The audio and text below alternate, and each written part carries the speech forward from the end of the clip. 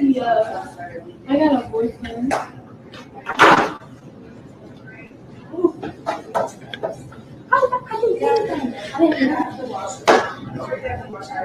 It's okay. It's okay. Gracie, tell him I did not know. Nobody knew I had a boyfriend. It's okay.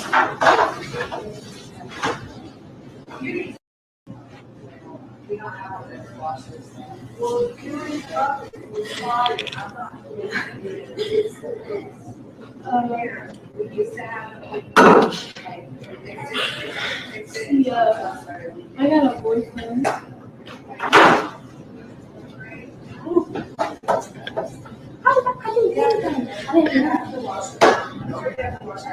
It's okay. It's okay.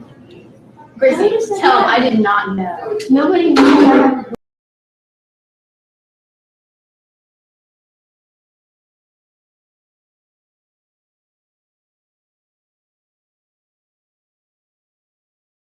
All right, so what happened at lunchtime today? So no, it was in the morning I was at track. And It was what? How did I track? It was in the morning at track. Okay. And so we were walking a lap before our warm up. And so our coach, he's old. And so I was trying to make a joke and I called him the B word. What, a beaner? Yes. Why did you call me beaner? I thought that's what it meant. I thought that's what it meant, like old people, but So you were trying to say boomer and you said beaner? I got mixed up. And so then my friends were like, Presley, you're racist. And I'm like, what do you mean?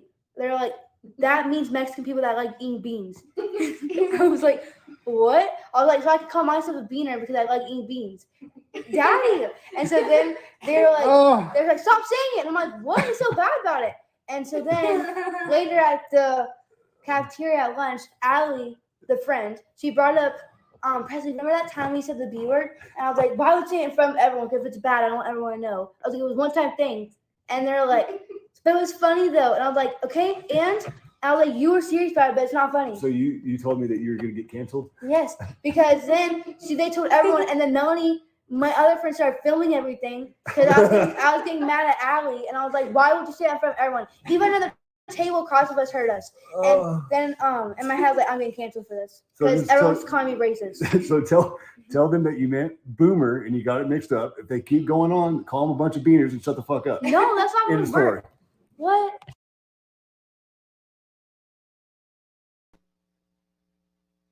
Dads are awesome. I love Dad's answer to that, by the way. All right, so what happened at lunchtime today? So no, it was in the morning I was at track. And It was what? How did I track? It was in the morning at track. Okay. And so we were walking a lap before our warm up. And so our coach, he's old. And so I was trying to make a joke and I called him the B word. What, a beaner? Yes. Why did you call me beaner? I thought that's what it meant. I thought that's what it meant, like old people, but So you were trying to say boomer and you said beaner? I got mixed up. And so then my friends were like, Presley, you're racist. And I'm like, what do you mean? They're like, that means Mexican people that like eating beans. I was like, what? I was like, so I could call myself a beaner because I like eating beans. Daddy. And so then they're like, stop saying it. And I'm like, what is so bad about it? And so then later at the cafeteria at lunch, Allie, the friend, she brought up, Presley, remember that time we said the B word? And I was like, why would you say it in front of everyone? Because if it's bad, I don't want everyone to know. I was like, it was a one-time thing. And they're like, but it was funny though. And I was like, okay, and I was like, you were serious about it, but it's not funny. So you told me that you were going to get canceled? Yes, because then they told everyone, and then Melanie, my other friend, started filming everything because I was getting mad at Allie, and I was like, why would you say that in front of everyone? Even another table across of us heard us. And then in my head, I was like, I'm getting canceled for this because everyone's calling me racist. So tell them that you meant boomer and you got it mixed up. If they keep going on, call them a bunch of beaners and shut the fuck up. No, that's not End going of to story. work. What? All right, so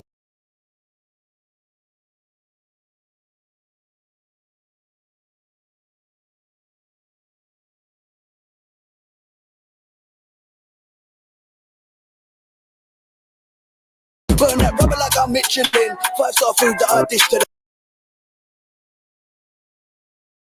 Burn that rubber like I'm Michelin. 5-star food that I dish to them. Chef's that on when I'm whipping in the kitchen and I switch suits like I'm Mr. Ben. 10-10 gear, I shift up to fifth. Blues in the rear and I'm swerving the mains like Tokyo Drift. Took a shot, but he missed. Then made love to the grain and kissed the curb. What's the word? I dodge your case, so I flip the bird. Grab the bing, get back to work. Then I'm switching lanes in the black town. I'll hurt him. One thing's for sure and two things for certain. Money gets made and the packs I'm serving. It mess with a cake and a bet and burging. Burn that rubber like I'm Michelin. 5-star food that I dish to them. Chef's that on when I'm whipping in the kitchen and I switch suits like I'm Mr. Ben. 10-10 gear, I shift up to fifth. Blues in the rear and I'm swerving the mains like Tokyo Drift. Took a shot, but he missed. Then made love to the grain and kissed the curb. What's the word? I dodge your case, so I flip the bird. Grab the bing, get back to work. Then I'm switching lanes in the black town. I'll hurt him. One thing's for sure and two things for certain. Money gets made and the packs I'm serving. It mess with a cake and a bet and burging. Burn that rubber like I'm Michelin. 5-star food that I dish to them. Chef's that on when I'm whipping in the kitchen and I switch suits like I'm Mr. Ben. 10-10 gear, I shift up to fifth. Blues in the rear and I'm swerving the mains like Tokyo Drift. Took a shot, but he missed. Then made love to the grain and kissed the curb. What's the word? I dodge your case, so I flip the bird. Grab the bing, get back to work. Then I'm switching lanes in the black town. I'll hurt him. One thing's for sure and two things for certain. Money gets made and the packs I'm serving. It mess with a cake and a bet and burging. Burn that rubber.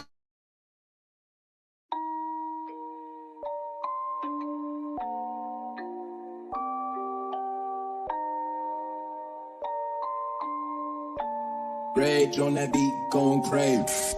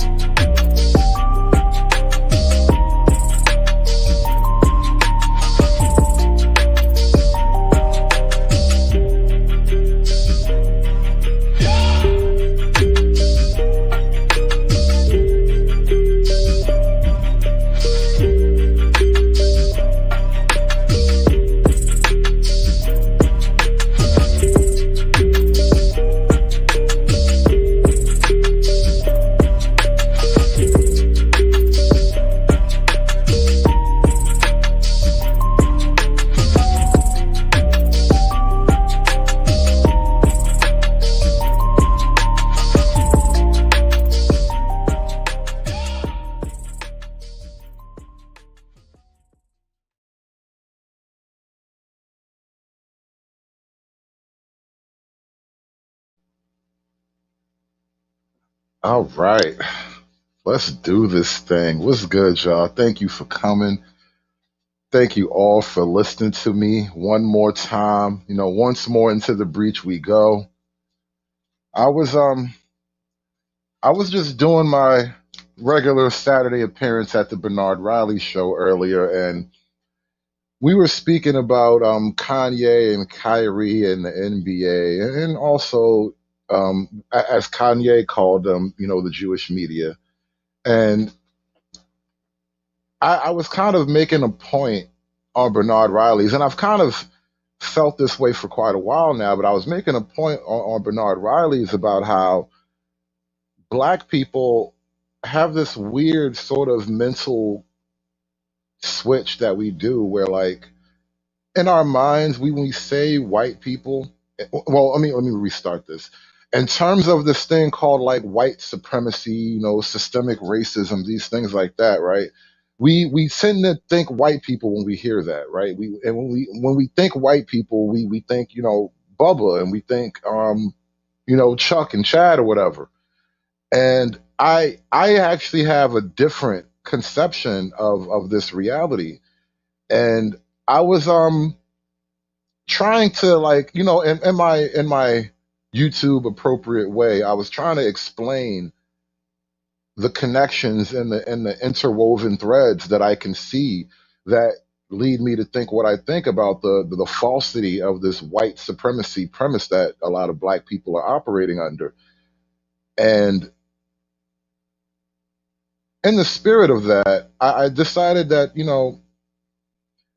today, after talking about the not whites, as I've been calling them lately, right? After talking so much about the not whites, I thought I should do a show about the whites, the actual whites, the white whites, right? because like I said, there's this thing going on with the black mind where we kind of have perhaps what is an incorrect image of who white people are and what white people think about and how they act like, and it's not necessarily all butterflies and rainbows. People are allowed to have quirks and stuff, and even beyond that there are just some downright awful things too. But after listening to the not whites for quite a while, and speaking of the not whites, let me remind you guys of what I mean about this trick that it's this weird conundrum. No, conundrum is the wrong word. It's like a chip. It's like a little bit of programming. It's like some kind of logic bypass, right? It's really it's a logic bypass chip that a lot of black people, and a lot of people in general, but a lot of black people, when we think of these issues of whites versus black, we don't necessarily see um, another element that would actually make the picture a little bit more accurate to you. And so I want to show you something from Larry David, the creator of the great show Seinfeld. And what was the other show? I forget. There was another show he had that was really funny too. It was an HBO show. But Larry David, funny guy, hilarious. Boy, oh boy. Name of the slave owner, Henry Bernstein. My great-grandfather was a slave owner. Slaves, one female. And we laughed and laughed and laughed. Oh boy, oh boy. Oh, whoa. We just laughed and laughed about this. Boy, oh boy. Name of the slave owner, Henry Bernstein. My great-grandfather was a slave owner. Slaves, one female, age 4, mulatto, one female, age 17, mulatto. Oh. Has some young red bones. I always wanted to buy me a couple of red bones, but that's another story. But he had him some young red bones. Oh my, shout out to Grandpa. Shout out to Grandpa. Listen, when you got red bone money, you low key balling. Low key, that's one of them black culture things. But when you got red bone money, you can just buy you some red bones. You kind of balling, bro. You must have done something. You made some good decisions. You know what I mean? So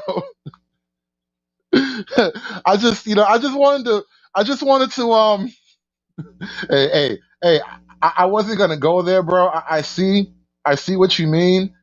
And oh, bro, antisocial socialite. I wasn't even gonna go there, but who knows? Who knows? All I'm just saying is there was some red bones, some young red bones, right?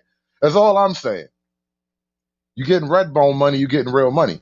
But back to white people. Back to white people. Let's take us a stroll through white people land. An antisocial socialite. Did you show up here so you could hear me trash white people? Is that what you thought was going to happen today? Lady A, is that why you showed up? Did you go buy popcorn? Did you warm up a cup of tea? I know you Brits love your tea. Did you have up some tea and some crumpets or whatever you cozied up next to the fireplace because you thought I was going to talk about the white folks? Is that why you're here, sweetie? Oh, welcome. Cozy on up next to the fire, love. Get you that stiff pot of tea. Cup of, what do you drink over there? Earl Grey or something? Is there like a special Queens blend right now going on or something? Like, what do you girls drink over there? But anyway, you wanted some white people. Here you go. We're gonna pull this one up just for you, Lady A. This is just for you.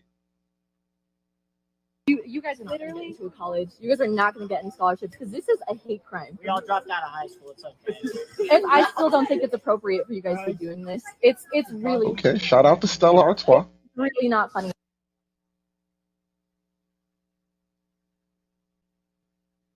I think this was around Halloween. Shout out to these bold white kids who went out as blackface prisoners for Halloween. Ooh. Ooh. That is a bold statement, even on Halloween night.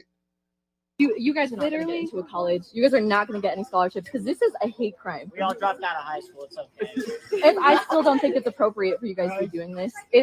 And then he says, we all dropped out of high school. It's okay. Oh, that was a bold statement. Oh, listen, the kids, I wonder, with all the craziness going on, all the racialness going on in the culture, I just wonder, like, are the kids gonna respond well to everything? Are there gonna be like I don't know, racial reconciliations? Is that the way it is? Is that what's gonna go on? Is there gonna be like racial reconciliation? I'm just curious as to how that works out because we do have a lot of like racialness going on in the culture right now. And there are a lot of things we could pull up. Actually, you know what? Actually, let's pull this up. Let's get all the funnies out. Now that we've got the jokes out of the way, now that we've got some laughs, I hope you got your chuckles in. It's all downhill from here, I promise you. Everything from here on out is going to make you either love me or hate me. Well, actually, no. Everything from here on out is just going to make somebody uncomfortable. Somebody somewhere is going to be visibly made uncomfortable by this. So, um, yeah, let's get uncomfortable. I should put that on a t-shirt. Let's get uncomfortable. Gotta say that to a chick I meet next time. Hey, let's you and me go somewhere and get uncomfortable. Is. And so by necessity, those power structures will change. With this massive demographic change in this country, whites are on the verge of losing their majority status. America has changed demographically. White political clout is not what it used to be. Whites will not be the majority. I mean, it's an exciting transformation of the country. It's an exciting evolution and progress of our country in many different ways. Clearly, there's among white supremacists, white nationalists, that is viewed as a horrific event. This is not going to be the country of white people. White British population has decreased by 600,000, while the minority population has increased by 1.2 million. So yes, lads, we're winning. We want, people. Is. Winning. Yes, winning. Speaking of winning, I want to move on really quickly. I'm not even going to comment on that. You guys know what that's about. You guys know there's a theory that you're not allowed to theorize about. But speaking of winning, it's getting so bad out here for white people. And I don't know who's really the loser here. Perhaps they're not. Perhaps they're actually the winners. Perhaps all of them collectively, all these white girls on the stage collectively may in fact be the winners together.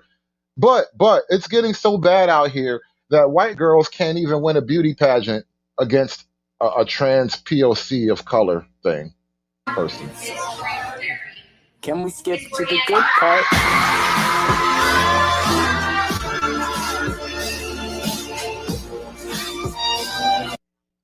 Yes, queen. Yes, queen. Well, listen, white girls out here struggling. White girls out here struggling. And this is the thing, what I mean. Like, I don't know who's really the winner or the loser here. Because you realize, it seems to me anyway, that the only real girls on the stage are the white girls. I don't know if that's lost on everyone, but I noticed that. I definitely noticed that the girls on the screen that were born with functioning vaginal material, they're all white. They're all white, and they are slim too, and they are slim. It's like they actually tried to look good for this. But all that isn't enough. Your whiteness and your white beauty was nothing in the face of fat trans womanhood. Your white beauty just crumbles, it melts in front of white trans womanhood.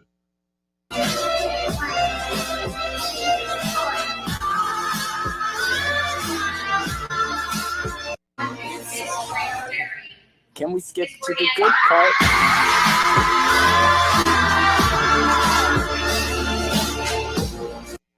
Gotta love it, yeah. You gotta love it. Who doesn't love this?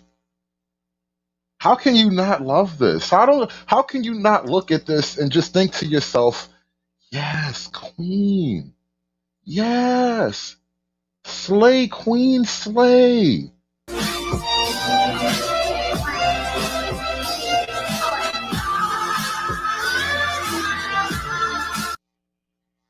Right, and you gotta wave to the people. I wonder what all these girls back here are thinking. They all look attractive. I'm sure some of them are really beautiful. And I just wonder what they're all thinking. Could you imagine? I mean, what's going on in their heads right now? How do you not win? I mean, not win. That's not the right way to say this. How do you lose? Like, who comes up second? I want to know who came in runner up. I want to know who was just short of being as beautiful as an overweight POC. You almost made it. You almost made it, but the trans woman of color just had you beat. I don't know if was it the dimples? Is it the hair? Is the trans hair shinier? I don't know. We may never know, but I'm wondering how are these women feeling right now after this loss? Like number two has got to be crushed right now. Poor girls, poor girls. But shout out to the winner. Shout out to the new Miss Derry. I wonder if that's the same Derry that It was from. You know that movie It with the clown? Yeah, that the town was called Derry, and I'm just wondering if that was the movie town, because it would be totally awesome if the clown came back for just one more person. That would be totally cool. I would so love if the clown came back for one more person. hey, you forgot somebody. Make this one float. that would be dope. That would be so dope. Make one more kid float, please. Just one more. Just one more. Can you do that for me, please, Mr. Clown Man? Thank you. But okay. I said I was gonna get. We were done with the jokes. We're never done with the jokes, right? Even in the midst of racial tragedy, there will be jokes, right? Even in the midst of what is apparently a racial attack, I got jokes. I know I got jokes. I haven't even figured out whatever jokes I might want to say about this yet, but I'm just gonna make it work on the fly. But yes, there was a racist attack at at the University of Kentucky. Yes, and this girl named Sophia. And shout out to this girl right here. She really probably seems totally blameless in this incident. We actually do have us a legit case of a racist attack, right? And I say that in all sincerity. That's what it seems like. Okay, so everybody wants a story time because my videos on TikTok keep getting taken down. Okay, so last night I was at work and I'm a desk clerk here at the University of Kentucky. And there was a girl, she came in drunk. And when she came in drunk, she was looking at the elevator and she was like stumbling and she started talking to the elevator. She was like, I'm gonna effing end you. Basically, like, I'm gonna end you, like, off you. Yeah. And so basically what happened was I stuck my head out the window. I was like, are you okay? Like, what's going on? And that's when the N word, the B word, those racial slurs and things started coming out. So I was like, okay, let me call the RA. So I think she means ninja bear. She was calling her a ninja bear. And I think that is horrible. That is terrible behavior for a young adult to just go and just randomly call this young black girl who wasn't doing anything, just minding her own business. And you just call this. She was trying to help you. You look like you needed help, and she came up to help you, and you called her a ninja bear. The nerve of these girls, bro. A ninja, really, ninja bear? when I was like, are you okay? Like, what's going on? And that's when the N word, the B word, those racial slurs and things started coming out. So I was like, okay, let me call the RA. So I called the RA down, but the RA took a minute. And so in between the time of the RA getting down, the girl has called me the N word. And this girl, she walked in about 1 o'clock, maybe 1 o'clock, 1:15, somewhere in between that time. She did not look like a resident, so I did not open the door. But when she came in, she stumbled across the front desk over to the elevator, and she started talking to the elevator. It is a part of our job that if we see a student that's like very drunk, we are to call an RA to help for them to be able to write up a report, or really just to make sure the student gets to where they need to be safely. So I reach my head out of the desk office area and I ask the girl, I say, "Are you okay?" And she continues to look at me and she starts calling me a nigger. And yes, I'm going to say it because she said it to me. So I'm going to make sure y'all understand what happened. And she kept saying it. Ooh. And so I went back inside of I feel like she's fighting back tears. the office to go. Now, I don't know if there's a part 2 to that. No, I don't think there's any more. But oh, so that's the video. Oh, so let's watch the fight. Oh yes, let's watch the fight. Viewer discretion is advised. Viewer discretion is advised. There will be a lot of ninja bears dropped during this next 45 seconds here. Apparently, she was just flinging the ninja bears all over. And this girl, she was, she had total control of the situation, by the way. She was definitely dealing with like some drunken thought. So it was one of those. And speaking of drunken thoughts, actually, let me pull something up really quick because I do kind of just want to point this out. I know it may be wrong of me, forgive me for saying this, but I got to tell you, racism Bay can get it. Listen, racism Bay can get it. I'm just saying, I know exactly how to fix racism Bay. Actually, I don't even know if I want to fix her all that much. I don't know if I would even want to fix her all that much. I'm just saying. Is she Starlight, right? She does kind of look like Starlight from The Boys, right? But like, not listen. Racism Day is she's definitely at the top of the food chain. Hey, listen, Acadia, hear me out. Racism Bay OnlyFans, bro. Could you imagine? And you got to offer, you got to like bill it just like that. You got to Racism Bay. Just hell. I give you the name. I dub thee Racism Bay, and I'm just saying we can make a lot of money. You, me, and this camera, we can go a lot. We can go far. Look here. Listen to me trying to smash Racism Bay. Yes, only bears.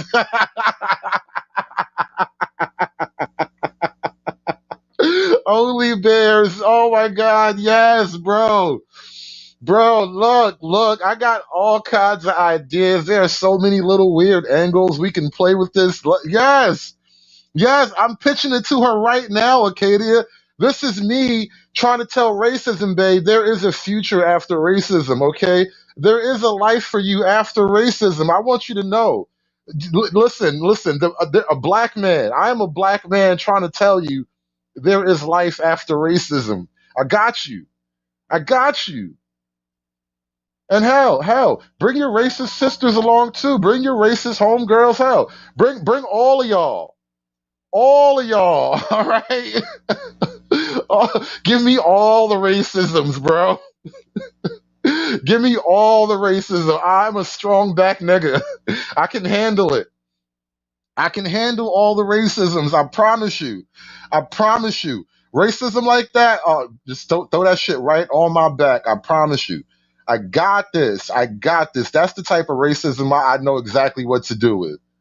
I'm all right. I know. It was a lot. I just had to get that off my chest. But I'm saying, like, shout out to Racism Day. Okay. Okay, I see what you're doing in Kentucky.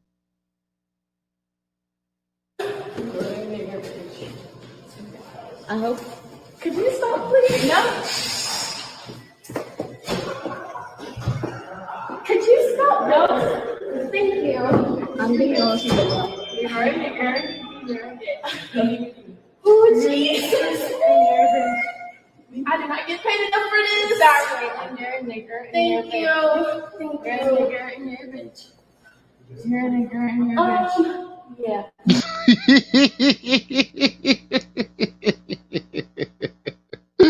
Oh God. Oh God. What a night. What a night. And you're right. You're right. You do not get paid enough for this. You definitely don't get paid enough for this. I know it took a lot because she's so drunk. You could have totally washed her up 1, 2, 3, and it wouldn't have been a big deal. But you did the right thing. I gotta tell you, you did a good thing. This is me saying that the black girl did a good thing in the face of racism, no less. Right? It was drunken hot thought racism, right? And I apparently I'm a little bit partial to drunken hot thought racism, but still, she did a good thing, and I have to acknowledge that. I commend you. Oh, Jesus. I did not get paid enough for this. Exactly. And you're a nigger. Thank you. Thank you. You're a nigger and you're a bitch. You're a nigger and you're a bitch. Yeah. I got this all on video. Me too. I got this all on video. You're a nigger and you're a bitch. Could you try to get me to get her to like a cheers and things? No, I'm drunk. You're drunk. You're a nigger and you're a bitch. You're a nigger bitch. I hope. Could you stop, please? No. Could you stop? Look. No. Totally handled her. She just totally handled it. It was not even an issue. You had complete control over the situation. Thank you. I'm gonna. But you didn't punch her in the mouth, which would have been an easy next step. I totally would have understood if you'd have popped her right, just real quick, pow, just bing bang boom, bada boop, like all that. I would have understood that. I would have totally understood that. But by the power of pink Crocs, you held on. You kept your composure, all right? By the power of pink Crocs, you were able to keep your shit together. You're a nigger. You're a bitch. Oh, Jesus. I did not get paid enough for this. Exactly. And you're a nigger. Thank you. Thank you. You're a nigger and you're a bitch. You're a nigger and you're a bitch. Yeah. I got this all on video. Me too. I got this all on video. You're a nigger and you're a bitch. Could you try to get me to get her to like a cheers and things? No, I'm drunk. You're drunk. You're a nigger and you're a bitch. She just keeps saying it though. Like her brain is just stuck right now. I haven't been that drunk in a long time. That's probably why I stopped getting that drunk, honestly, because that's a dangerous place to be in public. You should only get that drunk in like the safety of your own home or friends and family. Never be public at that level. Like you should be you should only get Ninja Bear drunk at home when nobody can watch you. Oh no, I think they're trying to cancel her. I don't know exactly what happened. I didn't follow all the way up on it. But obviously they tracked her down and she's like at risk of getting suspended and all that right now. So there's that going on. There is that going on. But I gotta tell you, we don't see all that much real racism anymore. And I've been saying this for a while. Occasionally when you find some racism nowadays, it's not horrible. It's like quirky and weird.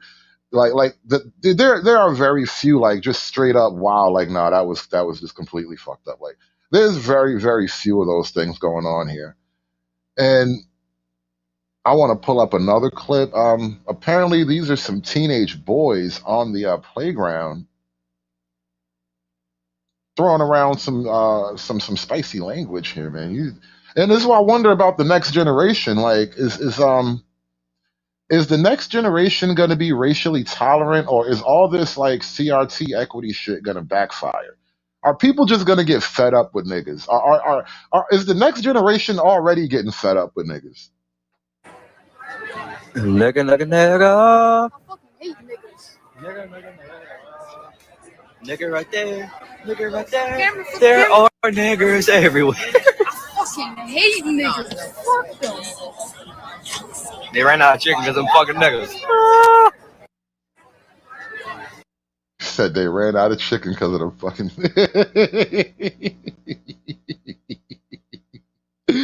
Woo!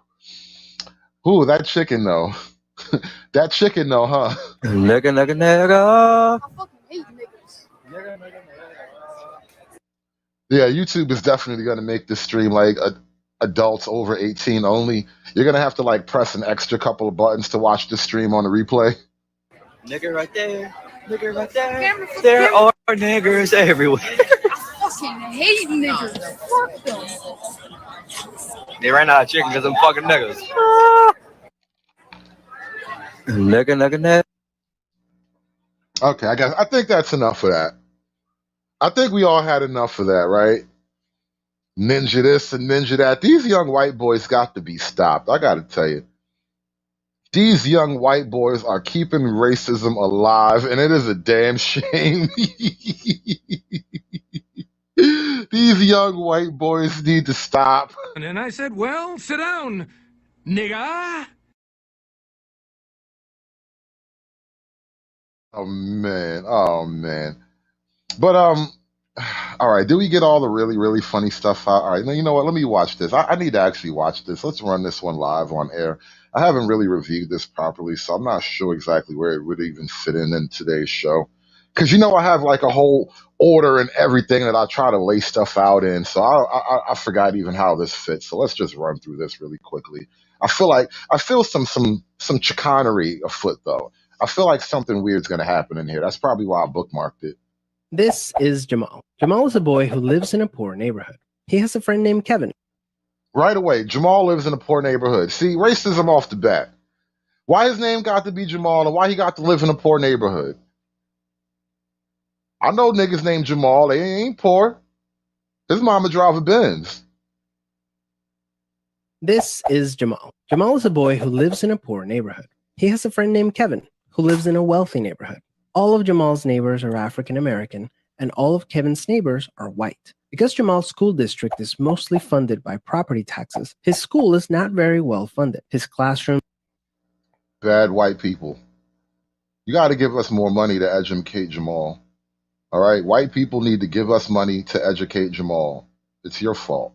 Are overcrowded, his teachers are underpaid, and he doesn't have access to high-quality tutors or extracurricular activities. Kevin's school district is also funded by property taxes, so his school is very well funded. His classrooms are never crowded, his teachers are very well paid, and he has access to high-quality tutors and lots of extracurricular activities. Kevin and Jamal live only a few streets away from each other. So how come they're growing up in such different worlds with such different opportunities for success? The answer has to do with America's history of systemic racism. To understand Damn white people. All these systematic systems of systematized oppressions that you white peoples be doing. All this systematic racism. it better, let's look at what life was like for Kevin and Jamal's grandparents. Decades after the Civil War, many government agencies started to draw maps dividing cities into sections that were either desirable or undesirable for investment. This practice was called redlining, and it usually blocked off entire black neighborhoods from access to private and public investment. Banks and insurance companies used these maps for decades to deny black people. I wonder who owned those banks and insurance companies now that I think about it. You know, now that I wonder who owned those banks and insurance companies. Now that I think about it, it's just all right, questions that will remain forever unanswered, I suppose. People loans and other services based purely on race. Historically speaking, owning a home and getting a college education is the easiest way for an American family to build wealth. But when Jamal's grandparents wanted to buy a house, the banks refused because they lived in a neighborhood that was redlined. So Jamal's grandparents were not able to buy a home, and because racist bankers. Apparently the bankers are racist. How come nobody ever says racist bankers? I wonder if that hits a little too close to home. Colleges could prevent them from attending through legal segregation, their options for higher education were really scarce. Kevin's grandparents, on the other hand, got a low-interest loan to buy their first house and got accepted into a handful of top universities, which traditionally only accepted white students. This opened up a wealth of opportunities that they were able to pass on to their kids and grandkids.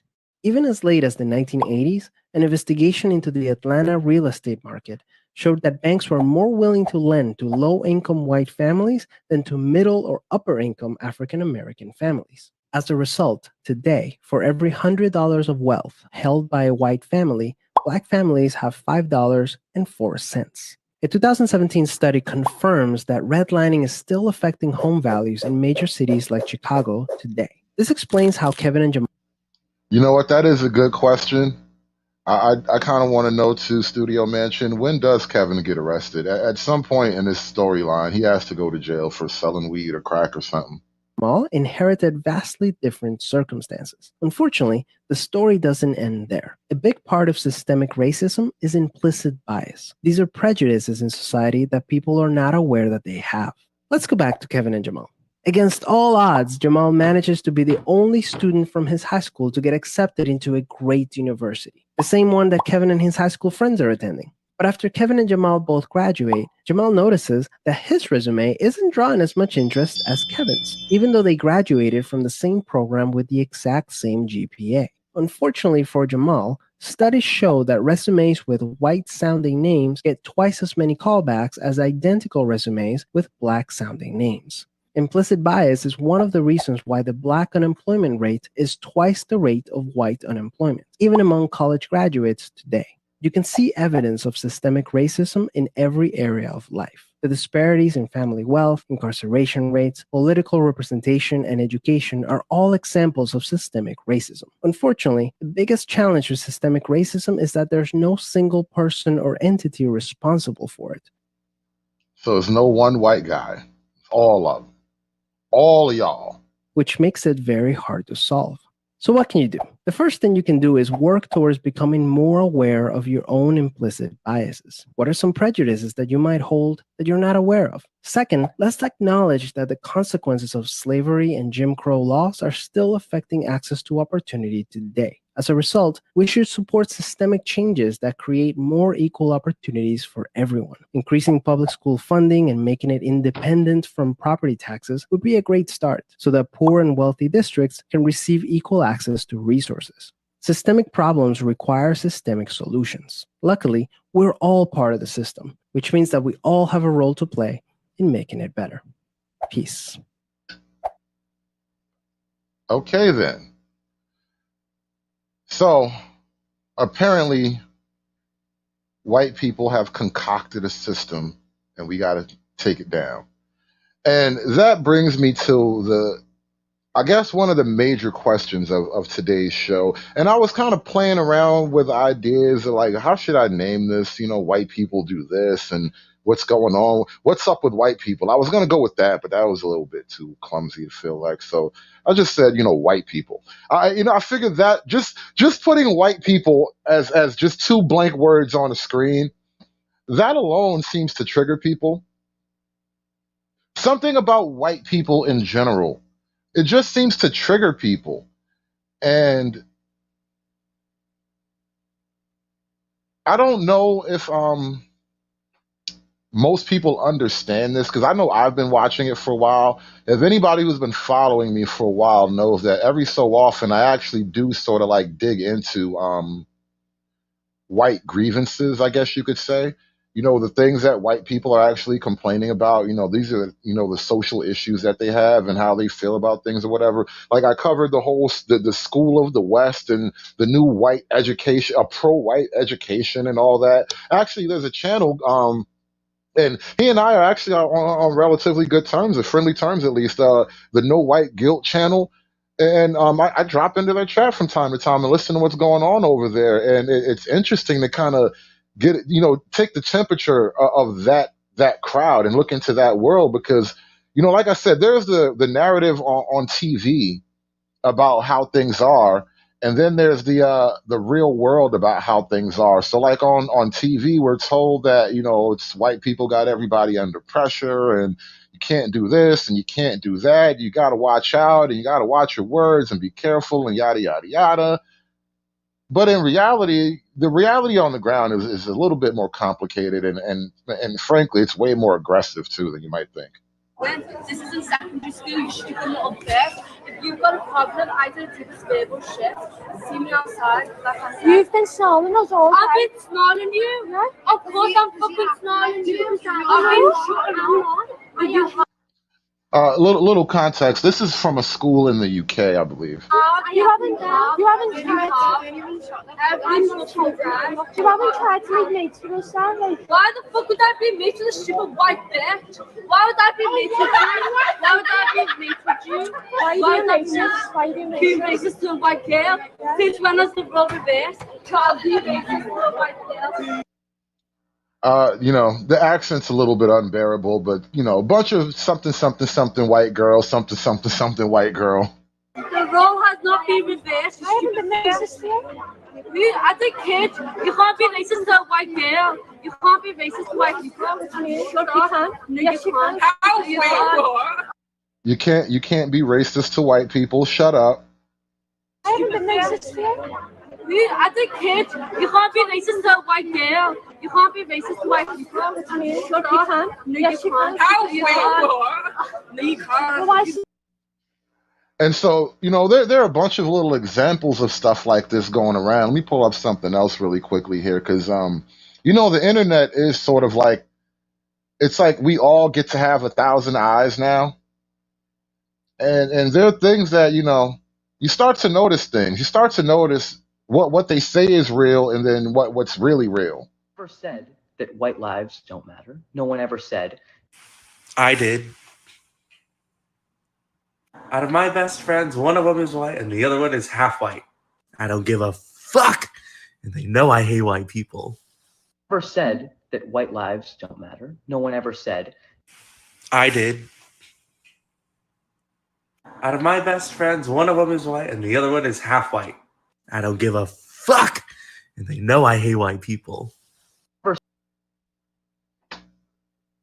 So like I'm saying, there's, you know, there are things that you notice in the media, right? In the media, there are things that you notice that are going on, and it's totally counter to the narrative of what you say it's like.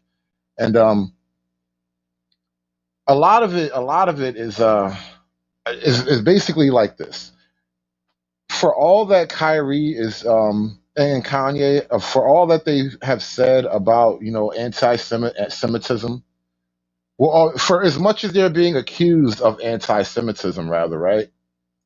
You got to understand that if you were to actually talk about the Jewish community, the way we're allowed to talk about the white community, things would be incredibly different. But there's this phenomena of I guess we're going to call it white guilt. I guess that's the popular term for it. There's this phenomena of white guilt that's going around that kind of makes it muddies the waters, right? And I want to listen to a clip from this woman here. I forget her name, but she was speaking about the white guilt, and very interesting. Then entered George Floyd. The entire country mourned what happened to George Floyd. The parties were united. This was a tragedy, but opportunity awaits. That final spoonful of white guilt was warmed and ready for the serving, and young white women were especially begging for their last dose, changing their profile pictures, admonishing anyone who asked, "Does my life matter?" rushing to tell you that your life was meaningless unless you admitted you'd kept the black man down, begging to disband the evil police, and supporting a new country within our own. CHOP. Never mind that women would be raped and young men murdered and no hope of protection. It was all for George Floyd, and their white skin was so disgusting to them, they had to apologize for all the injustice they caused by simply existing. Democrat leaders, meanwhile, they sat back in their designer suits, eating their filet with their nice béarnaise sauce, while they watched the country rip itself apart because They were getting it all back. The slaves again. This time, they'd be people of all colors, poor and broken, looking to them and begging for help, and they will gladly own you all. Look at their cities. The elite will thrive while the broken shoot each other in the streets on Father's Day weekend. Nancy Pelosi, who's always champing at the bit to quote scripture and claims she's a Christian, she's silent today. Christians, I tell you, don't stand in silence. It does not matter what the color of the skin is of a statue depicting the Son of God, God himself as man with us. This is another test, folks. Will the woke mob consume Christians too, or will we say no? Those of us who honor the one true God are not white supremacists. In fact, Christians make up nearly 1/3 of the world's population, and those folks simply are not all white. The depictions of Jesus across the country do not and have never represented hate, but love. I implore you, do not take that final spoonful of white guilt because you simply did not do anything wrong. There are just bad people out there who want. And so the question I kind of ask, and what I'm noticing lately is, are white people starting to change? Perhaps is there a new trend in white culture? Is white guilt finally dying? This was an actual campaign ad that just popped up from the last election cycle. When did racism against white people become okay? Joe Biden put white people last in line for COVID relief funds. Kamala Harris said disaster aid should go to non-white citizens first. Liberal politicians block access to medicine based on skin color. Progressive corporations, airlines, universities all openly discriminate against white Americans. Racism is always wrong. The left's anti-white bigotry must stop. We are all entitled to equal treatment under law. America First Legal paid for this ad. When did racism against white people become? Now, what I'm wondering too, all right, are white people starting to wake up? And then two, is this a positive thing? Is this a good thing overall? What does this mean in the great scheme of things? Is there like a white awakening that will happen at some point? Because it's kind of to the point now where it's pretty apparent that, you know, for all people say about systemic oppression and all that, I mean, let's look at the policies and the laws, you know? When did racism against white people become okay? Joe Biden put white people last in line for COVID relief funds. Kamala Harris said disaster aid should go to non-white citizens first. Liberal politicians block access to medicine based on skin color. Progressive corporations, airlines, universities all openly discriminate against white Americans. Racism is always wrong. The left's anti-white bigotry must stop. We are all entitled to equal treatment under law. America First Legal paid for this ad. It's a great ad, honestly. It's simple, direct, to the point, paid for by America First. And I just kind of wonder, is this a sign? Right, hey, white propaganda, call it what you want. But, I mean, do white people not deserve their own propaganda? I mean, why not, right? Is it going to be, are we reaching a time in America where white people actually stand up for white rights? And how do black people respond to white people honestly saying you cannot discriminate against us? Like, I think we're reaching an interesting point in the American life cycle. Like, this is an interest in the American political life cycle, rather, right? We were interesting in an uncharted territory, I think. That is co-opting racism, we're being told by the left. You're co-opting it. No, every single thing you heard in that ad is true. That is actually happening. And it's about time they started putting that in campaign ads. Republicans have been very hesitant to talk about, you know, they'll dance around it, but to actually name it anti-white bigotry. Yeah, put that on a poster. Like, yeah, that's something to march. That's a banner you can march under. It's a real thing. It's actually happening. Systemic racism against white people. The white man done stole our oppression. All this time, I thought it was the black man who been held back by the system.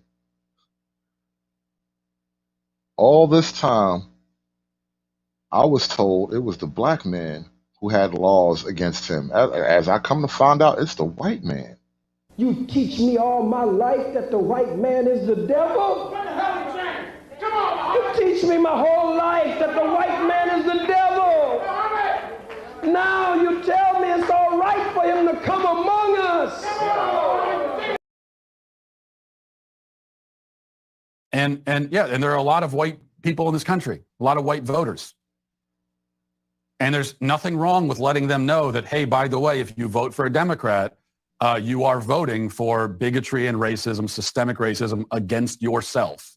Here are the policies they support against you systemically. How long until we hear this a part of a presidential campaign? A vote for me is a vote for white safety. Bruh, how long until we hear this as a part of a campaign? My name is Chuck Whitman. Vote for me if you want white safety. Like, seriously, how long until that day comes? But President Chuck. On the left, they're terrified that Republicans will actually start naming this and galvanizing voters against it. They're terrified of that. I'm a little bit intrigued. I don't know where this goes, but I think it's an interesting place. Against you systemically. But on the left, they're terrified that Republicans will actually start naming this and galvanizing voters against it. They're terrified of that. They can't really tell you why you shouldn't. Like, what's wrong if there's anti-white racism? Why are we not allowed to talk about it? It's racist to even talk about anti-white racism, which only proves again how much anti-white racism there is in this country. Wow. Kind of, yeah. That's the thing. That's the thing. And you see, I've been tracking this sort of conversation for a while now, and it's not going away. It's not dying. If anything, because the world keeps sort of pushing up against it, it's only getting a little bit stronger in its resolve, right? And like I said, shout out to the No White Guilt channel. There are a lot of interesting developments happening right now that major politics doesn't really understand how to contend with. This discontent coming from black men, that alone is enough to give the Democrats pause, right? But this broader, wider discontent from not just white men, but a lot of white people in general. Where do we go from here? This is, uncharted territory. And then you got good old Nick Fuentes here. This clip might get you kicked off YouTube. I mean, just having his face on YouTube, basically, he's not allowed because, he's another white guy. His name's Fuentes, but he's another white guy who speaks about white people stuff. You got to recognize the fact that this is a godless country. I hate it. It's immoral. It's wrong. It's heinous. It's evil. But this is an evil country. And this country will surprise you with how evil it is. And that's why you got to get this out of your head that there is some silent majority cavalry that's going to come out of the woods and save us at the last minute. It's not. When we meet the left on the battlefield and they outnumber us like 5-1, that's it. But the point is, when you look at these things like abortion, it's popular. People like abortion, hate it. Girls love abortion. Kind of makes me look at them funny. But it's true. And you can thank the Jewish media for that. Abortion's popular. Sodomy's popular. Being gay is popular. Being a feminist is popular.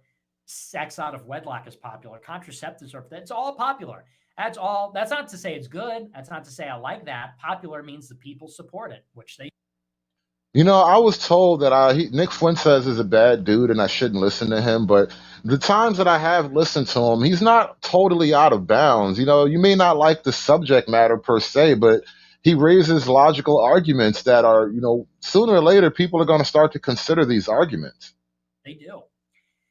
And it sucks and it is what it is, but that's why we need dictatorship. That's unironically why we need to get rid of all that. We need to take control of the media or take control of the dictatorship. That's unironic. And I want you guys to remember this as the day you heard white guys openly calling for an American dictatorship.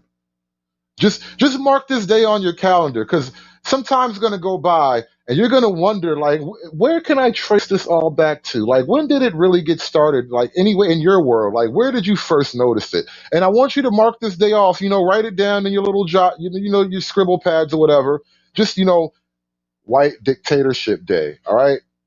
It's November 12th, 2022. White Dictatorship Day. popular means the people support it, which they do. And it sucks and it is what it is, but that's why we need dictatorship. That's unironically why we need to get rid of all that. We need to take control of the media or take control of the government and force the people to believe what we believe, or force them to play by our rules and reshape the society. So that is one plan. That is one plan. And honestly, as much as it may make you uncomfortable, as much as, hell, I am, not totally comfortable with it, but I get it because, you can't fight the tide, and some things are just, naturally going to happen. And the blowback is always a natural reaction, right? I want to show you something. I want to play this story for you guys. Actually, you know what? Let's play that last. We're coming to the last of the clip, so I'm gonna drop that, and I want to pull up something different first before we go there. Before we even get into that, because that's super duper interesting, and it's totally a repeat of an earlier kind of phenomena. But let's take a listen to some white people talking. Carrie Lake is not racist. Except the white man. What does that have to do with anything?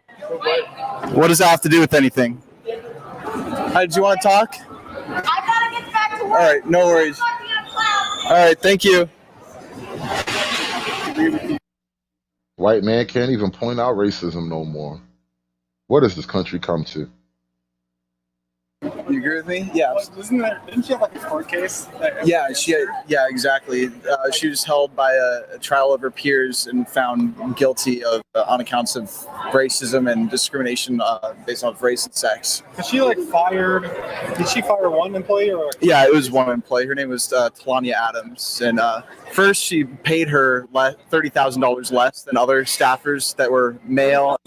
Yeah, $30,000, and so there's a case against her for that, and then there's also a case against her for firing Talania Adams after she tried to hold Katie accountable for it. That's crazy. So that ended up costing the taxpayer $2.75 million, and we're still paying it off today. This is right behind us is the check for Talania Adams. The max out. Shout out to the white man, by the way, keeping track of how much money the black girls, pulling out the system. Shout out to the white man. He is amazing with numbers. Pay her $2.75 million, and we're still paying it off today. This is right behind us is the check for Talania Adams. The max amount for the civil case as such is $300,000. So that's the amount Talania got. So that's wild. Well, yeah. Telling the truth. Yeah, absolutely. Thanks so much. Yeah, have a good one. You too. Carrie Lake. What's that? As opposed to Carrie Lake. Is she racist? Carrie Lake is not racist. Except the white man. What does that have to do with anything? What does that have to do with anything? How did you want? God damn it, white man. Stop trying to help the black woman. You see what you get? You get out there and you trying to point out how this black woman got screwed over by the girl you about to vote for, and how she actually had to pay her some money in retribution for her racism. and they call you a racist. All right, this is what you get for your efforts, white man. They call you a racist for pointing out the racism. Shit sucks, don't it? Shit sucks. I know it sucks.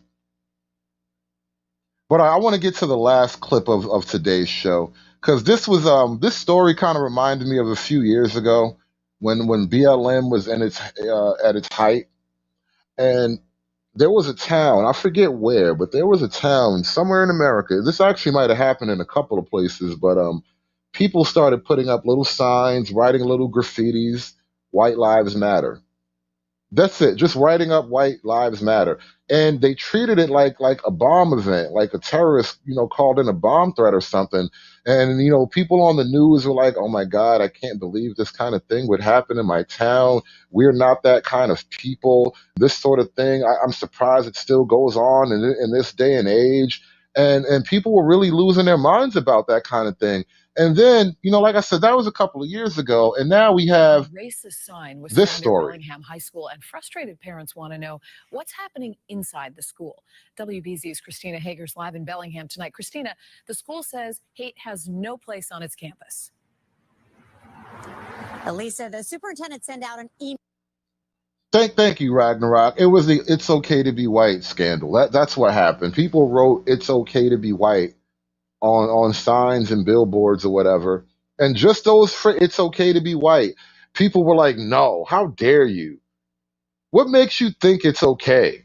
Like it was incredible how to watch that come out and people not even understand what they really were implying as they were coming out against that. It was a bizarre thing. It was like watching people under a spell. Like I really don't know if there's a better way to put it. It's like it's like a lot of people are under a spell. It's a giant magic trick. A racist sign was found near Bellingham High School, and frustrated parents want to know what's happening inside the school. WBZ's Christina Hager's live in Bellingham tonight. Christina, the school says hate has no place on its campus. Elisa, the superintendent sent out an email this week saying he's deeply saddened and that the school staff works hard to create an environment where all students can feel like they belong. But some parents here say more needs to be done. Stop white hate, said. What more do you need to do? Like if white people are saying "don't hate on me," what do you have to do about that? It's like we got to fix this. Like how? What are you gonna do? You're gonna send them to that camp they're gonna send Kyrie to? More needs to be done. Stop white hate, said the sign near the entrance of Bellingham High School. Police say 2 residents removed it when they saw it Saturday and brought it here to the police department, concerned about the tone. I don't know what led to it. I don't know why they put it up there. I don't know if it was a parent that's upset because of the way things are going. Since the spot is removed from the high school building, police say there are no security cameras where someone had propped the sign up along the main road. There are It was like white ninjas. It was white ninja bears. White ninja bears came in the middle of the night and put up this propaganda sign, and nobody can find out who did it. The white ninja bears just disappeared in the mist. White ninja bears in the mist. Hate crimes, right? And they have hate crime rules in the school, so enforce them. It has some parents concerned. Tiara Bacchus's daughter told her about it after the superintendent sent this email calling it deplorable. She kind of said, What is deplorable about it exactly? I'd really need to understand. Like, and listen, I'm all down for hating on some white folk. Like, if you give me a proper cause, I'll support it. I haven't hated on a white person in a while now. I wouldn't mind dusting off, stretching out the old hate muscles, but like, give me something to work with here. All I see is weave. That's all you got. You want me to hate on the white man and all the fuck you offer me is some goddamn weave? No wonder this is not gonna work. I need better. We need our weave. I don't wear it, but we need it. said it nonchalant, like it's okay. And we just kind of looked like, how is this okay? And how are you going to just send out an email and expect everything to be fine? Like, it's heartbreaking. She says it's not the first time her kids have experienced racial tension at school. These boys had a rope and they kept on saying the N word. And my Oh my God, they had a rope and they said the N word. And I totally don't believe her, by the way, but all right, so the boys had a rope and they said the N word. It's not the first time her kids have experienced racial tension at school. These boys had a rope and they kept on saying the N word. And my daughter, she got up and she went to the guidance counselor. Police say school resource officers never heard about that. The nice part with having the SROs up there is we want the kids to go to them. They're visible. They're there all the time and they're visible. So if they had a concern or have a concern, by all means, they should go talk to them. And one of those parents tells us she's so upset she's now considering moving her students to a different school. Police are telling us there is no. You know what? That's exactly what you would do.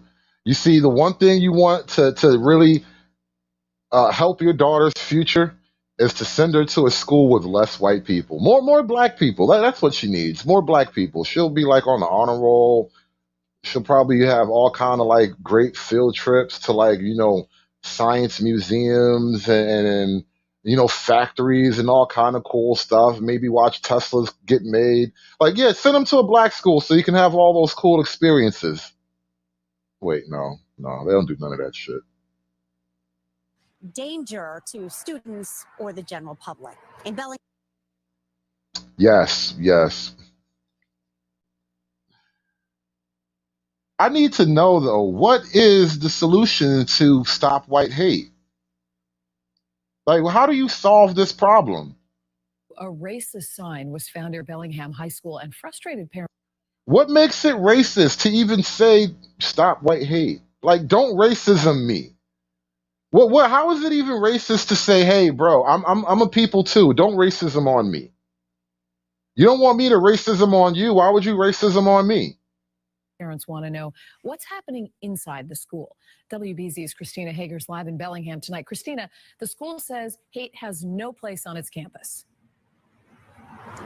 Elisa, the superintendent sent out an email this week saying he's deeply saddened and that the school staff works hard to create an environment where all students can feel like they belong. But some parents. What about the white kids? Like, I feel even weird saying that, but like, sooner or later, a black guy's going to notice how much white kids are getting under pressure. Sooner or later, a black guy will notice, like, damn, y'all kind of hard on the white kids. Like, yo, bro, when did they become black? Parents here say more needs to be done. Stop white hate, said the sign near the entrance of Bellingham High School. Police say 2 residents removed it when they saw it Saturday and brought it here to the police department, concerned about the tone. I don't know what led to it. I don't know why they put it up there. I don't know if it was a parent that's upset because of the way things are going. Since the spot is removed from the high school building, police say there are no security cameras where someone had propped the sign up along the main road. There are hate crimes, right? And they have hate crime rules in the school, so enforce them. It has some parents concerned. Tiara Bacchus's daughter told her about it after the superintendent. Let me read this statement from the superintendent. It has come to my attention that last Saturday, November 5th, someone or some group, it was the White Ninja Bears, someone or some group placed a racially charged sign on the Bellingham High School property. I am deeply saddened that this has happened. It is deplorable and we denounce it.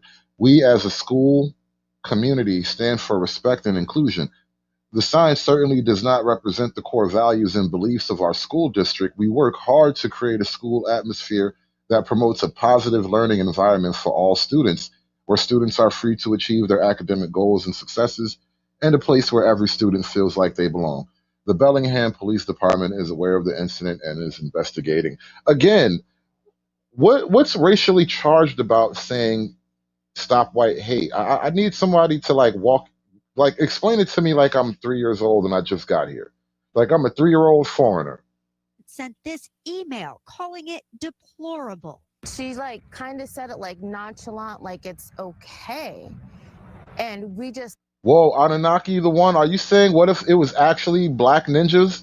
It was ninja bears. It wasn't white ninja bears. It was just regular ninja bears. Is that what you're saying? Paid by Soros. Ooh, and the plot thickens, doesn't it? It totally wouldn't surprise me. It would actually fit the pattern, wouldn't it? Tierra Bacchus's daughter told her about it after the superintendent sent this email calling it deplorable. she like kind of said it like nonchalant, like it's okay. And we just kind of looked like, how is this okay? And how are you going to just send out an email and expect everything to be fine?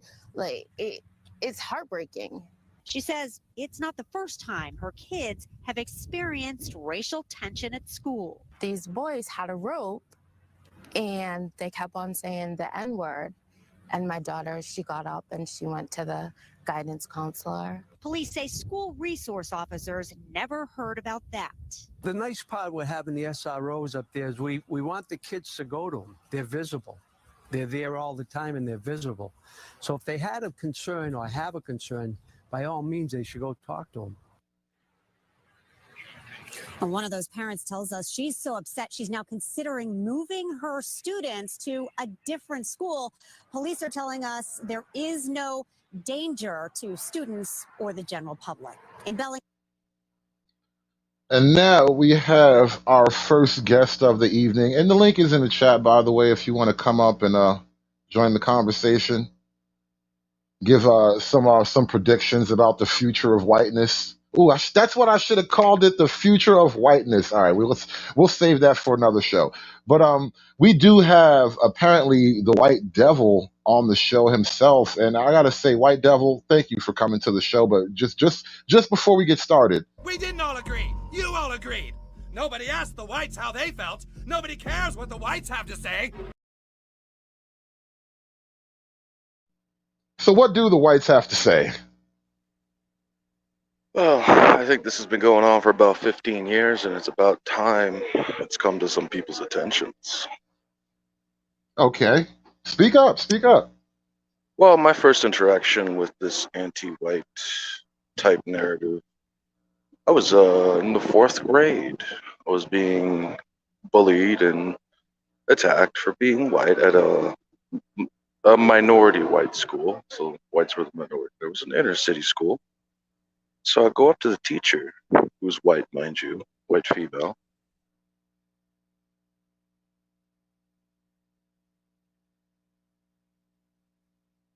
Ragnarok.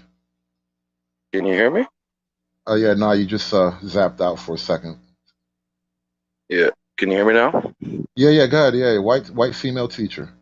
All right. So yeah, I looked at this white female teacher and I told her I'm being bullied and all that because I'm white. Guess what happened? She told me I'm the racist one. The entirety, the whole school ignored it. They didn't care. They didn't care. I literally started an uprising in the school. Hold on. You know you do trigger Canadian racism from us in the gulag, man. They're like, you're not white, you're Canadian. Canadian lives don't matter, bro. Listen, you leave my Canadian friend alone. Canadian lives matter. Gonna get you a t-shirt, Ragnarok. Canadian lives matter. Well, Canada's kind of the canary in the coal mine for this shit. This has been going on here longer than you guys. Well, I think there's something going on in the grand scheme of things. All right, here's a conundrum for you, right? Who decided to flip the switch and just start mass migrating all the brown people of the world into Canada, Europe, and Australia? And America, by the way. The only way to answer that is to follow the money of the funding of those boats. And I found an unpleasant answer. Yeah. Would you like to know the answer? I think I do know the answer. It's kind of the thing we've been talking about for days now. Is why I don't necessarily want to go down the rabbit hole. I just want to, highlight the issue. But I think there's definitely something going on there when like who does it benefit to like transport all these like brown Muslim people? Like, how did Dearborn, Michigan become a thing? You realize that that doesn't happen organically. It doesn't happen organically, not at all. And I think because the left, which is puppeted by them, and the right to a certain degree, um, it's why these migrants who come from those regions support the left, because they're opening the door, whilst also promoting corruption and degeneracy, weakness in these areas. So from within and without. And they literally told us they were going to do this. This has been planned for a long time. Dude, like it's so hard not to get conspiracy theory about it all, but it's like, how do I not address all the writings that I can pull up from like 50 years ago and different video clips of people talking about how things are going to work in the future? And I mean, it's been written on the wall for so long now. I feel crazy for not reading the writings on the wall, you know? Yeah, and I'll quote somebody, and this quote has actually shook me to my core ever since I read it. Because, I didn't like the guy growing up. School told me to hate him, blah, blah, blah. I still kind of don't like him, he's a bit of a prick. A funny mustache man said this about How his did I know? homeland. I just knew it Yeah, was I going know, to go to right? funny mustache guy, So, but I'm so not even mad at you though, because there are so many parallels. Well, I'm sorry, but there are so many parallels between this moment in time in America and what people call the Weimar Republic of Germany, right before funny oh my mustache God. guy. The parallels are so spooky. I'm It's just waiting for sickening. the strong white man. Sooner or later, a strong white man's going to come, and it's going to be hell, and it's not going to be So, Trump. so this is the quote he made. He said, "My homeland, we all know where funny mustache comes from. My homeland by the year 2050 will no longer be German And he's by not wrong. 2050. It's already kind of beige. Actually, they updated it. It's by 2040 now. Right, in our lifetimes, essentially. And that doesn't speak for Germany. That's the majority of Europe. Like the only places in Europe that's not going to happen to on that timeline are the places that people are calling racist, right? So like your Poland's and the Eastern Europe's basically like there are countries where they're like, no, we're not supporting the homosexuality. We're not taking any more migrants, and they are kind of forming a block basically against this wave of immigration.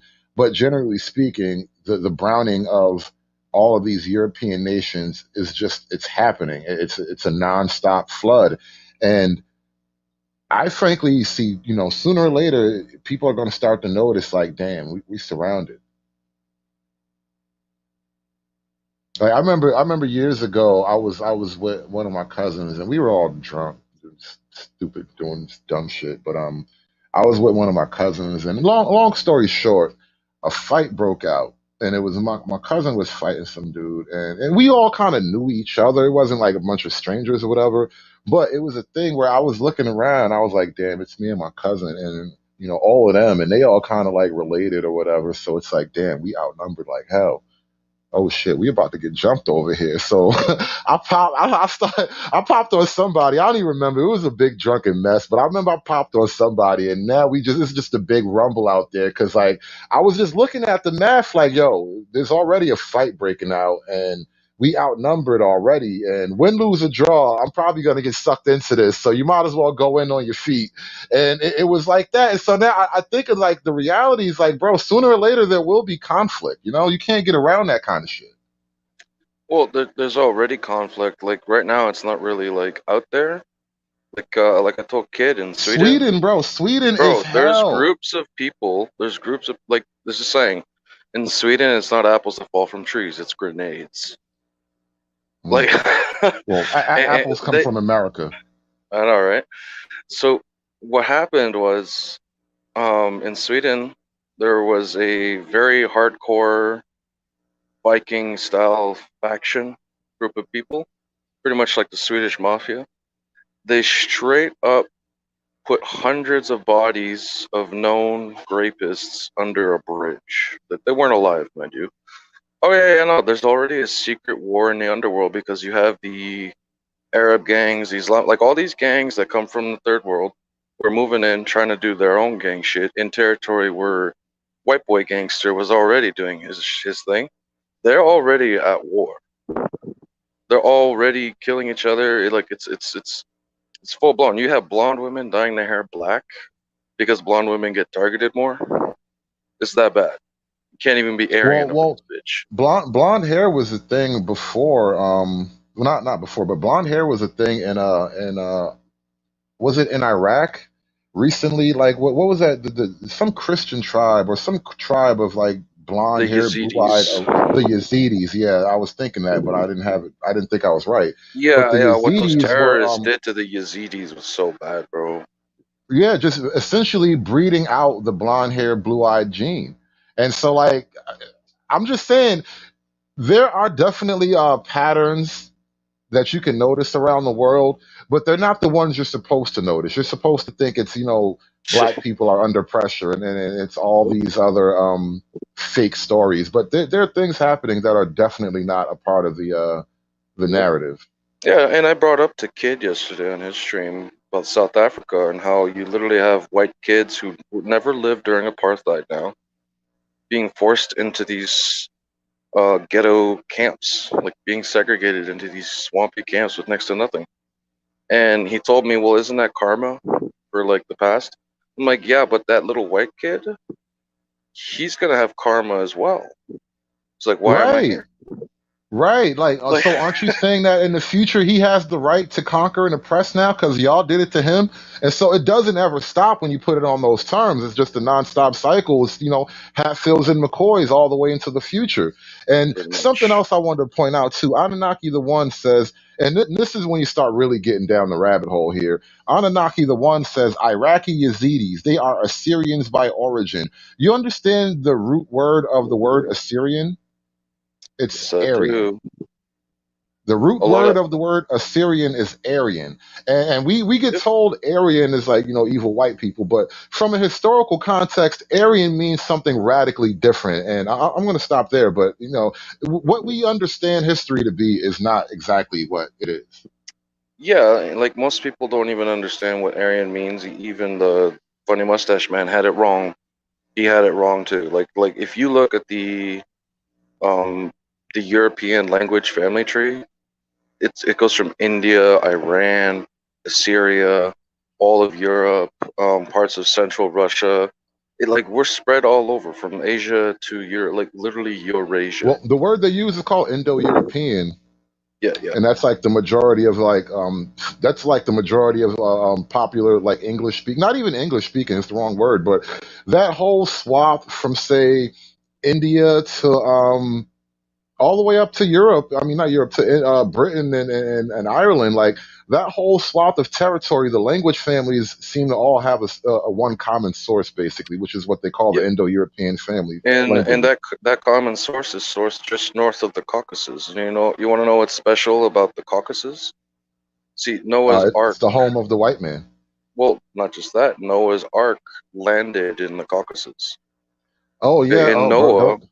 yeah, Yeah, Noah you're was going into the rabbit hole described. again. Go for it. Go for it.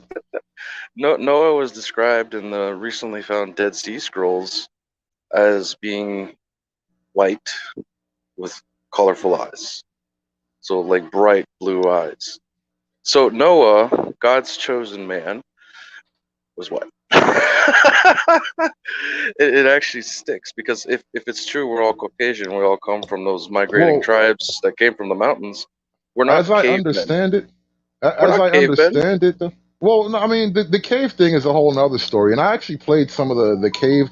If you guys were cavemen, those caves were high rise luxury apartments of the time. Because have you ever seen like the caves in Turkey? Was it, like Cappadocia or something like that? Like people say caveman and they think like some shit a bear lives in. Like no, these caves had like a security system. There was like ventilation. There were all kinds of multiple rooms. Like the caves that they have now are damn near. I mean, the caves that you see are like really like modern luxury technology of the time. It's crazy to say, Oh, caveman, and dude, then I dude, pull up the pictures of caves. it was like Moria before it died. You know, like the best beautiful dwarven city ever. You know, like just massive. Bro. Right. I see what you And mean. Yeah. before we even built that cave, we came off a boat. Well, and that's the thing. Like, you know, the story, the truth is jumbled up. So, like, was it a boat? Did you came off the boat and then went in the cave? Did you live in the caves and then get on a boat? Like, it gets mixed up. But the point of it Yeah. all is that there are things that you're not really allowed to talk about. But you know, once upon a time, these were discussed a lot more openly around, But I like in want to church thank and all. I want to thank the more melanated brothers because Noah was like Jesus, right? He didn't come from the husband, right? He was a miracle baby, just like Jesus. Ah. And a lot of people don't know this. So his stepdad, kind of like his Joseph, right, was a brown melanated man called Lamech, and he saw this child and he was like, you know what, I'm gonna adopt you. You're a gift from God. So technically, melanated peoples protected us.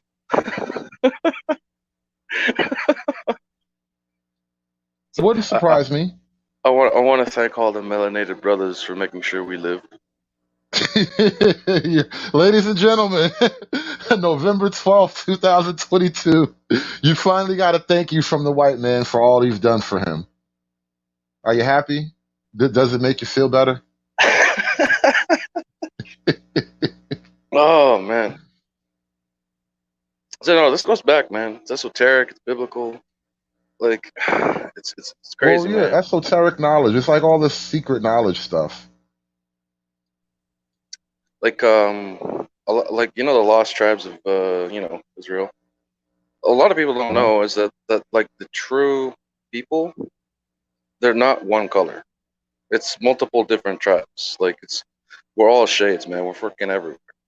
So the tribe of Dan, which is the lost tribe ordained by God to judge these Zion, literally judge their own people for their crimes against humanity. Like it's literally their job, biblically. They moved, so there was hints given that the tribe of Dan was exiled and moved to a land of snakes. So snakes, it's like a metaphor. Look at all the snaking rivers with the name Dan in Europe, the Danube, the like all of these other rivers. It's crazy. So, and they literally described the Danites' ships as being like Viking ships. You know, now we can talk about the Danes, the Vikings. Think about Well, it. honestly, before that, they say one. They say that the Phoenician ships are even similar to like Viking Yep, construction, and very so similar. there's apparently a chain of knowledge, like a maintained culture that has been passed along from generation to generation. So there's similarities in different cultures as time went on. Yeah, and even to this day, Lebanese people, not Arab people, but Lebanese people, even though they have a bit of Arab in them, are actually genetic cousins to Europeans. Literally, Well, we're not. look, that's a whole nother thing too. Once upon a time, Alexander the Great pretty much conquered that whole world. So that is essentially like, you know, Greek white people moving into that region. So it shouldn't shock you at this point, what, 1,000 years later or something, that you know, yeah, a ton of white people live there or have lived Yeah, there. and like every time some Hotep tells me, "Oh, all the Egyptian dynasties were black," I'm like, bro, they made Alexander the Pharaoh after he liberated them from Persian enslavement. So after that, you got the Ptolemy dynasty, because then Alexander died, and one of his generals took over the area, but he adopted Egyptian customs, is then a third. So you had a Hey, Greek. Ragnarok. Hey, Well, hold on. Ragnarok. Let me Cool Let me story. Cool finish. story, bro. It's a real Cool story. story, bro. Nah, bro. Cool story. No, it's a very real story. You mind being No, polite bro. and letting me finish? Hold on one No. second, one second. Trey, 1 second. Let him finish Go his ahead, thought and then man. come in. I know. I'm coming in hot. It's Yeah, cool So, story. real high. 1 second. so after the Ptolemies became the Greek dynasty, over time you had the Byzantine Empire, the Romans. They came in, they took over. That was like Cleopatra was literally the last one. You know, she whacked herself after the Roman Civil War. And then when Rome took over, they Christianized and they took over Judea and all these places. And after that, you had the Islamic tribes under Muhammad himself, the actual prophet. When he rose up, Rome and Persia had been at war for over 20 years. like nonstop, completely nonstop. So both sides were weak. And then after So that, that's Ragnarok, question though, why, where'd your history lesson come from? dude, this is from archaeology, you name it, bro. No, it's not from archaeology. Where'd Yes, your it history is. lesson come from? Look, you can question all sorts No, you want. where'd These it come things from? Where'd it come from, bro? Where'd you get this from? literal, Where? one, Islamic historians, Greek historians, Roman historians. And they all don't tell the same thing, bro. They say different things. Actually, they all say the same thing in general. Trey, No. you Like, coming into this really like dude, perpendicular. So I need you to kind of Yeah. state your claim before we go down this All side too right, far. and this is the part where I told SKC about the rabbit hole. It's all entertainment because a lot of the history that we dig up, that's not spoken of. A lot of the history, where the Robert Zephyr types we dig up, it's it's not spoken of. You're speaking of Noah. Well, according to most handwritten documents that are found about Noah, Noah was about what, 60 feet tall? Noah was from a different time where they were giants, and this whole race thing didn't exist then. Noah comes from a time when was supposedly Saint Christopher was one of the dog-faced people, the Cynocephalus. So Well, I think those if are two different lineages, but I know what you're talking yeah, about. yeah, with the but you dog get what face I'm thing. saying. But that's what I'm saying. Who's to say any of it's real? Now but what they put forth is what they want you to know. The same people Kyrie and Ye are beefing with, they put in front of you in history books, the archaeology they want to give you is what they want you to know. They want you to follow this narrative and just regurgitate it. Well, I just say fuck all of it. Fuck the past. Just live for now. They're a gonna lot keep of the changing things it. I said they don't want people to know. Okay. They're gonna keep. What do you mean? We learn about Cleopatra in school. We learn about the Not Ptolemy that part. dynasty The, and the, the all this problem, bullshit. Trey, the problem, Trey, is I think from like a human nature problem, you can't say fuck the past because no matter how much we get, frustrated by it, people Why are not? connected to it because people have Why not? connections to the past. What connection? What past? The past, okay. Your Dude, ancestors, your culture grandmother. builds from No, no, history. not No. Hold up, even Ragnarok. beyond your Now, grandmother. People want to where? understand how things got to where they are now. Like, why are things the way they are? Okay. Now, what does it really matter when they change it all? Now we know for a fact, we can go full Europa in here. We know for a fact the whole narrative of World War II was flipped around and changed. We know for a fact that, and this is real shit, what Lenin and Stalin and the rest of those Bolsheviks did to, to the Tsar and his family and the Ukrainians after World War I. Yeah, that's well-known But history. no, it's not. It's not. Well, It's That not is well not in our known. that is school not system. Not in our school system, that's for sure. that is not well-known history. All we know about is the 6 million. All you keep getting pumped in your head is 6 million, 6 million, 6 million. True. But when you Dude, actually I'm start, well aware of what happened and what they did. but here's the problem. There's actual video. And you have people like myself that have been to those places and can tell you that, nah, there's no way that happened. There's no way possible that could have happened. You can You're tell me. turning You can into a tell me denier, whatever. Trey. You're Yeah, becoming a no, I'm not a denier. denier. You can tell me whatever you want, but it's like, prove it to me. Prove it to me. Show me when every single recorded video that's non-edited shows one side as being the good guys and shows the other side that happen to wear small hats of being the extreme bad guys. Look, Mm-hmm. I get your point. And the whole reason we actually went down the whole history round before you came up is like, I was explaining how Hoteps don't like the idea that there's different dynasties. Like, they weren't all one race. Because Hoteps are fucking idiots, bro. But explains that. let's segue back to the main topic of the stream. So like, I actually really like the psychological impact of the "it's okay to be white" thing, because like 4chan literally organized that shit. Okay, never underestimate 4chan. They put these things everywhere in an operation where it exposed the exact sentiments of a lot of people. Anybody who's like, "That's evil, it's bad." My fault. So you had a lot of people who got exposed for having the mind virus. You know, that wizardry. And like people started wondering where the fuck did this anti-white stuff start happening. It actually goes back all the way to the Bolsheviks. It goes back to what happened post World War II in Germany, like the whole denazification protocol. What literally, it's how they made Germans completely ashamed. They're like the most kowtowed, white guilting person right now in the world is Germans, because they've been made to do so for multiple generations at this point. Yeah, it's crazy. This is when I was talking earlier with Bernard about how you can't question the Holocaust. Like they will throw you in jail there. You are not allowed to say maybe I think something else went down. Like you'll lose Yeah. everything, bro. Dude, in Canada, I'll get jailed.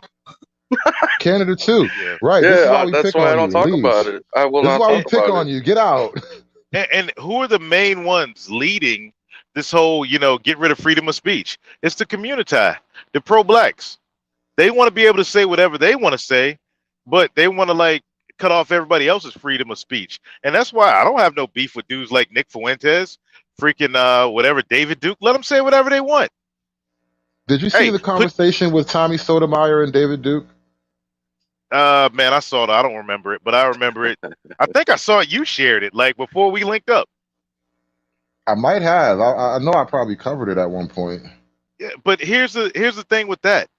If you put, like a Farrakhan message, a BLM message, an Asian hate message, and a David Duke, a Nick Fuentes message all together, and you let everybody put their message out there, and then you let people decide. You don't say, okay, we know this side is speaking some anti another group of people, and so is this side, but only this side can speak. No, you let everybody air it out. So you're saying let the market of ideas figure out what's the best idea. There you go. But there is no market of ideas when I'm right now trying to do a Google search for the Tariq Nasheed Jared Taylor debate, and you really can't find it. Yeah, you got to go. I'll find it on Telegram for you. I don't want it I'll on put it- Telegram. I want it on YouTube. Oh yeah, don't Rumble, man. Put that on Rumble. I know. All right, let me see if I can pull up a little piece of it. Because like it was fascinating to watch this. And I remember when it first came out. And Well, I would say you want a comparable one: Michael Eric Dyson versus Jordan Peterson. that was good, but it wasn't even as close because Michael Eric Dyson and Jordan Peterson were basically coming at it from a left-right paradigm. And Dyson tried to, do a little bullshit racial leftist stuff, and Peterson kind of crushed him. But this conversation with Jared Taylor and Tariq Nasheed was all about the black-white racial paradigm. So it was just nonstop, blow after blow. Here's another code word for African. So they've always allowed certain groups to be white, and they would take their white status away and give it back when it. And interesting how he talking right now. I didn't know this was going to happen. He's talking about how some groups are allowed to be white and some groups are allowed into whiteness. And I'm like, bro, we've been kind of joking about that this whole time. Guinea is another code word. Hold on, say it again. So they've always allowed certain. No, this whole thing about certain groups being allowed to be white. Oh, okay. Yeah, it's like, yeah, I know they're not whites. Okay, well, by that definition, I'd like to revoke the those guys' white card and give people like Trey a white card. I would love to accept that, but you can't do it from Canada. Yeah, fuck a white card, man. What the fuck do I want a race card for? A Crayola crown card for? That shit means nothing, bro. Like you want to give me a card? Give me a Martian card. How about a platinum card? Platinum card. Yeah, I'll take that over your white card. Another code word for African. So they've always allowed certain groups to be white, and they would take their white status away and give it back when it.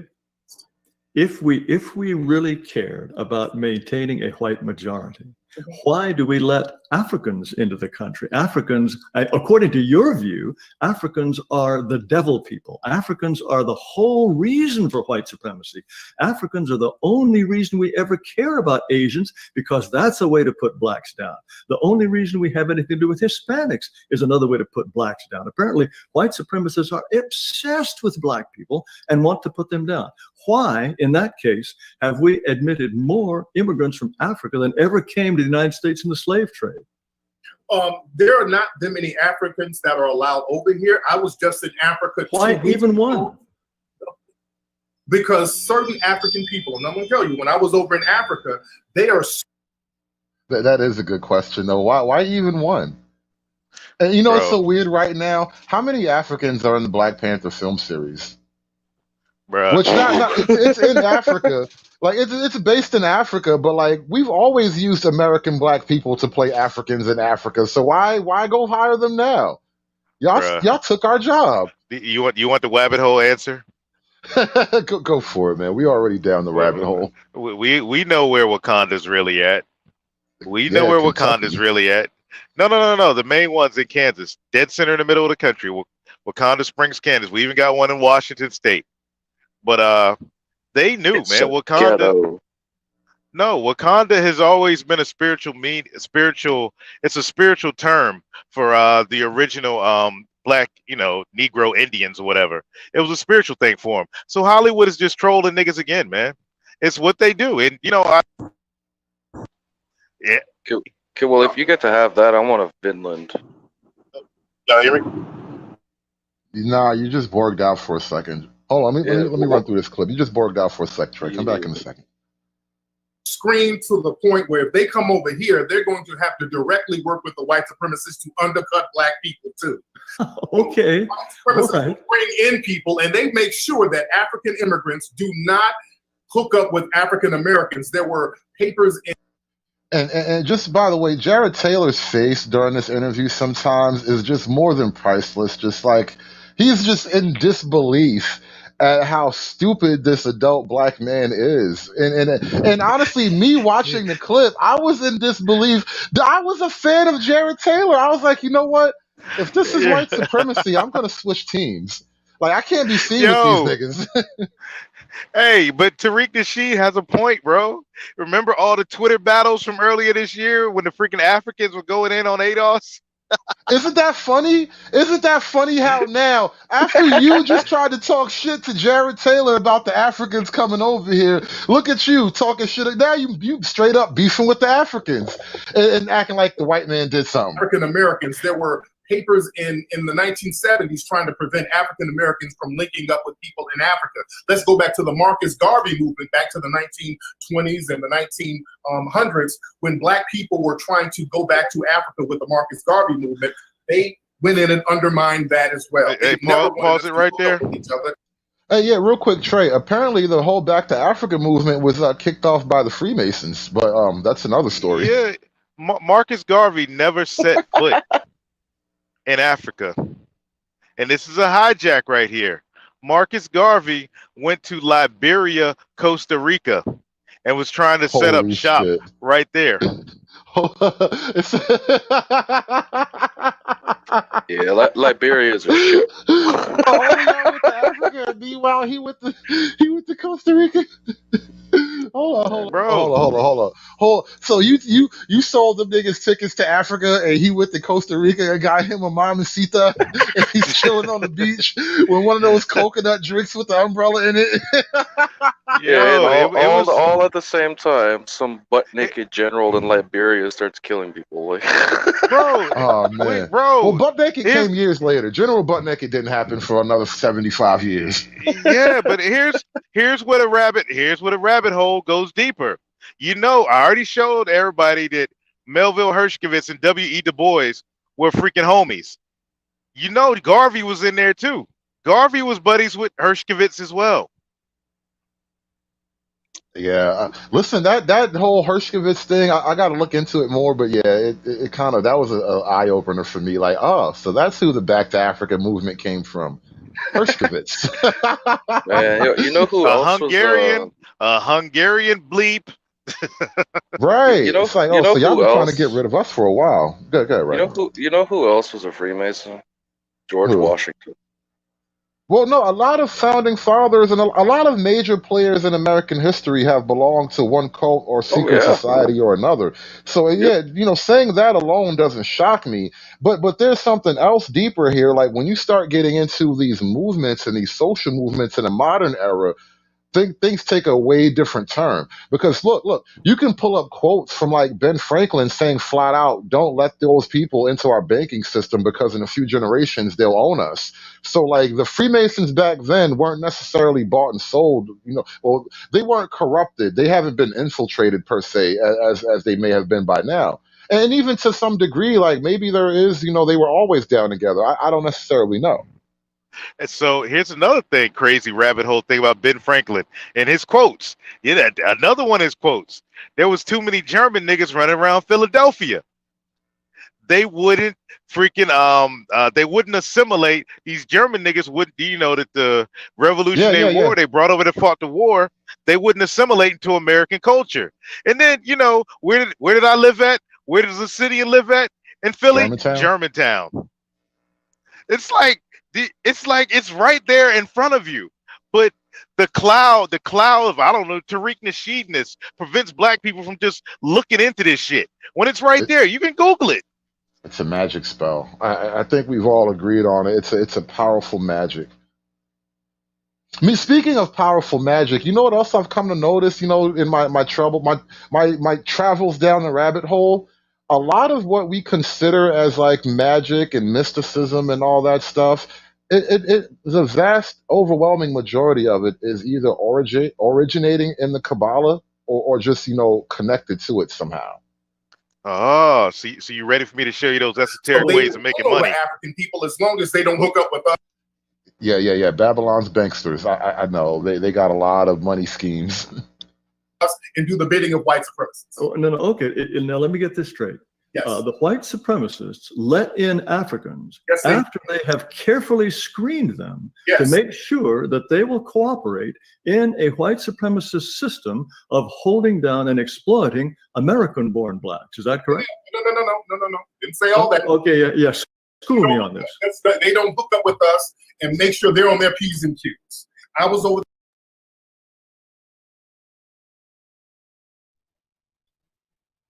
I really wish I can pull this one out of the YouTube memory hole because this was probably some of the best YouTube you would ever find. And this one debate between Jared Taylor and Tariq Nasheed was just so enlightening on so many levels. Like, bro, if this is really the avant-garde of the black liberation, if this is who we got, and frankly, if that's white supremacy, then we really need to address what's going on here.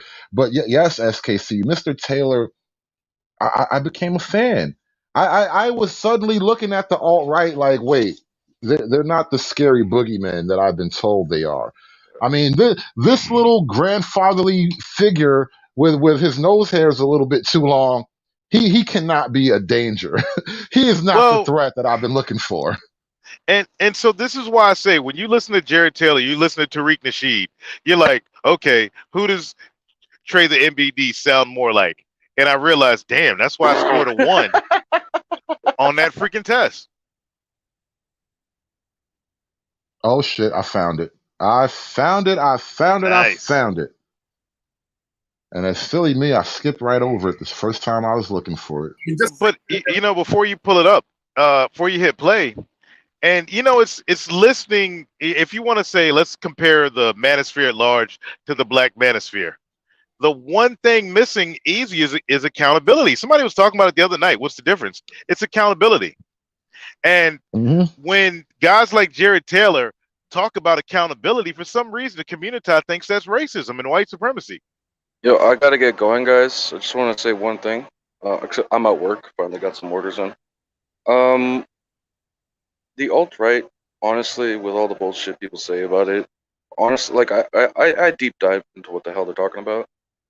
They're literally just against the anti-white racism. They're against that. They're bringing awareness to it being normalized, and they're literally like you could say they're just pissed off that people keep colonizing their lands, and like they have no say. They're completely demonized, and nobody wants to hear it. Like, nobody. So really, they're not extremists. They're more like freaking academics trying to like bring up this fucked up situation. Hey, bro, Western values, ice is colder, man. Western values just work better. They really Is what do, it is. but Yeah. Anyway, I gotta go. I'll talk to you guys later. All All right, right, later, peace, bro. Me starting well, let me start over. Me watching this debate with Jared Taylor and Tariq Nasheed was like my introduction to the alt-right. And it was also my introduction into the whole anti-white, what later became the anti-white movement. And it's eye-opening to actually listen to the two these two forces go head to head, so to speak. More successful doesn't mean that they are more successful. You What allow they have to be. you allow them to thrive. And the minute they do something that you don't like, just like any other immigrant group, Hispanics, they were brought in to undercut Black society as well. Now that they used as a political point, now the Hispanics are bad. Now all of a sudden you're throwing people out of the country. So the key word is allowed. You can do anything to any immigrant group you want to, because as white supremacists, that's what you do. Wait, if we decided that the Asians were getting too big for their britches, Yes. what would we do? You would throw them out of America just like you're doing Hispanic groups, Muslim groups. Wait. They're American citizens. We would strip them of citizenship and throw them out. Is that what we white supremacists would do? Absolutely. Absolutely. Oh, I see. Yes. Okay, I see. I mean, Black people are technically citizens, but the Constitution is completely violated when it comes to Black people. They violate every statute of the Constitution when it comes to Black people, and we're citizens. The Constitution and citizenship means nothing in a system of white supremacy. Hold on, pause it, bro. Okay. Pause How it, bro. is Pause it. the citizenship of Black people? And the way Bro. Jared Taylor just laughs at this silly Negro, But this, man, these are the, it's like, you know, when you, what was that when we were over on Prophet of Thought, when you told the general, me and you were the general, and I think Art was up there, and you were like, sell me blackness. Right. Listen, I'll never forget that, because I just kind of seized on that idea in the moment, and I realized how gold it was. Because, like, I've had a sales job before. I understand the whole concept, and there's a mentality of, like, you have to appeal to their senses, right? You have to appeal to some kind of subconscious element sometimes. So, like, me trying to get them to, like, all right, engage me on that level, and they couldn't do it. And it was like, wow, this is so fucking bankrupt. Yeah, and shout out to Friedman for coming up. It's like, it's the whole like Courtney Michelle, like stab sales pitch. Like that's all you can do is stab me. You know, that's how you want to bring me back. Okay, cool. The Wabbit is available. All right, you know what? I have an open mind, Courtney. Get me back to the community. 5, 4, 3, 2, 1, go. Sell me on it. I'll stab you. That's it. Stab. That's how she's gonna sell you. Stab. Friedman, man, what's going on? Welcome to the show. What do you think so far before we get to this clip? No, man, I'm just thinking about the. Can you hear me? Yeah. I mean, are you like in a log cabin? You got great audio for a log cabin. It's got good insulation. A black man in a log cabin. Oh God, bro. Yeah, your card's getting revoked, bro. well, I'll take the success card. But no, like I commented, man, can you imagine the extraordinary amount of narcissism it takes to believe that the entire country, right, its apparatus is all in keeping you down, you in particular? Like, really? Like, that doesn't even make sense. It would make sense if, and only if, when you gave that particular group autonomy and power, their success was unbridled, right? And we know one group like that. We don't know two. Actually, we know two groups like that. And Black people aren't one of them. You know, and matter of fact, to put this in perspective, you know, it's like the whole black-white racial thing really picked up after Obama, right? Because they couldn't lose it, right? It can't be a fair society. So it's got to like have an uptick post-Obama to keep it going. But in that same time period, Black people have been passed by Latinos. The top 3 media markets in the country are Los Angeles, New York, Chicago, right? Chicago, Latinos have a slight edge in population. Right? They blow black people out of the water in California, Already? obviously, but also New York. Right? And remember, well, we won't show here in past videos, I show the map of Latino radio stations, and they are all throughout the Southeast, bro. Yeah, All yeah. throughout So the Freeman, and here's a big problem with the mindset, whatever you call it, David, the cloud over the mindset. If me, I just me and the guys, the brothers I know that I run with, we look at this. Okay, here come all these Latinos. How can we sell to them? How can we market to them? How can we increase our bottom line by this change in population?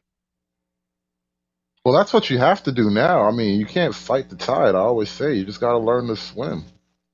But the majority, like you hear the Tariq Nasheed, oh, y'all are doing this, and then y'all are kicking them out. It's because the whites. No, like, come on, bro. Capitalism first. And then not for nothing, like as far as this whole, Hispanic community thing, and then Friedman, you're pretty spot on in pointing out that this game was lost probably in the 90s. Even in the 80s, I would argue it's probably lost, right? And so the thing for black people, and this is a bitter pill, you should have joined the white man in his racism against the Latinos if you didn't want to be replaced. You didn't want to accept that reality, but if you would have allowed the white man to exercise his full and complete racism against the Latinos, it would have been just us, bro. It would have been him and us and a handful of other people. But y'all niggas wanted to fuck around and try to shame the white man out of his racism, and now you can't have soul food. Everything is tacos and burritos. You did that. Let the white man help you. Well, here's the thing: is what neither side over there gets is this. Before it was, Puerto Ricans, 70s, Puerto Ricans, then Dominicans came. Dominicans usurped the Puerto Ricans. Then Mexicans came. Mexicans usurped the Dominicans. Then Central Americans came. They usurped the freaking daggone Mexicans. And now Venezuelans are usurping it. And that's what they're thinking is just one big group. But no, there's a huge internal strife amongst the Browns. And if black people were smart, they would capitalize on this. Look, the Venezuelans are coming over here like Scarface, man. They're not coming over here like we're on vacation. Like a lot of these guys are coming from a rough situation, so it's on some get rich or die trying by any means necessary. I got the fentanyl plug, like it's whatever. Yeah, and my bad. Yeah, I skipped the Cubans before Dominicans. Let me ask you a question, guys. Do you think Black America's aim is but prefer two things? Would they prefer to continue to blame white people for everything or actually succeed? Which outcome is preferable? Well, preferable is succeeding, but likely is blaming. Well, for them, what is preferable? I mean, black people. The community? Yeah, the community. Oh, reparations. I mean, you can't. The end goal is reparations, which they'll never get, and that is solely based on blame. Blaming a bunch of people whose relatives were still in Europe, or getting bussed over in orphan trains when a whole supposedly slavery, wink, wink, took place. So it's a forever carrot, on the stick. So what do you think can stop it, though? What do you think could actually kill the race question in America? A mud flood reset, niggas. I would honestly, and this is gonna, trigger people perhaps, but I think a white strongman, somebody who finally says, "So what? Yeah, we conquered your people, and you know who that would be, bro? Later, what? You know who would be? That Nigerian warlord that ran for governor in Michigan. Right. I mean, as far as all these brown people who my oppression and you be mistreating me, sooner or later somebody's gonna be like, so this is how it's gonna be, and don't fall in line, or if you don't fall in line, then you're probably gonna suffer, and it's just gonna work that way. And this is what Nick Fuentes was talking about earlier when he says, hell, maybe we just need a dictator. Like sooner or later, more and more people are going to start thinking yeah, I could use a strong man in my life. Wait till all these single women get tired of getting attacked and mobbed by the quote brown people. Wait till all these young white girls get tired of being culturally enriched every time they leave their little safe white community. Sooner or later, they're going to be like, you know what? A white strong man sounds lovely. I think I do need a strong man in my life. Wait, I'm Bro. telling you, it's going to happen. Bro, Rick, just all you gotta do is go to the comment sections of any major media outlet, any small media outlet where they I'm in cover those Pook and Ray sections. crime. Yeah, I am in those. everybody is I mad. know.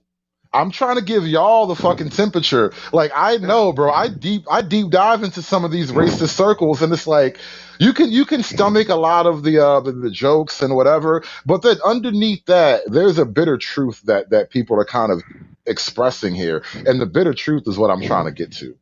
And I'll say this: it is not one group; it is a coalition of Americans of different shades, including a whole lot of black folks that are A whole lot tired. of Latinos.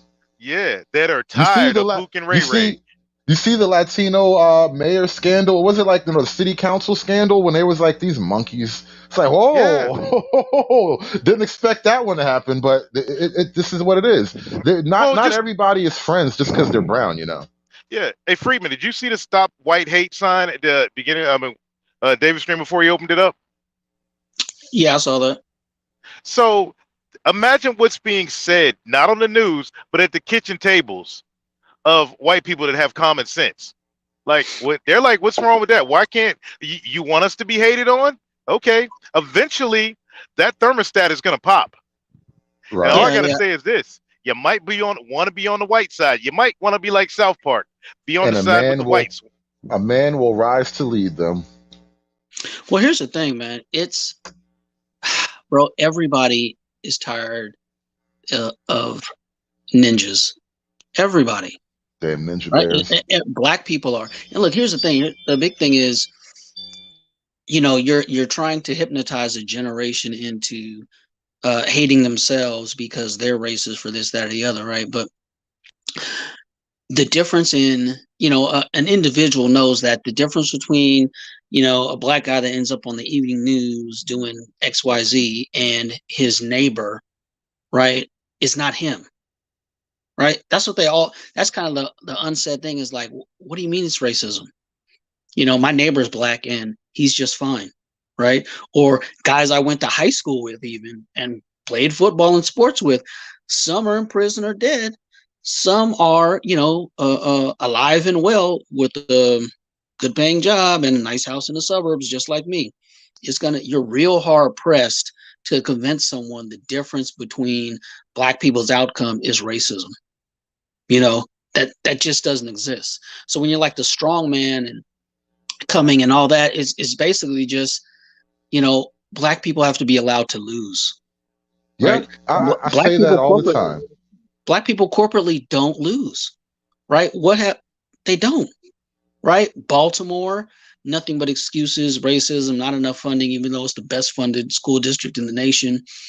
Freaking Jackson, Mississippi doesn't have water, must be racism. Not that they control the city and let it go into get into this state. You know, Flint, same thing, right? It's very predictable pattern.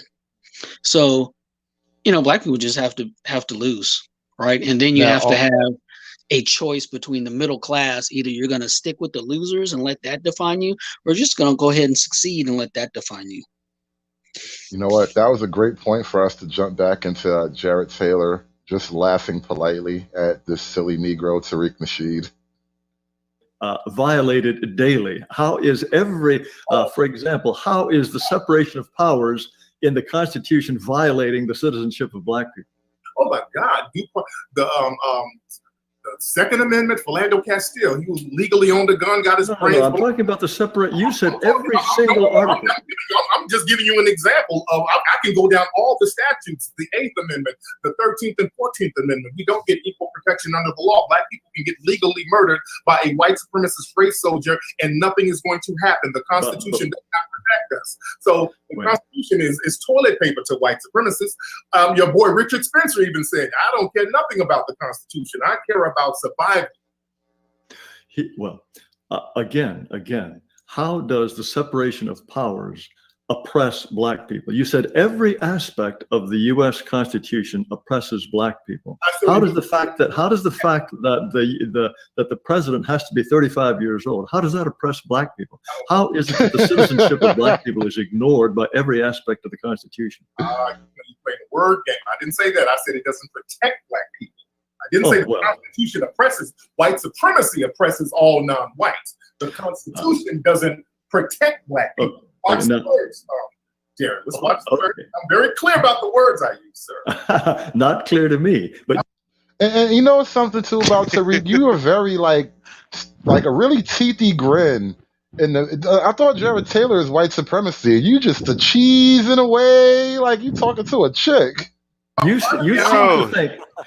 So let me get something else straight. Yes, sir. We white supremacists brought Asians in to undercut black people, right? Yes, we did. Now, why did we want to do that? Why did we want to bring in yet another group, unlike ourselves, who is increasing in numbers, who is electing people like themselves to the Senate, got people like themselves on the Supreme Court? Why did we bring yet another group that is different from us? And what did we achieve in terms of oppressing black people by bringing these Hispanics in? Well, you classified Hispanics as white. 95% of Hispanics are classified as white because all white Anglo numbers are declining. They've been declining for years, and you need other groups to help boost your numbers. So Asians are the reserve white people now because many Hispanics. Hold up. Did he say Asians are coming off the bench? Asians are the Steve Kerr of white supremacy? Yes, the reserve white people. If Asians are white supremacists, why are they getting discriminated against in college admissions? Because of black people. I'm confused. Right. Like, how are you reserve white supremacy, but you're getting discriminated against? I mean, just like the white man, apparently, right? Let me get something else straight. Yes, sir. We white supremacists brought Asians in to undercut black people, right? Yes, we did. Now, why did we want to do that? Why did we want to bring in yet another group, unlike ourselves, who is increasing in numbers, who is electing people like themselves to the Senate, got people like themselves on the Supreme Court? Why did we bring yet another group that is different from us? And what did we achieve in terms of oppressing black people by bringing these Hispanics in? Well, you classified Hispanics as white. 95% of Hispanics are classified as white because all white Anglo numbers are declining. They've been declining for years, and you need other groups to help boost your numbers. So Asians are the reserve white people now because many Hispanics are classified as white to boost up the numbers for people classified as white. So you always bring in these different groups to boost up the numbers. Wait. Sounds like Asian supremacy to me, right? If we cared about the number of white people, why didn't we bring in more white people? Wouldn't that be the obvious thing to do, rather than bringing in people who are obviously not white? Well, the thing is. And also, shout out to Jared Taylor for consistently saying white people. Like, you have to train your mouth to say that. White people, to actually put the W in front of the H. Like, it's a trick. It's a tough thing. I can't keep it up. But shout out to Jared Taylor. I've noticed that. You know, him and Stewie Griffin, they keep saying white people.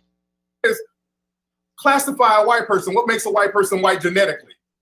That's very easy to look. Just look at the DNA. The DNA of white people says that they are from Europe. The DNA of most Hispanics says that they are largely from Latin America. They're Amerindians. No, white people, I don't think you have any difficulty distinguishing a white person from an American Indian, do you? White people are obviously white. Well, and if we wanted more white Irish people, weren't considered white when they first came over. The Irish weren't considered white until the late 1800s. So I just want to know what this white thing is. And you said it's from Europe, so it contradicts. There's a contradiction there. Italians weren't considered white really until the 1930s and 40s, sir. They weren't considered white. So the idea that Irish were not considered white is a silly myth that has been circulated by people who should know. Now, let me finish. Wait. No. Let me finish. White were not white. Okay, sir. Mr. Nasheed, let me finish. Go ahead, Jerry. Mr. Nasheed. The British hated and despised the Irish for a whole host of reasons, one being colonialism, one being the fact that they were Catholic. They did not like them and they did not want them coming into the United States, but no one would ever have suggested that they were some race other than white. Yes. The idea that some kind of magic, they suddenly became They white. would say that the Irish were Simian. They would say that they were an ape-like race. If you look up Simian Irish, you would see Irish looking like monkeys. They would say they were a whole other. Damn it, Tariq, you're gonna make me Google that now. Oh fuck! Why'd you have to introduce me to that term? I'm gonna go look for it now. Species. Look at the Notre Dame logo. It's a fighting Irish who has a simian-like face. They've always had that negative stereotype of the Irish. They were allowed to be white later on, just like Italians were allowed to be white later on. And okay, and so you're telling. Ooh, Trey, I'm glad you're back. We're gonna take a quick station break because I just Googled Simian Irish. Does it? And yeah. Don't go there, bro. Don't do it. No, we're already there. It's too late. You can get out the car if you want. Oh man. All right. I'll let you out the car right now. Don't be a little punk. The Simian Negroid Irish, depicted in English and American. Whoa. Is this one of those secret acknowledgments that black people were all over Europe at the time? And they somehow got emptied into America?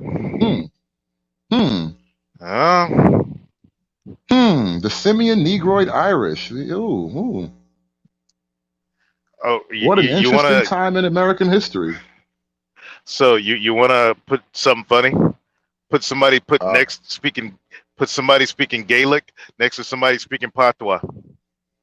Just do it. Ooh. And then your mind will be blown. Mind blown. You're never coming back from that. Okay. That's enough for that rabbit hole. Back to Mr. Nasheed and Mr. Taylor here.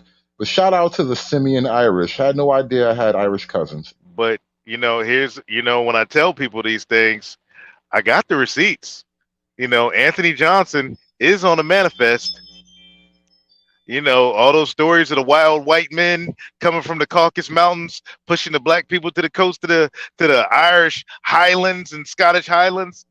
Never mind. I'm out. I digress. Me that pretty soon the Asians are going to be allowed to be white if it suits us.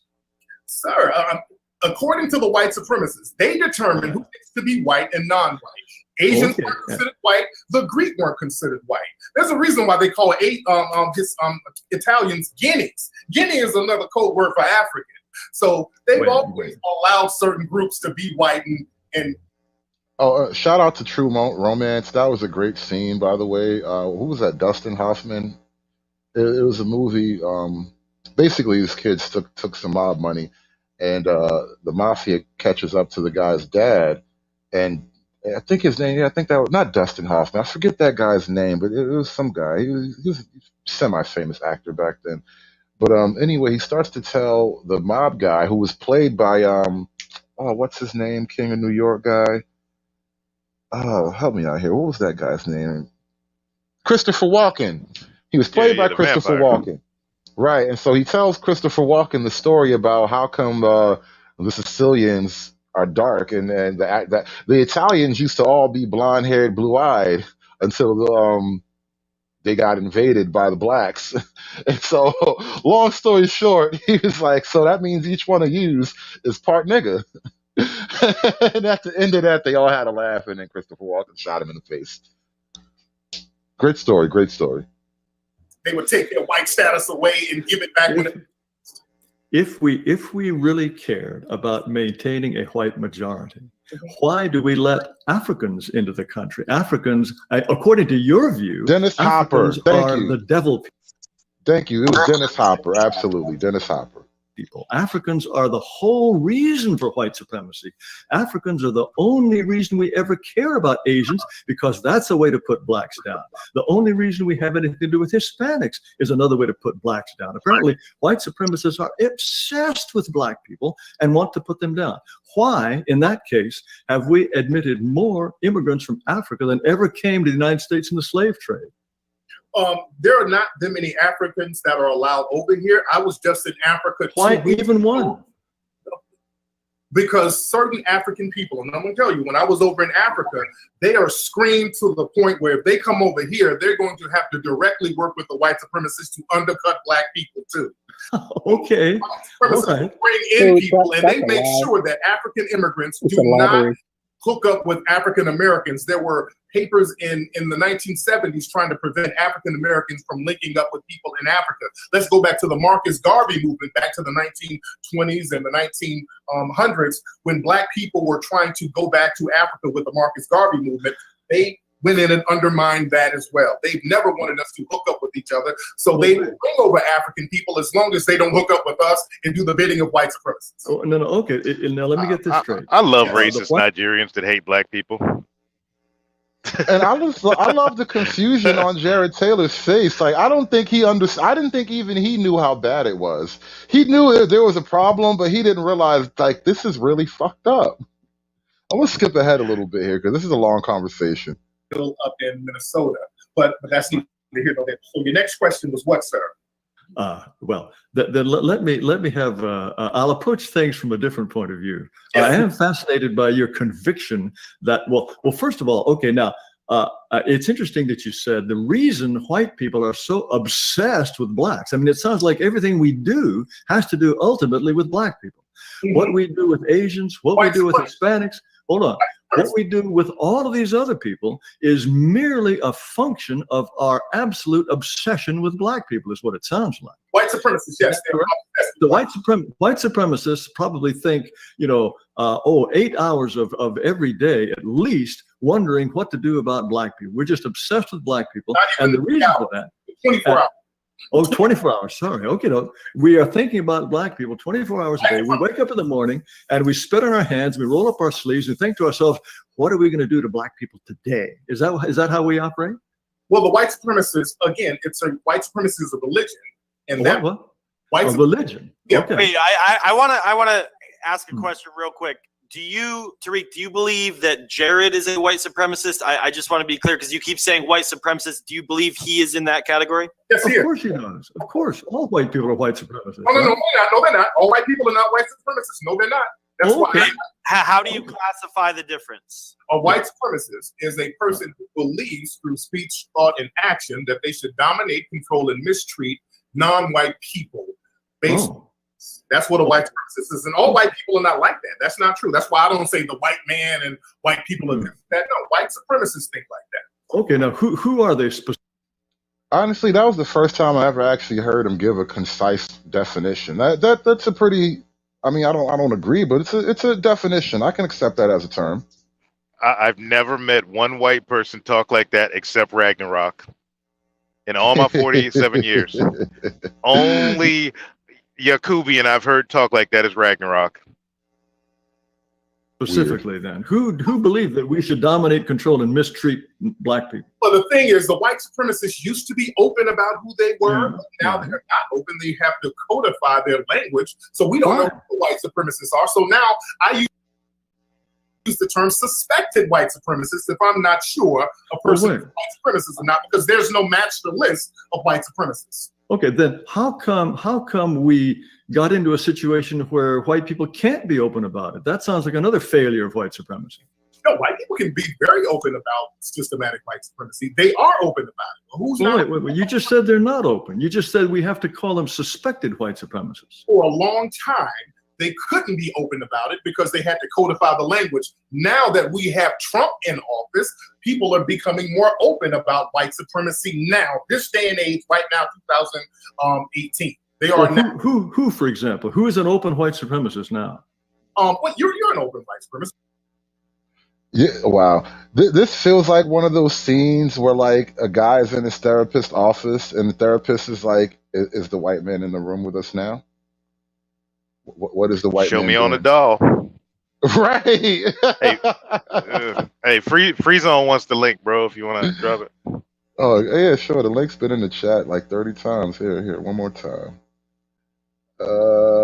Bam. But for real, though, this whole thing is like, is there white people in the room with you right now? Are they speaking to you? What are the white people saying to you, Tariq? This is Richard Spencer. No, wait. I have no desire to dominate or mistreat anybody. Who do you think I want to mistreat? Do you think I want to mistreat you?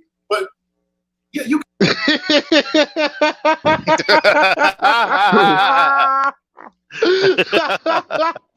Now you think I want to mistreat you?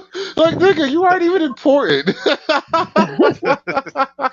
Hey, is it me or does he sound like a paranoid schizophrenic? The she. Right. Yeah. I saw you type that in the back. Like, bro, this is why I said this is like therapy. This is like really him getting his demons out. But when you talk to pro-blacks, when you talk to BLMers, when you talk to all, that side of YouTube, this is how they sound. Bruh, oh my God, this is incredible. I listen, the first time I watched it, and it's been years now. Let me see, how old is this video in particular? Yeah, he said 2018. Wow, He said Trump's in office. He said 2018. 2018. Wow. This is an old video. But I was blown away watching this. But this language, this coded language, is how they keep brothers coming back to quiche. Yeah, They, the entire black manosphere is about how garbage quiche is.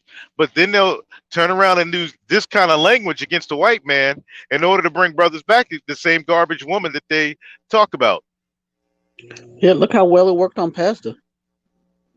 Oh God, man! Yeah. Listen, Yeah. Pastor, our friend, but God bless him, bless his little heart.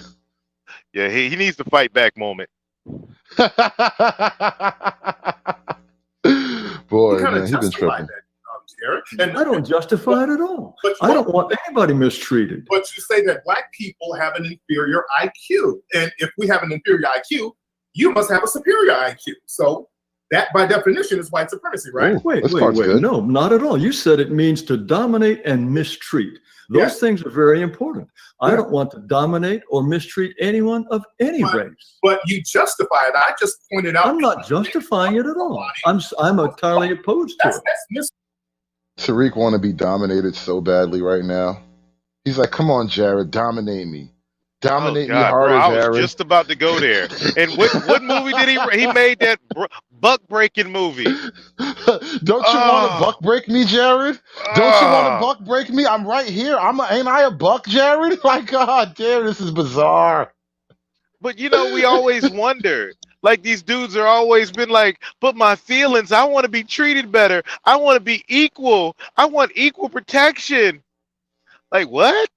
They want the white man to love them. Bro, I'm telling you, dominate me harder, daddy.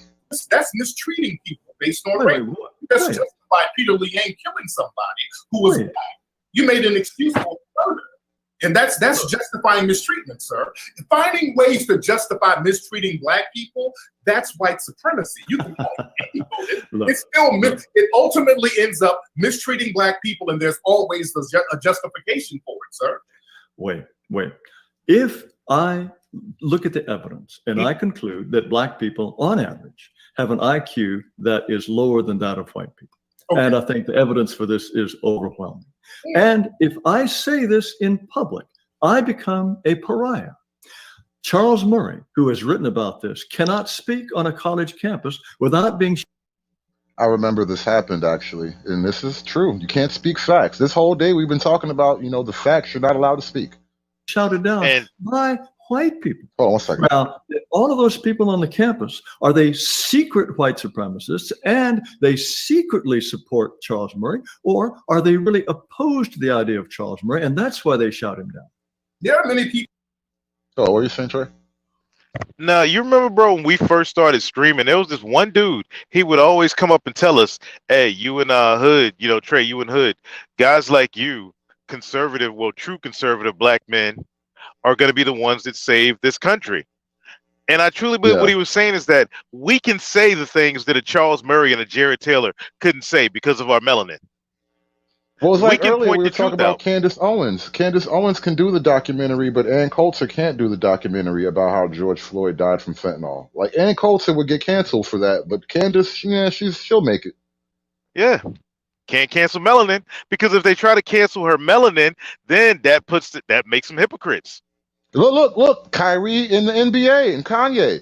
you put enough pressure on the black people, and all of a sudden it's like, wait a minute, is this the white supremacy you guys have been talking about? People who are opposed to Murray, but there are many people. Hold on, you say something? No, I was gonna say maybe black conservatives can be the catalyst, but I don't think, as far as ending, Saving the racism, country is a lot, yeah. trademark racism, right? As it exists, the cottage industry that exists, only white people getting tired of being scapegoated is going to do that. But black conservatives could be catalysts. That's probably why black conservatives are such a pariah, Right. We are a threat to the power base, but it is what it is, right? People who support him. Understand? But we don't know. We can't quantify. We don't know who supports him and who's opposing him. But there are a lot of. This is why I say you have white supremacists and white people. All white people are not white supremacists. There's a lot of. How many do you reckon are white supremacists? I have no idea. I cannot quantify it whatsoever because I know that the white supremacists are the most powerful people. How do you? Well, wait. The most powerful people in the United States. We can name not the them. United States, on the planet. The white supremacists are the most powerful people on the planet, not the United States. The planet. Okay. A planet. Okay. So he's talking about the non-whites then. Right. You see? There it is. This is the fun. This is what's funny about it, man. Like black people are such a non-threat to, let alone the whites, the non-whites. They're so far in the rearview mirror of what's going on that this isn't even a debate. It's like the whole Jane Goodall thing where they invited him up just to study him.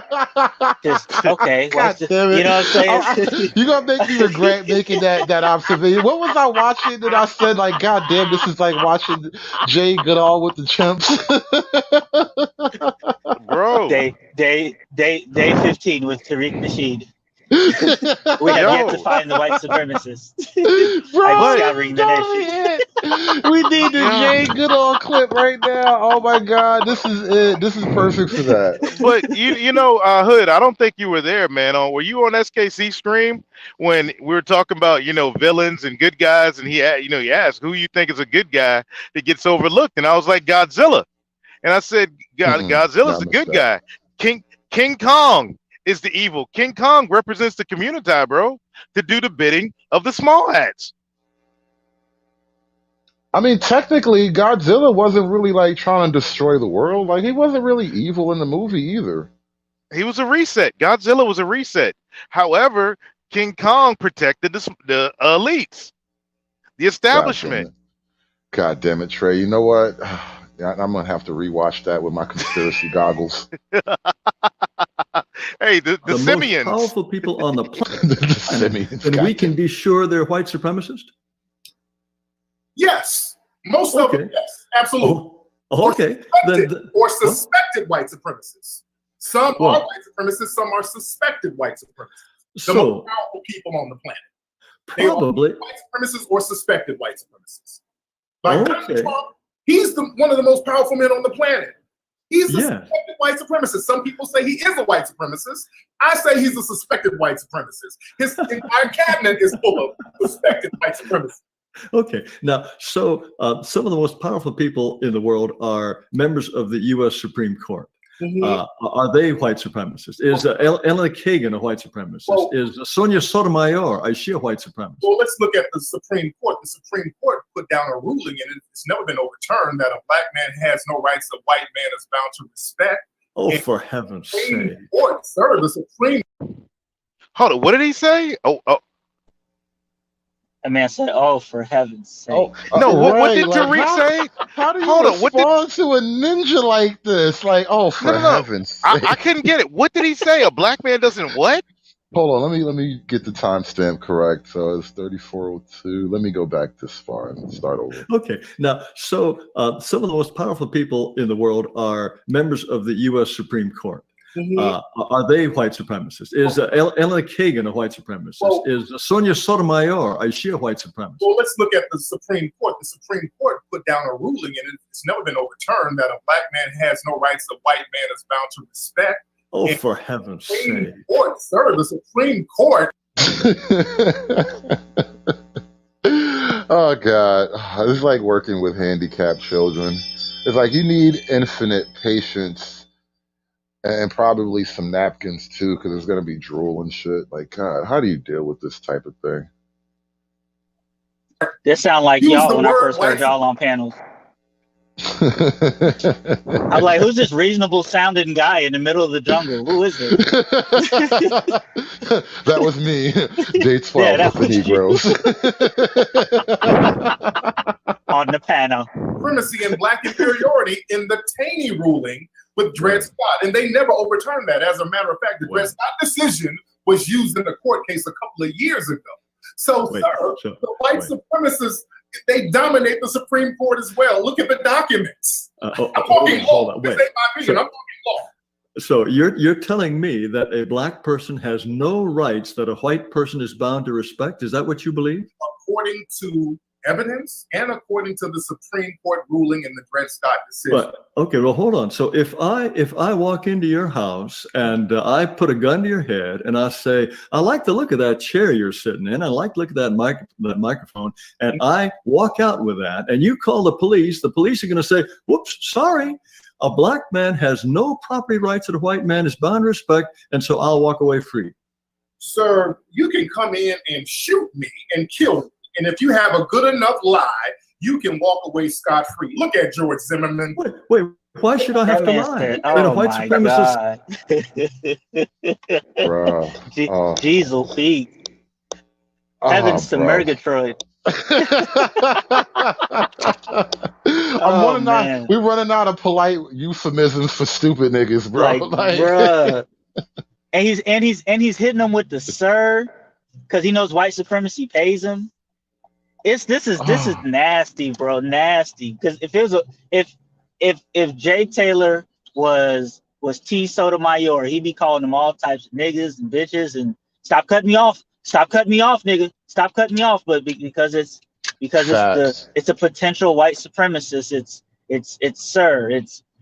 I'm gonna let you finish your question. As soon as Jay Taylor starts to ask a question and cut him off, he immediately stops talking. And then I'm look, just like, God. Jim you know what? Faison in the chat, he points out something. Let me get this out real quick. He says, I think Mr. Hidden Colors wants to show Jared he's just as smart as him, pulling out these historical fun facts Jared cares nothing about. I'm looking at Tariq's smile like it is a smug, I am so full of myself kind of smile. And Jared Taylor is just looking at him like this little pitiful ninja bear. Like, it's just like, you think he's so smart, and he's just looking at you like you little pitiful ninja bear. Bro, the way he's talking to the white man all nice reminds me of a certain truck driver who doesn't like us when he got on, when he cammed up talking to the white man. I remember that. No, we're going to throw that shit out there. MOT was nice as hell to that white man. And then talk about how these niggas over here be acting all stupid and shit. I had to go in on him for that. And then I had to juxtapose him talking to who was the angry man versus him talking to the white man. And I'm like, bro, you were so nice to that white guy. Bro, and his name was Savage Red too. Like, we know Savage Red. He's popped up in our Telegram once or twice. Like, he's a decent dude, but I'm looking at his image like, bro, this is a bald head, this is a skin-headed white man. Like, holy shit. Hold up, bro. You know nice what it was? to him. What it was MOT was able to rest in his femininity. Ooh.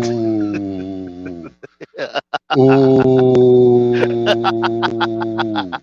Rust in that shit, nigga.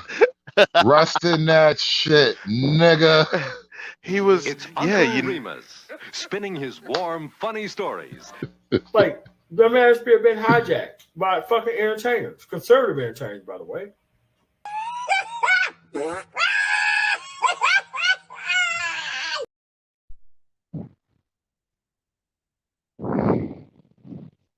Yeah, man, this is.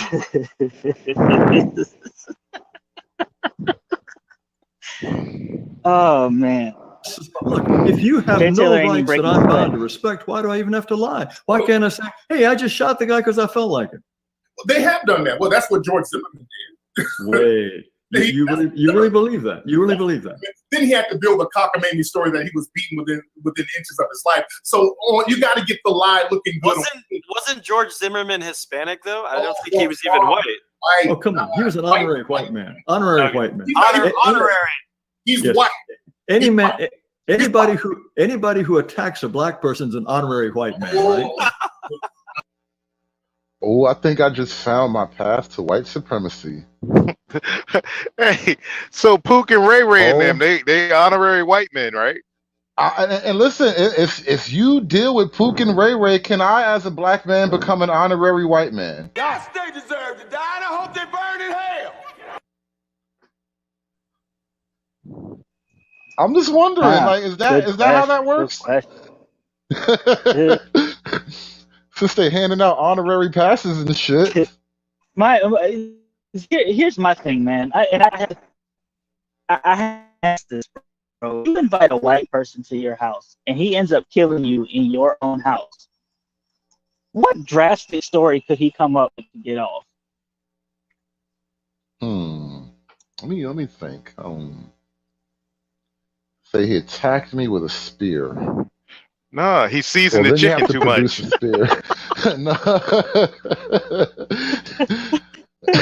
He's like, sir, what do you mean he attacked you with a spear? He's like, all black people have spears. God damn it! He used his spear to attack me. Like, no, how could? All right, what random lie could a white person create? All right, you invited a white guy to your house, and somehow he kills you. What could he say to get away with it? Yeah, that is a thinker. All right, well, we're gonna have to get to Tariq Nasheed to answer that for us. I thought his Pookie wife weave was like a what, a Tasmanian devil or something. Oh, I am the law. Okay. You know what? I will accept I am the law. Actually, you know what? Yeah. That actually fits for me. I am the law. You want me on that wall. You need me on that wall. Hey, Regular say he ran out of mayonnaise. Oh shit! Is that a killable offense? Hey, his wife forgot to put raisins in a potato salad. Oh man. Uh-oh. Learning a lot about white culture today, huh? Come on, that's what it boils down to. A policeman, a black policeman who shoots a black person. That's another deception tactic. That's a deception tactic where you temporarily deny whiteness. All of a sudden, he's not white no more. I'm not white. I'm Jewish. I'm not white. I'm Native American. I'm not white. I'm Hispanic. Oh, that's a tactic. Ooh, he just said it too, by the way. Tariq just said it. Like, Tariq be flirting around with the reality, but then he be acting like he don't really know what's the reality. Deception tactic where you temporarily deny whiteness. All of a sudden, he's not white no more. I'm not white. I'm Jewish. I'm not white. He's not white no more. I'm not white. I'm Jewish. I'm not white. He's not white no more. I'm not white. I'm Jewish. I'm not white. I'm Native American. He's not white no more. I'm not white. I'm Jewish. I'm not white. I'm Native American. I'm not white. I'm Hispanic. Oh, that's okay. So, Mr. Nasheed, in your view, what George Zimmerman did was he said to himself, look at that black guy. I think I'm going to follow him and shoot him. I just love the way Jared says that. Yeah. Look at that black guy. Yeah, and you know what's crazy? Like when Go for it. When you and BR were talking about the I think you made a joke about how it's not really white supremacy, it's actually Jewish supremacy. And I was in the chat and somebody was talking about well Jews are white, and I'm like, well no they're not. He's like, well what are they? I said not they're white. Jews. He's like that's what I said, white. I'm like, yo bro, the world is not made up, but it's not black and white like that, bro. It's not. And that's the trick. What somebody like a Tariq is trying to do. So he'll try to, if you're doing well, if you're Asian and you're doing well, he'll slide you in with white. It's like, do you realize what kind of scale you're setting up here? Well, that's the small hat hijack, bro. The small hats are the ones that came up with race and these monolithic identities.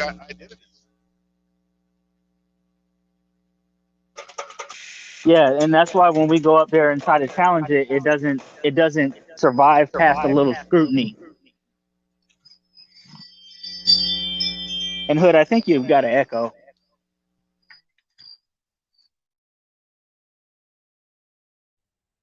Oh man, we lose Hood. Okay, so Go ahead. So Mr. Rashid, in Yes. your view, what George Zimmerman did was he said to himself, look at that black guy. I think I'm going to follow him and shoot him. And that was the long and the short of it. And he knew that he would be protected. That's exactly what he did. He knew he would be protected, and he was protected. He knew that the community, the court system was going to look out for him. White supremacists understand the mindset of other white supremacists, and they understand the code that other white supremacists are on.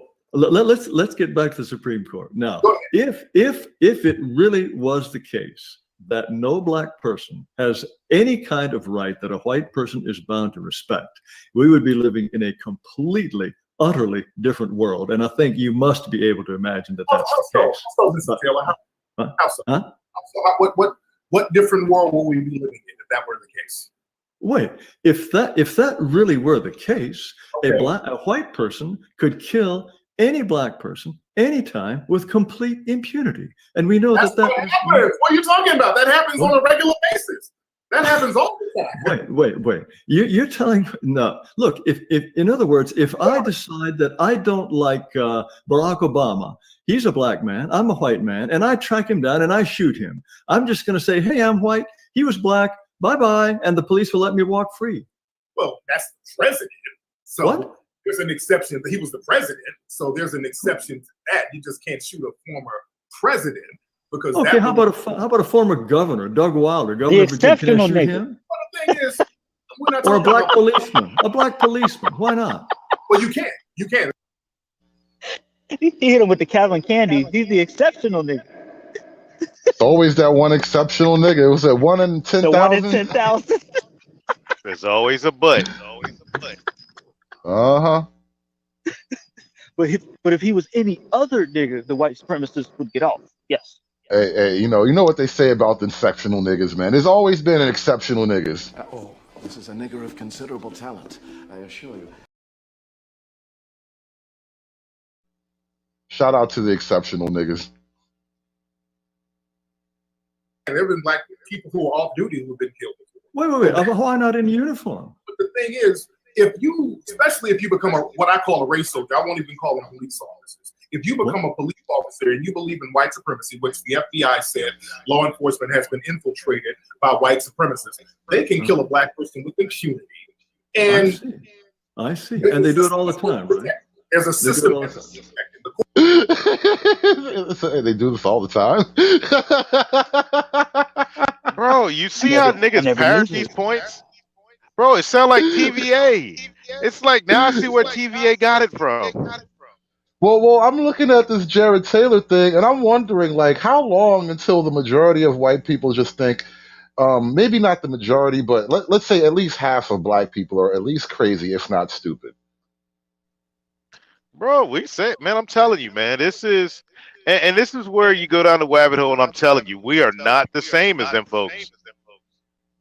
Just think, like they were the savages. Anthony Johnson versus John Kaser. I guarantee you that judge was like freaking Jared Taylor. He's like, yeah, so they do this all the time, huh?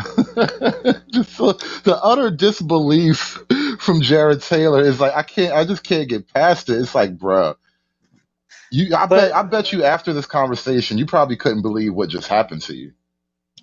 The amazement in this is that Jared Taylor's not actually challenging anything that he's saying. All he's doing is repackaging what he says in a situation to where it makes him look stupid. And so when he agrees to it, it's like, nigga, do you realize what you just agreed to?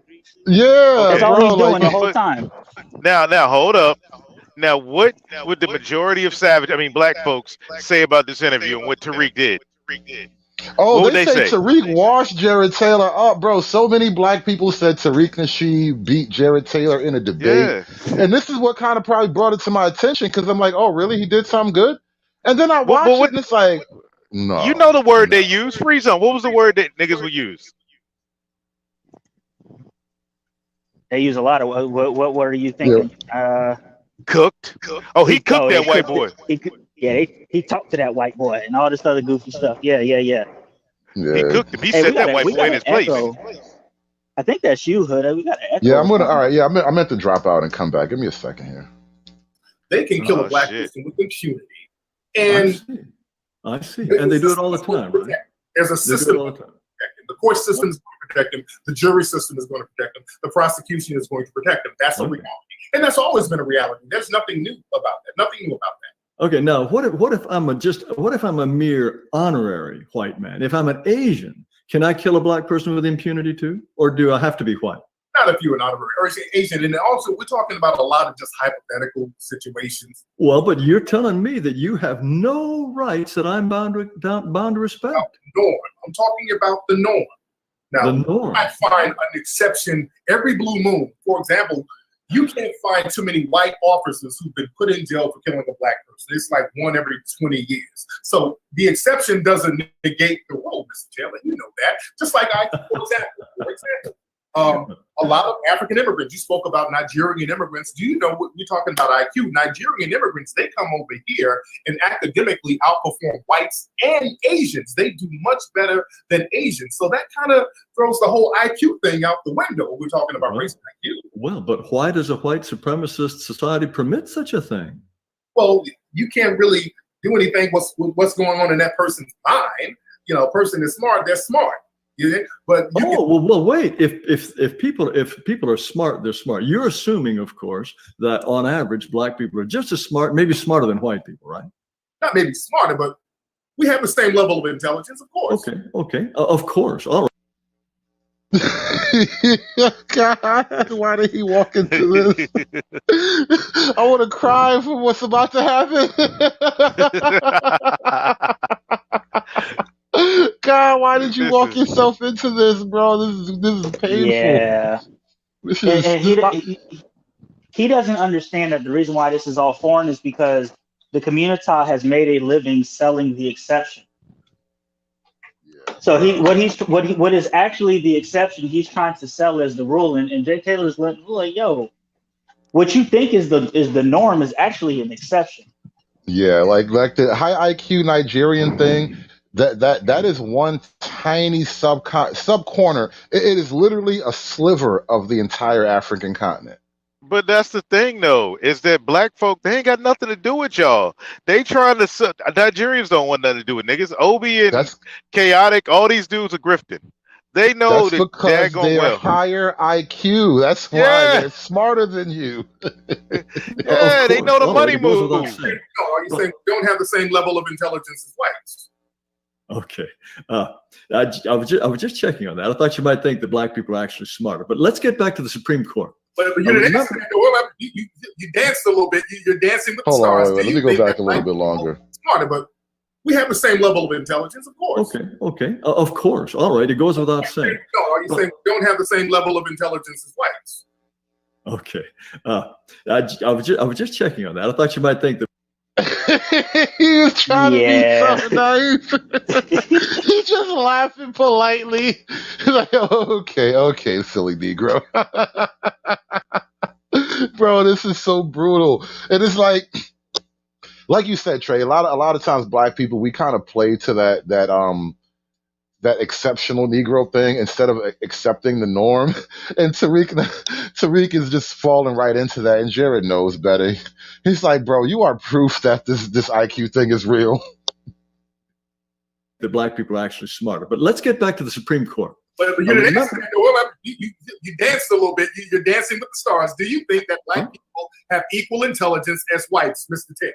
No, I don't. On average, the black IQ is 85. Why are black people as smart? What is it about black people that makes them less smart? Oh, well, there are all kinds of things that go into what what is called intelligence, the structure of the brain, the way the gray matter and the white matter interact, the rapidity of signals transmitted on neurons. We don't really know in 100% the biological underpinnings of intelligence. But I think the evidence is overwhelming that East Asians, on average, are somewhat more intelligent than whites, and whites more intelligent than blacks. But aside, I know you're not going to agree on that, and you're not even interested in the evidence. Let me unpack that, because if black people are less intelligent, why the need for systematic deprivation? Why would the white supremacists do things like not allow black people to read, make it illegal for black people to read, which is what happened here in the United States for a long time? Why would they do that for people who are already less intelligent? We're talking about the United States today. You're saying the United States today is a white supremacist society. I do not deny that in the past, the United States could be described as white supremacist. But let's get back to the Supreme Court. But you didn't answer the question. That's a very valid question. If we were, and they were saying the same thing you're saying back then.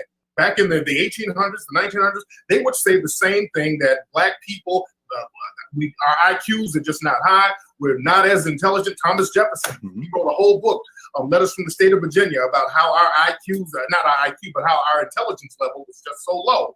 But at the same time, black people were not allowed to read. So why would you not allow a people to read and make it a crime if they were already less intelligent? I'm trying to understand. First of all, Letters from the State of Virginia has only a few little remarks about blacks. It's about the state of Virginia. I mean, I realize that you think that white people are obsessed with by black people, and that's all they ever think about 24 hours a day. You know, that book was the foundation of modern white supremacy ideology. You know that. Oh, okay. No, I don't in fact know that, but Letters from the State of Virginia covers a lot. Go on and on about how inferior black people were. Look, there are just a few passages in that book about black people. And how inferior we were in that book. In those few passages, he was talking about how inferior we were. He thought that blacks on average were less intelligent than whites. Now, nobody ever pretended, no one ever pretended that there were not some blacks who could read. No one ever suspected otherwise. He knew about, Thomas Jefferson knew about blacks who could read as well. No one ever doubted that they could read. Well, why is it illegal for black people to read if we're just so less intelligent? Well, the whole idea, in those states and at those times in which it was illegal, now don't forget, slavery was an extremely variegated thing. Any generalization about slavery is likely to be completely wrong.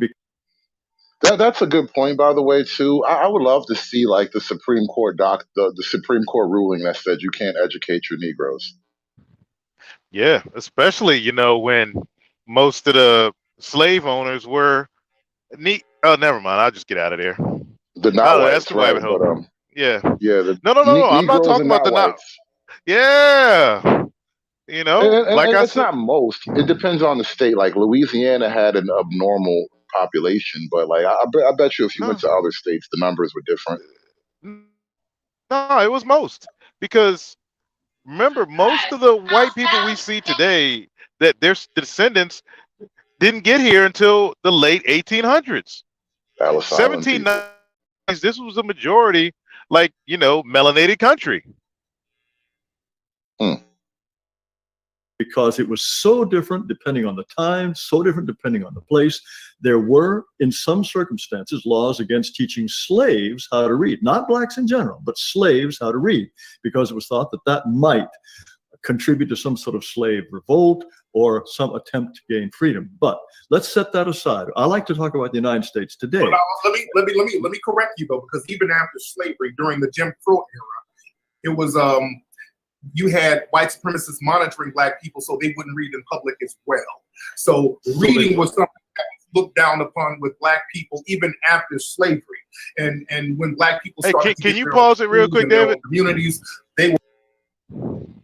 Remember what I was saying earlier about history? We were like going back and forth about history. Mm-hmm. This is why. This is why I say what I say about history. Some things. Some people just don't deserve a scholarly study of history because this is what it turns into. Yeah. And you know what else, Hood? Real quick, this is all backwards. right? Because Right. they're both coming into this conversation with two completely different goals, and this is why you can go on a thread of black people watching this, and they'll say that Tariq crushed me. Jay Taylor's whole goal in this conversation is to have a good, productive conversation to stick by logic and facts. All Tariq wants to do is expose Jay Taylor for the white supremacist that he thinks that he is. They're two completely different goals. So in Tariq's mind, no matter how much sense I don't make, no matter how much nonsensical, goofy shit I make up, if I can catch you in a trap that makes you look like a white supremacist, I've won this whole discusussion. I've won, even though I've said I've made no sense whatsoever. So that's why he's trying to catch him in this whole. Are you saying that? Are you saying that black IQ is and white IQ is not the same? Because if Jay Taylor says, well, no, they're not the same. You like we would say, you niggas are dumb. If he can't say you niggas are dumb, because if he does, then Tariq wins. And that's why okay, so boom, this is the question SKC asked of Obi and all these stab folks and save your community, black man. Why won't they have the debate? Because any of us could sit up there and say, you niggas are dumb. And come with facts, come with logic that crushes anything they say. That's why they don't want to have the debate with one of us. Like, I guarantee you the stab community would bring a Jared Taylor on way before they'd bring us on. Exactly, because their goal is to have someone like you come up there and further prove the point that these niggas need to get stabbed. See, this is why the black man needs to be stabbed. And it doesn't matter. It doesn't matter if you say 2 + 2 is 4, even though everybody knows 2 + 2 is 4. They gonna get your gotcha moment in a 2 + 2 = 4. See, this man said 2 + 2 = 4. See, that's why niggas need to get stabbed. That's why the black man needs to get stabbed and come home. And it's just like, all right. I can win your game and my game too. That's what makes us us. All right, I skipped ahead a little bit more. Let's see what magic we find here. Probably the most famous living scientist in the world. And he started talking about race differences in IQ, and he concluded that perhaps black people, for genetic reasons, are less intelligent than whites. Now, you may recall that he was absolutely pilloried. All the white people practically in America got on his back and said, no, no, no, you can't talk about that. And he lost his job, he lost all kind of his prestige, he's disappeared from sight. That will happen to just about any white person in America, no matter how prominent, no matter how prestigious. If he starts talking about racial differences in IQ, out the door. He is considered a moral pariah. Why is that the case if we really are all white supremacists anyway? Well, the thing is, the whole intelligence thing or the IQ thing, it's used by white supremacists to justify the maldistribution of resources and the mistreatment of people. Exactly. So that should be part of American dogma. Right? Really? Like, well, wait. I don't understand. Elaborate on that. As you say. This is amazing. He's like logically disproving the existence of white supremacy right now. And Tariq is confused. He's understandably confused. Okay, so here's where the orators get, the savages. What they do is now they're going to what Tariq did. Tariq started using big words because the average nigga don't get it. The average nigga hears a big word. Oh, he speaks good. Oh yeah, I like what he's saying. He cooked, and they have no clue what the dude said. Yeah, something like that, basically. You say if the idea is that black people are less intelligent than whites, and that justifies what you say, the maldistribution of wealth in the United States, why is it that someone that makes that argument about racial differences in IQ is considered a demon and a pariah and is shoved out of respectable society? Well, because usually they have blatant white supremacist views anyway, and they're just using IQ and all that stuff to justify. See, the IQ thing, that thing started really with Nazi Germany. You're not answering my question. I'm trying my best. I'm trying to answer your question, but I'm telling you, the IQ thing was started in Nazi Germany. That's not true. Be justified to harm people who were classified as non-white then. Yes, it was. No, no. They used IQ to justify putting people in concentration camps. Just so you did. Wait, IQ goes back to before the First World War. That's before Nazi Germany. Sanford Binet, the Binet test, that goes way back before the Second World War. But my point is this: if, as you believe, the ideas about racial superiority and inferiority are used to justify white dominance over blacks, why is it that anyone in the United States today who openly talks about racial differences in IQ and talks about the lower black IQ becomes a social pariah? Why? Because it's not true. That's why, and it can be debunked. What? But you say all the white supremacists believe it. Garrett, but it can be debunked. That's the problem. See, that's what the clash is. It can be debunked. Like, I've heard you say that black people have a low IQ. I gotta be more like Jared Taylor. Bro, I need that laugh, bro. I need that laugh.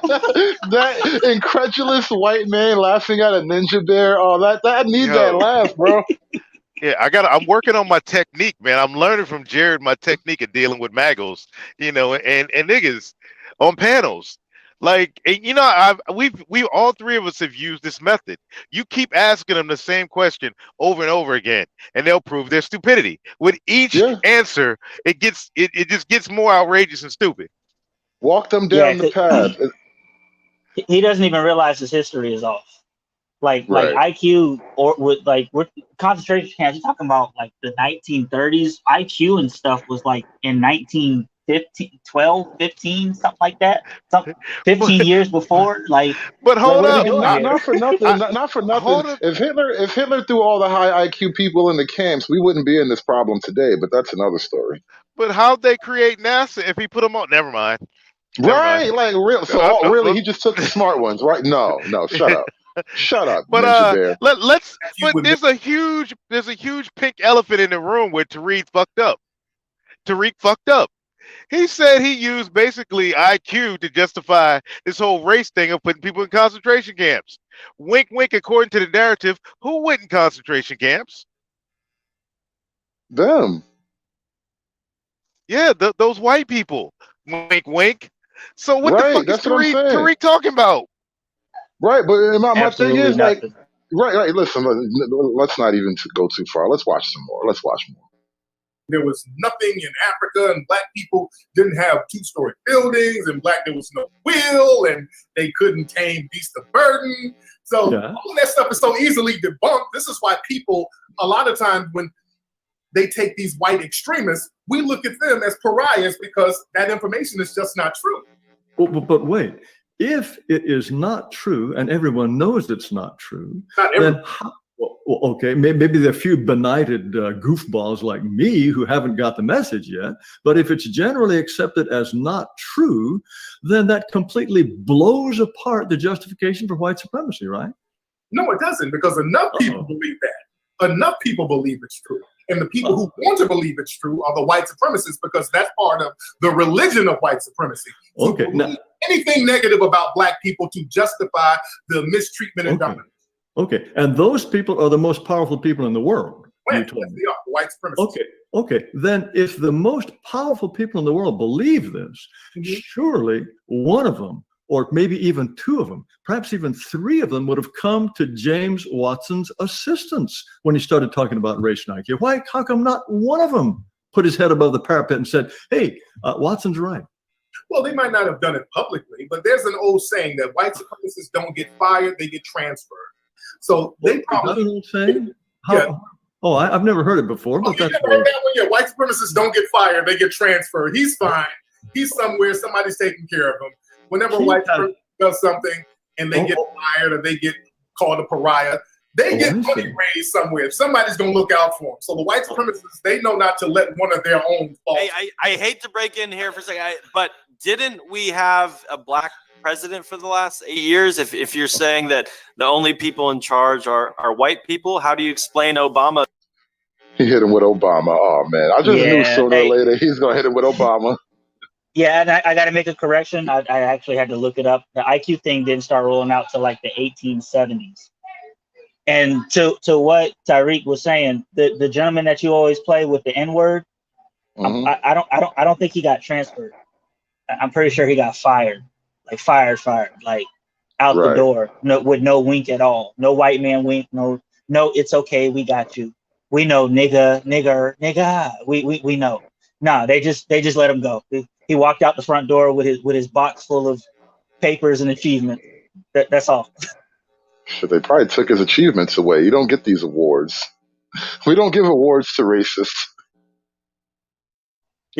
About being our president for the last 8 Oh, years. he's a pet. He's a mascot. He knows that. Hey, Jared knows that. When you put a black person in a position, listen, when you put a black person, when the white supremacists will elevate a black person, there are 2 rules, and these rules have never faltered. Number 1, you do not punish white people. And number 2, you do not help black people in large numbers. And Obama did not do either of those things, so he's fine. It actually seems like Trump has actually helped black people more. You know, recently it said Trump has the lowest African American unemployment rate, and the African American Democrats, they wouldn't even stand for that. That's a lie. That's a lie. They proved it was a lie. They put out the stats. That's a lie. The unemployment rate they've increased. That's a complete lie. But deception is a white supremacy. But You know what? I would pay money. I would actually pay like a week's worth of money to listen to the private conversation between Jared Taylor, and I think this guy's name is Baked Alaska, the host of this debate. I would love to listen to them two have a private conversation, like the immediate 20 minutes after this stream ends. Bro, it'd be 20 minutes of laughter, man. I would love to hear this. Like, and I bet you they wouldn't drop like any N-bombs or anything like that, but it would just sound so racist. Like, bro, I could just imagine. And you know, because they fall as soon as you hear a white boy say, you know, African American, you know, they're falling victim to it as well. They believe in the hijack. But this is the thing: when you hear Tariq Nasheed, and this is how you back them in. Niggas accepted Obama, somebody who is no ADOS whatsoever. Tariq Nasheed is the king of ADOS, FBA, and he's up there claiming Obama. Obama, And he hates the African immigrants all of a sudden. Yeah, so niggas will claim anybody. You know, Sean King, freaking Rachel Dolezal, Mariah Carey. You know, all Don't listen. I need you to not insult Rachel Dolezal. She's probably one of the better black women we've ever had. I'm just saying, like you gotta put some respect on Rachel's name. All right, she out there doing her thug thizzle. Yo, shout out to Rachel and OnlyFans. Yeah, I was gonna say, shout out to the OnlyFans. Shout out to the OF gang. And she kept herself together. Was she like 49? She kept herself together. I see little muscle tone in her legs. All right, where were we? Back to this thing. Well, I wanted to ask. No, that's what I was gonna say. No, I could just imagine Jared Taylor and Baked Alaska. Like, I could see the conversation going something like this. Like, Jared Taylor's like, that has got to be one of the dumbest black people I have ever encountered in life. And I walked barefoot through Africa. Like, I just know. And then they're going to start trading stories about the stupid black people they've met. And they're going to tell the time. I remember this one time I stopped at a gas station somewhere in Illinois, and this one black guy, like, I just bet you they're going to start trading stories about stupid niggas. Yeah, bro. You know, now that, I give not a fuck about the Evil Wabbit, like, channel, we're going to have, like, a breakdown of Negroes in Negro land. Like, we're going to have a good breakdown of that book. I need you over there, Hood. Acadia in the chat said she got put onto that book by Ock Nation. So apparently it's starting to rise up to the surface, man. Oh, yeah. I've long time ago when I saw that book, man, I got mad. That's when I still gave a damn. Man, how they going to put that out there about? And then it hit me. Like, a couple years later, like, God damn it. They were right. Yeah. Why am I getting mad? Awesome Alice, it's muscle tone, not muscle toe. I don't know what kind of stuff you guys do in the woods, but muscle toe isn't a thing in this county. Maybe in your county, but not in my county. One question that keeps coming up in the chat. So people keep asking, and this question is for Tariq, and then Jared, you can respond. They say, if Black Lives Matter, why is there so much black on black crime, and why is there such a substantial amount of blacks doing crime and murder to other blacks? That's a lie. There is not black people doing a lot of crime. The only high crime Like rate Chicago, for Chicago. That's it. That's Chicago is the go-to place because there is no black crime in large numbers anywhere else. That's another lie. They just black people in large numbers. Black crime rates are not high because black crime rates have always been the same. There's nothing unique about black crime rates. Isn't that right, Jerry? You're wrong about that. No, black crime rates are very high, not just Chicago, in Baltimore. Yo, every time he throws the ball to Jared's just like, another stupid Negro. Bro, this is like, hey, this is like Steve Kerr to Dirk Nowitzki. Oh my God! He swears he on point. Then he goes back me up, Jared. No, you know what this is like?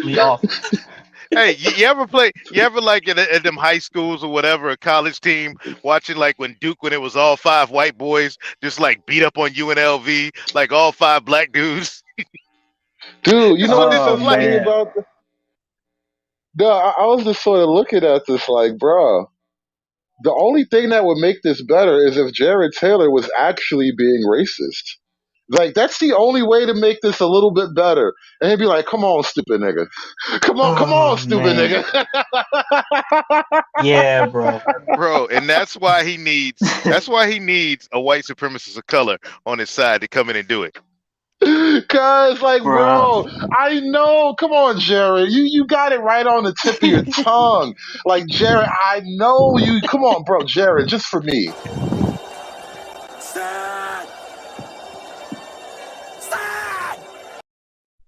That man Jared is the worst wingman he's ever had in his life.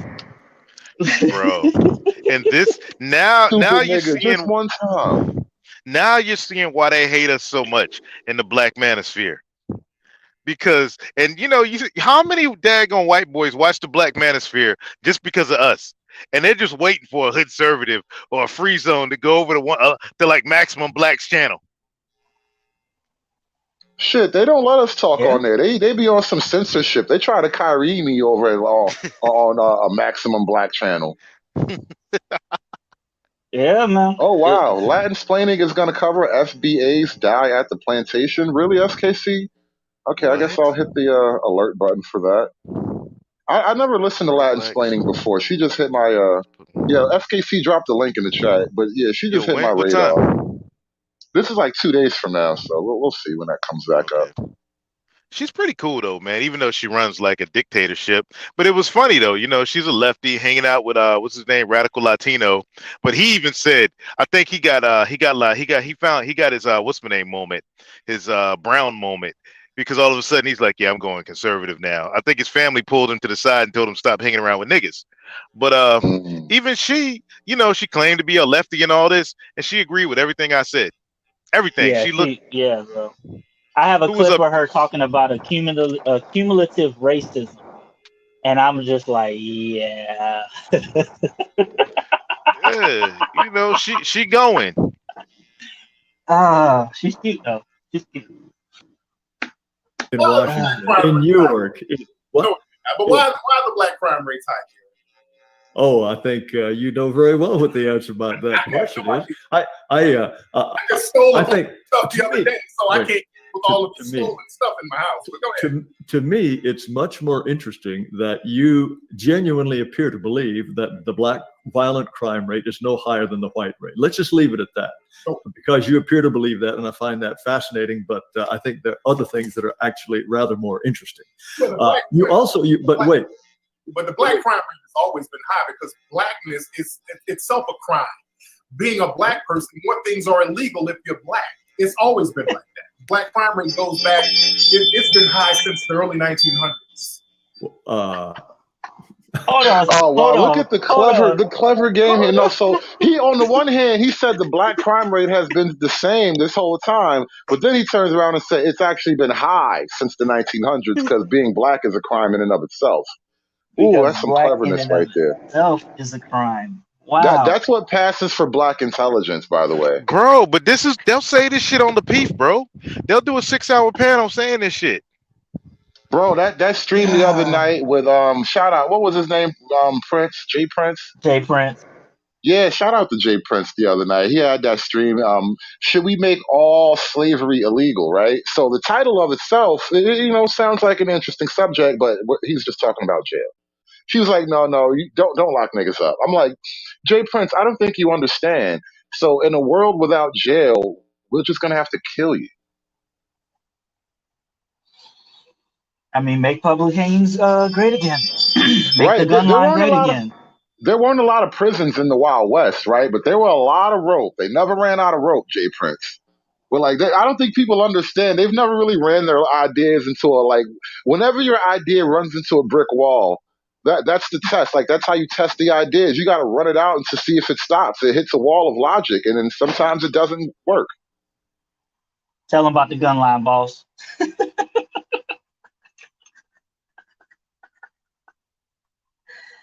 Oh man.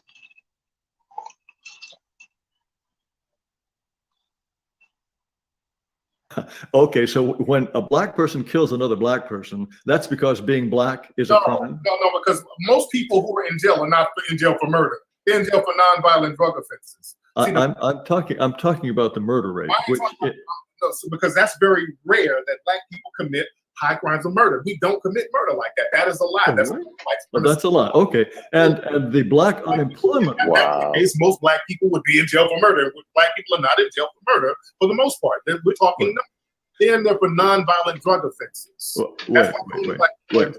So, okay, the statistics that come out of overwhelmingly black cities that suggest a high murder rate are a lie, as is the statistics about the black unemployment rate. That too is a lie? The black unemployment rate is high because wait. You said white supremacists control the job, so that's always going to be high. Wait, but no, didn't you tell me that when Baked Alaska earlier said that the black unemployment rate is at a record low under Trump, you said that was a lie, right?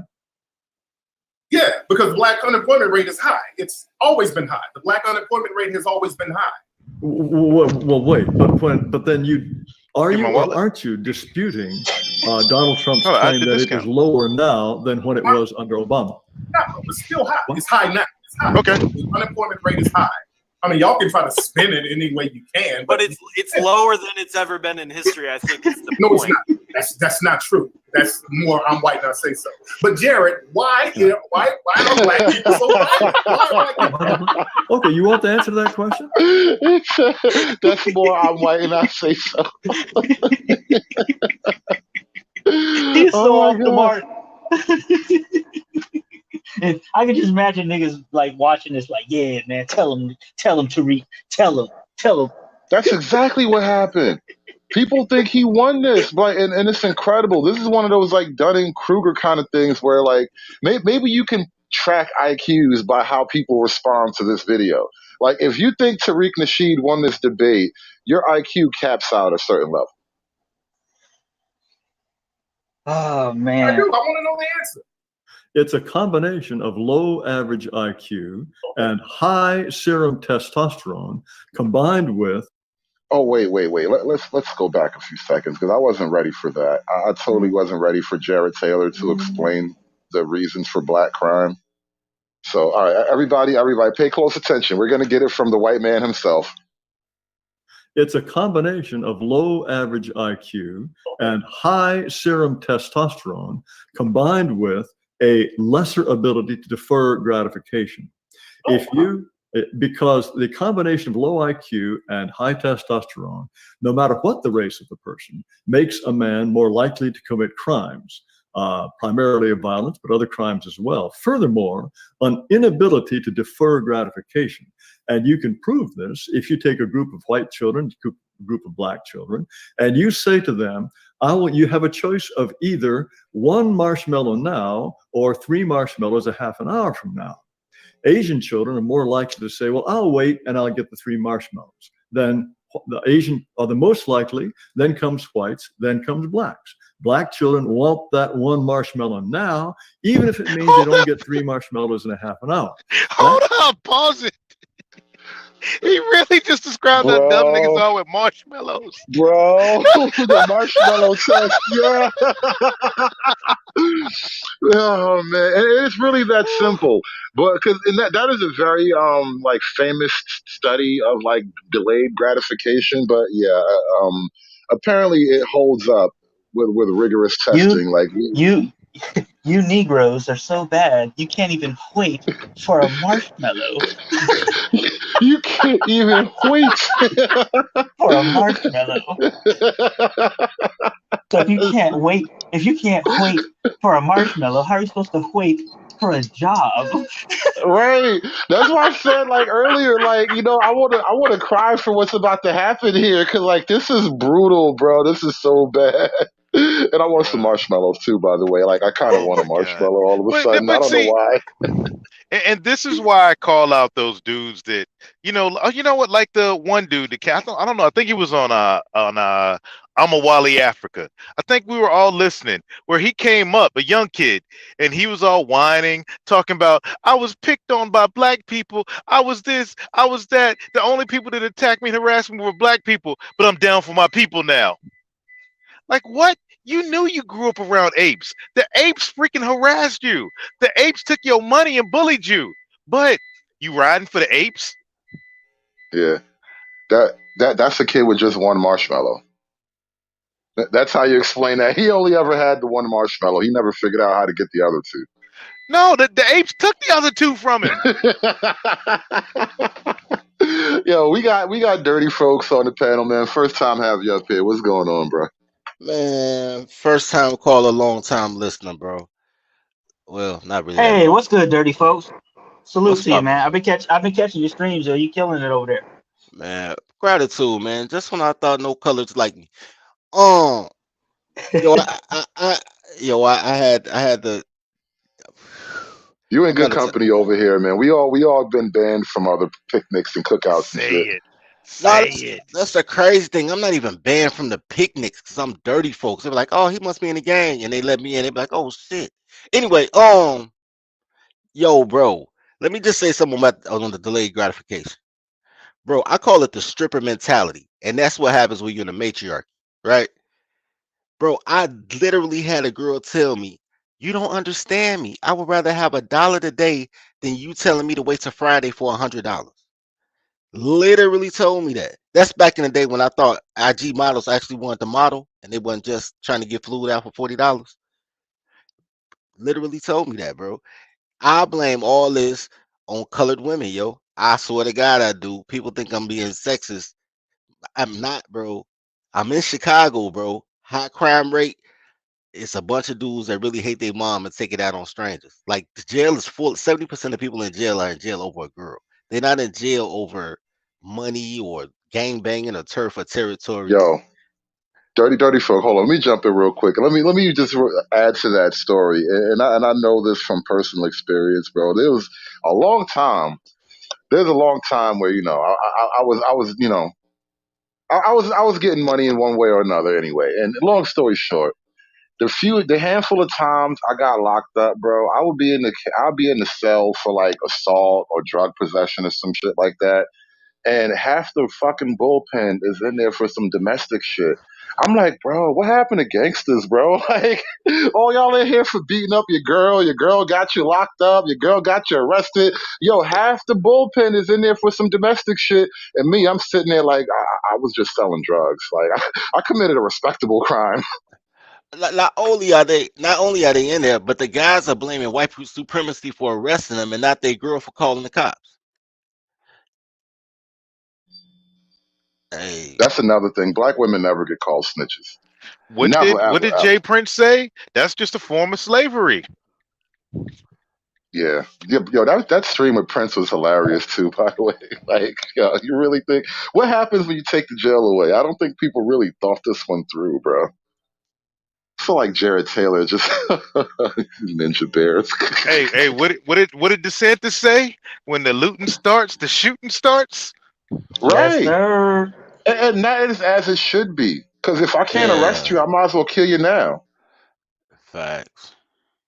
Let's get back to Jared real quick. Let's see where this goes. He was in the middle of explaining black crime, and it was almost heartbreaking. Kind of mentality of being unwilling to sacrifice now for the future lends itself to a kind of smash and grab mentality that makes people more likely to commit crimes. So it's a combination of those three things, and you find it doesn't have anything to do with being in a system where you're systematically deprived of things, because black people are systematically deprived of resources in every area of activity. Then why are the violent crime rates so high in African countries as well? Why are they high? Why are they high in Haiti? That's a complete bald-faced lie. Okay, another lie. All right, sorry. A week or so ago, the crime rate there is damn near non-existent. In many African countries, the crime rates are extremely low, so that's not true, sir. But okay, sorry. Huh? Who believes that? Who believes Africa is a peaceful paradise full of Negroes and Negro land? I I'm believe black it, and I man. say so. Is that what he said? Hey, Right. look, Wakanda forever, man. Wakanda forever. The Yo, vibranium I'm keeps mad. you peaceful.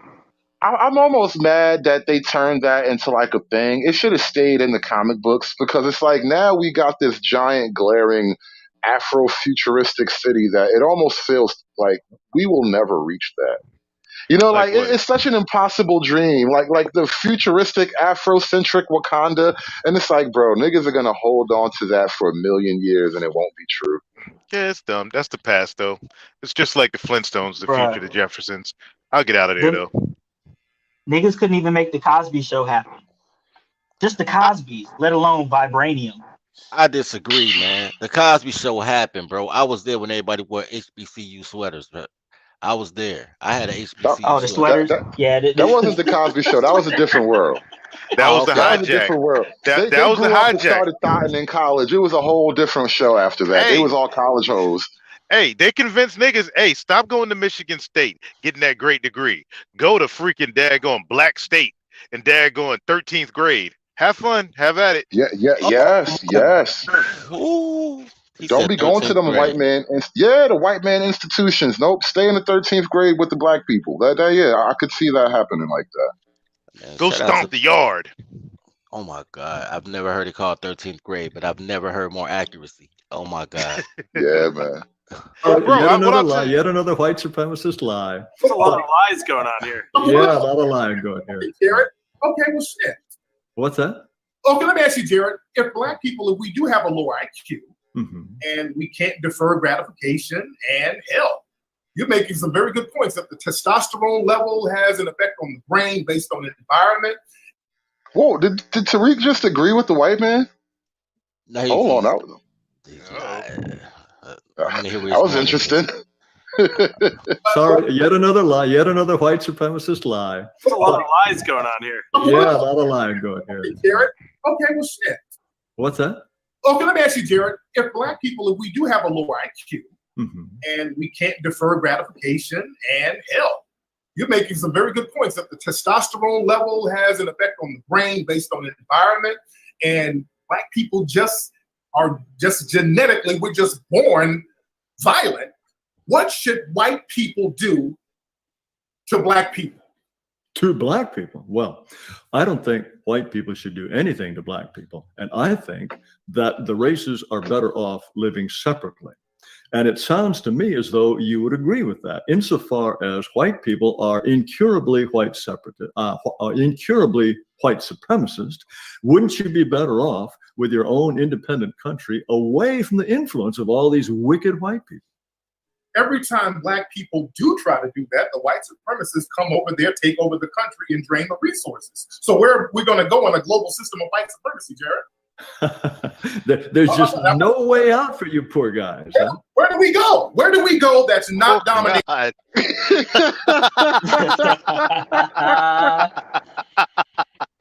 There's just no way out for you poor guys. Yeah, I've never heard of Antarctic white supremacy. I've never heard that before. Why don't you check that out? Free zone. Your avatar. Your avatar is exactly why right now is why I go against. This is where I go against Jared Taylor. And it's because of what happened to Antoine Dubuclet. When the northern aggressors came down and took his plantation, they were like, hey, go live over there with them niggas. Antoine Dubuclet, just uppity, Negro, speaks the white man's English, slave owner, is now forced to go live with the savages because of melanin. And this is when I just start disagreeing with Jared Taylor and them. Fuck the fuck you think you gonna make me live with these niggas because I got some melanin in my skin? Oh hell no. Well, I mean, he basically said benign neglect. Like, yo, just leave them be, leave them be. And there's also another huge elephant in the room as far as resources and IQ. If if if black people if they have the same IQ as whites, why can't they establish themselves as resourceful as whites? Like, you don't need the white man to give you a job. You can create your own jobs. So the question would be, why aren't you doing that? Marshmallows, bro. Marshmallows. And there you go. They can't wait for a marshmallow, man. Like, it's sad how marshmallows explain so many black deficiencies. Well, and here, okay. Let's marshmallows. Hey, here's something else to flesh out about the stab movement and save your community. Black man. The people the guys that aren't the savages are leaving. The guys that aren't the savages are finding it better between Maria Beck Lingling or freaking 9% MAGA Keisha, whatever part of the world she's in, between her legs. So the people in the community are like, oh my God, the non-one marshmallow peoples are leaving. What we gonna do now? Dirty folks, you was trying to jump in there? Nah, man, I was just yawning it out. But I will say something, man. I was gonna let y'all be great. I'm a guest. I got my own show where I do my rants about the colors. But nah, do your thing, man. Do your thing. Because here's the thing. I totally agree with our Caucasian compatriot, but only under the auspice of what I believe black is. Right? I believe black is only for women, gays, and felons. And if you're a heterosexual man with no criminal record that can read above a 5th grade level, you're not black. You know what I'm saying? You need to quit fighting to be black. Quit punching down. I think that makes me like a mulatto or something. God damn, makes him a white supremacist of color. My nigga, shit. There you go. There you go. By your definition, I'm like high IQ mulatto. No, because here's the thing, right? Because I got a 163 IQ, right? And let me tell you what they don't like. Niggas that can read above 5th grade level. You got to play basketball or be the coldest freestyler ever. Or, you know what I'm saying, go get a girl with 2 tacos in order to be accepted with black culture. Because black is not an ethnic group. It's a culture. That's why people can, quote unquote, act black. But if you can read, you're, quote unquote, acting white. White, yeah. You know what I'm saying? Got that growing up. It was weird. Because they just want to be second worst. Black women just want to be second worst, and they want black men to be the worst. Because they got to have somebody to step on. Not realizing that black men are the second most accepted men in the world, except for the fact that they don't know how to act because they want to defend black women, who are the most horrible people on earth. So no, wait, dirty folk. Even in spite of that, that's the thing. It's not that we've been accepted because of it. It's in spite of that reputation, we are still the number 2 most desired guy. Like, we got a lot of crazy niggas out here, but people still want to deal with the best of us. And here's what happens. Niggas go overseas and magos go overseas. Niggas go overseas and it's like they like the cool factor. And magos go overseas and get clowned. Ask me how I know. Magos go overseas and get treated the same exact way they get treated here. Whereas niggas go overseas and I hate I hate saying this, man, but when niggas go overseas, they're like pets, bro. Like Europeans, Asians, everybody sees them as pets. They think they're cool. Oh, look how they dress. Oh, look how they talk. Look at their swag. Let's imitate them while we're not working, while we're not being our salaryman jobs. Yeah, I noticed that too. A lot of white people, they it's what they call slumming. We'll play with the black culture, but we're not gonna give our life to this stupid shit. Yeah, every single country I've been to, bro, niggas have been looked at as like dancing monkeys. Like AMS says, they go be dancing. Whereas a mago will go over there and try and be, oh hey, yes, I'm nice, Mr. Upstanding. Bitch, sit down, nigga, get in your place. That's not okay. Here's the thing. as I went through a phase, right? I'm one of those. This is something I didn't know till I got to social media. I didn't know it was men out here who didn't get sex, right? So I was going through phases in which I was trying to find the right vagina for me, right? So I went to South Dakota. I'm smashing all these South Dakota chicks. And one day I get up at like 2 in the morning because, you know what I'm saying? I was out there and people in South Dakota don't lock their doors. And because it's like low crime because ain't no niggas, right? It's, unless they play for the Steel Sharks, the little semi-pro football team. Wow. South Dakota keep, State, keep them going. college students. You know what I'm Keep saying? going. The South Dakota Steel Sharks. Yeah, the South Dakota Steel Sharks. That's a Oh, I semi-pro thought you football said South team. Dakota Mud Sharks. That first of, No, he said you know, Steel Sharks. Yeah. you know that also would be hilarious. That also. So I walk up on these black girls. I mean these white girls, right? So I walk up on these white girls, and I'm like about to hit the corner, and I hear them talking, and I pause just to listen to Caucasian conversation, right? Let me tell you what they said. These are white girls, and this go bears credence to the pet thing. They said, I love black guys. All I want to be with is black guys. You know, until I'm ready to get married, then I'll find me a white guy. Because black guys aren't really stable like that. They're just fun to be around. But if I gotta find somebody to take care of me, I'll get a white guy. He's like, because I would love to be with a black guy, but he can't keep a job. And I said, these bitches think that Negroes are pets. That was my exact words. Like, these bitches think we pets. Bro, and It's well, one second. I will say this, and I don't begrudge the girls that, because what makes you think black women are that much different? It's just that they'll keep the pet. No, yeah, they won't. they No, want to they no, won't. they want to improve the pet. Remember, No, they want no, to level the pet up. no, they won't. Now, here's the thing. The problem is black women are exactly the same, and that's why I became hypersensitive to it, because black girls only want to be white girls, right? They just want white entitlement. You So I'm mean the like, white woman is God? white woman is God. Shout out to the God. Ah! White woman is God. White woman is. Come on, man. Black woman could There it get you is. black There it women can is, get you man. locked up, man. But white women can get your whole city demolished. Like white women are God. So look, they're the queens of destruction.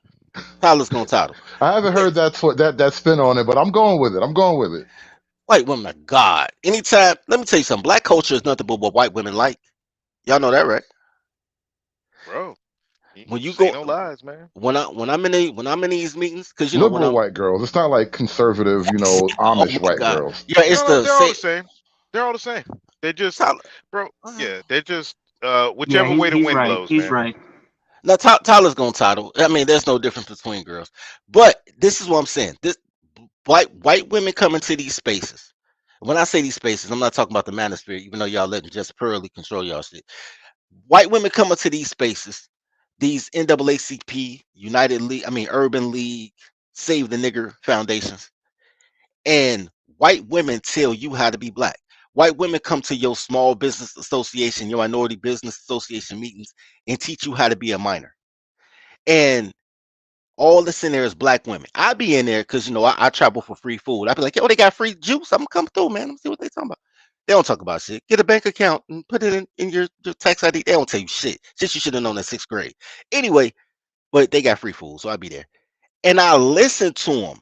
And then women will come to me like, yo, black women, you should put your business in my name so you can get a minority contract because I'm a woman. I'm like, bitch, look at my skin. Are you serious? So the delusion, white women, whatever white women like, that's crap because your women listen to white women, and then Hey, they dirty envy folks. women. Have you noticed this? And this is what I said, man. I've been everywhere, y'all, all over the country, like all these countries. And as a white supremacist of color, someone who can speak their language and also code switch back into the nigger sphere. As soon as they realize that I'm a white supremacist of color, I am okay to take home the dad. It is like, oh my God, I found the one. I found Neo. And it's like, here's my thing is this, and I did this for a long time. I'm retired of this. I would so take advantage of that. I would so take advantage. And I smashed so many chicks because I could speak that white supremacist of color vernacular. And then as soon as I did, I'd flip right back to nigga and be like, I'm out. Nah, man, I never switched to vernacular because in fact, I hide the vernacular. My father is very articulate. My dad's. If you talk to my dad on the phone, everybody thinks my dad is white, right? Intelligence does not denote articulation, or vice versa. Articulation doesn't mean intelligence, right? There's a lot of articulate idiots. Uh, Alexandra Cotis. Alexandra Cotis is an articulate idiot. You know what I'm saying?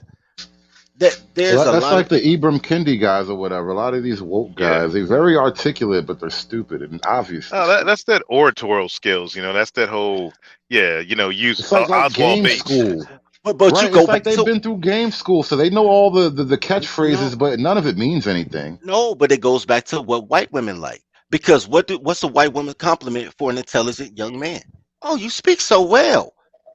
Hmm. Articulation denotes intelligence on a But see superficial level. that's where dirty folks, man. I just my dad's same way. My dad would punch me in the mouth if they heard. He moved us to the hood and then would like beat our ass if he heard us speaking like the hood niggas. He moved us around. So I That's some think boomer shit, by the way. Your dad a yeah. boomer, ain't he? Yeah, No, that's no, some no. boomer shit. He was silent generation. Oh, Um, okay, all right. it just happened to be that way. He moved when high school he moved me. But here's the deal. I was a grimy ass nigga though, man, and I realized to capitalize on this. It kind of pissed me off when like white chicks would do that shit. Oh my God, you're so well spoken. Like well spoken for what? Like, you know what? Okay, let me just shut up and enjoy this well spokenness. I'm a well spoken my ass right into them drawers. Well, it's so funny you say that, and then I dropped the Jared Taylor thing because we're gonna wind this down. We're coming up on 4 hours, but the thing is, as black people growing up in the culture, there is no extra point. In fact, you probably pay a tax or a penalty for being intelligent, and so that in and of itself, it's a weird cultural phenomena, but it's like self-suppressing the IQ. And that's why color's been marching 70 years because they can't follow a 7-year plan. Can't look. You have to define when your culture is defined So on I keep who. talking about those marshmallows again. Those marshmallows just won't stop. Like everything reverts back to the marshmallow analogy. Man, look. All I'm I can't saying wait. is, look, man. Once I can convince dudes to be men instead of being black, because you can't be both at the same time. You could be a man or you could be black, but you can't be both at the same time. That's the code switch, right? Well, I actually kind of touched on that Hey, specifically recently, and what I kind of said is, you can be good, you can do the right thing or you can do the black thing, but you can't always do both. Yeah, and like you know me, man. Well, dirty man, I'm a money guy, man. And I was just saying, I go by trade MBD, but I retired trade MBD finally. I retired the MBD because MBD is in the nigga rhythm down, because I like going over there playing in the mud, and it affected my money. That's not me. As soon as I dropped it, my money went up. As soon as I pick it up, my money go down. So yeah, I can see it. I can see it working the other way. What's that? I said as soon as I picked it up, the money went down. So I can see it working the other way. Yeah. Cause it's just here's the thing. When you deal with a Keisha, you're slumming. And you're slumming based on a fetish because you were assigned a fetish. Just like when white girls deal with you, they're slumming, right? Culturally, no, on social status, right? So you're begging to be. Look, that's it. I say about the passport bros. I said, man, you fly out the country to find another black chick, then that means color is a fetish because she's not your culture, right? You're slumming. You're slumming for a crayon. Oh So shit. so and look, man, I'm No, all there's for truth in slumming. that. I think there's a little Yeah. no, element of no, truth in he's that. he's Man, absolutely right. he's But spitting, man. God, bro, you sounding that crazy ass NBD talk, man. I Oh mean, shit. don't get it twisted, nigga. I slum, man. I slum, but I know I'm slumming. Like Right. I don't mind a hoe as long as I know she a hoe. I will Yeah. fuck a prostitute the day before my wedding. You know what I'm saying? I call it Christopher Columbus game. You know what I'm saying? Yeah. The Yeah. issue is when you slum, you get slum results, and then you get encouraged to try to slum again, and they tell you you picked the wrong slum. You know what I'm saying? You Maybe if you slumming only wrong. right, if only you slummed. I need you. You don't have no slum game. I'm like, bitch, I was in the slums. I got all the slum game. Look, I wouldn't have been in the slums playing in the mud if I ain't had slum game. I came back clean. I wouldn't have came back dirty. You know what I'm saying? But because you have a whole culture with instant gratification. And think about this. Think about this. I want to say this real quick too. To all y'all guys, if y'all incels, I'm sorry. Y'all should have hollered at me, dog. I'd have gave y'all a bitch. But But there's that's a the thing, bro. $40 would have solved the problem without you even showing up. So it's a thing Facts. money can't solve. It's an internal no, thing no. that they can't fix. This They is really got that like that. They want to be in love kind of thing, and you can't that's sell that. there Yeah. you Hey, go. good meeting you. Hey, dirty man. I gotta be out. Yo, fellas, y'all take it easy. Peace. That peace. That's what it is though. You just nailed it, sir. They're trying to buy love from people who don't have the ability to love. They're looking for the hug their mom never gave them. But here's the thing, bro. Like you come out here with a fetish, but women are spoils of war. All you got to do is win a war. And it doesn't matter what kind of war it is, because low vibrational people think violence. They don't think win the culture war, win the economic war, win the logo war, the media war. You know what I mean? Yeah. So so they like, yo, we just black. Ain't nobody just black. There's nobody who you call black that's just black unless they don't want to know who they are. Because Africans know they African. They don't call themselves black unless they got to go to jail. Then all of a sudden, black people did a crime. But when they get in Right. those jobs, they Nigerian, they Kenyan, they Haitian, they whatever they are, whatever they flag and they beer say they are. And that's why So I say Black Americans should just stick with being American. It's a ready-made identity. It has a history. It has pride and strength and all that shit. And it doesn't come with all this weird negative connotation of black. then you can't play the crayon game. Then you can't be a victim. The day that you say I'm American, you have to admit two things. One, I was in a fight and I lost. Hmm. Right? I just lost. There was no conspiracy theory. I lost. And then if you say you lost, then like all competitors, because we're all competitors at whatever we do. But I'm gonna use a sports analogy because colors are the menstrual class. Then when you lose, like any great athlete, you go watch the game film to figure out how you lost. And then you So get back in the game. right. But they're scared to watch the game film because 95% of the things they blame on white supremacy is really they black toddler. The black woman is 95% of the things they call white supremacy. So then they would have to admit that they women ain't shit, and they can't do it. They can't say that we have a higher unemployment rate because y'all hire Keisha in human resources and Keisha does not hire heterosexual black men. You Mm. can't. They can't You say that. know, we actually going down like you taking you really running away with this, and we kind of gonna wind this down because this is like opening up a whole nother conversation. You just sort of sparked a thought in my mind. Does the matriarchy produce incels? Yes, because the Is it a matriarchy. predictable byproduct of the matriarchy? Because I think the way you're describing it, like, women don't hire men, and essentially like the 80-20 thing is a hard rule of an open matriarchy where there's no sort of male check on female hypergamy. The 80-20 rule, it might even shift to like, 85-15 or 90-10, but that will kind of be the rule. And 80-20 leaves a lot of guys looking for love and a lot of guys who probably never got proper love in the house. The 20 are looking for love. Do not get it misconstrued, sir. The it's a 95-5 rule of guys looking for love if they were raised in the matriarchy.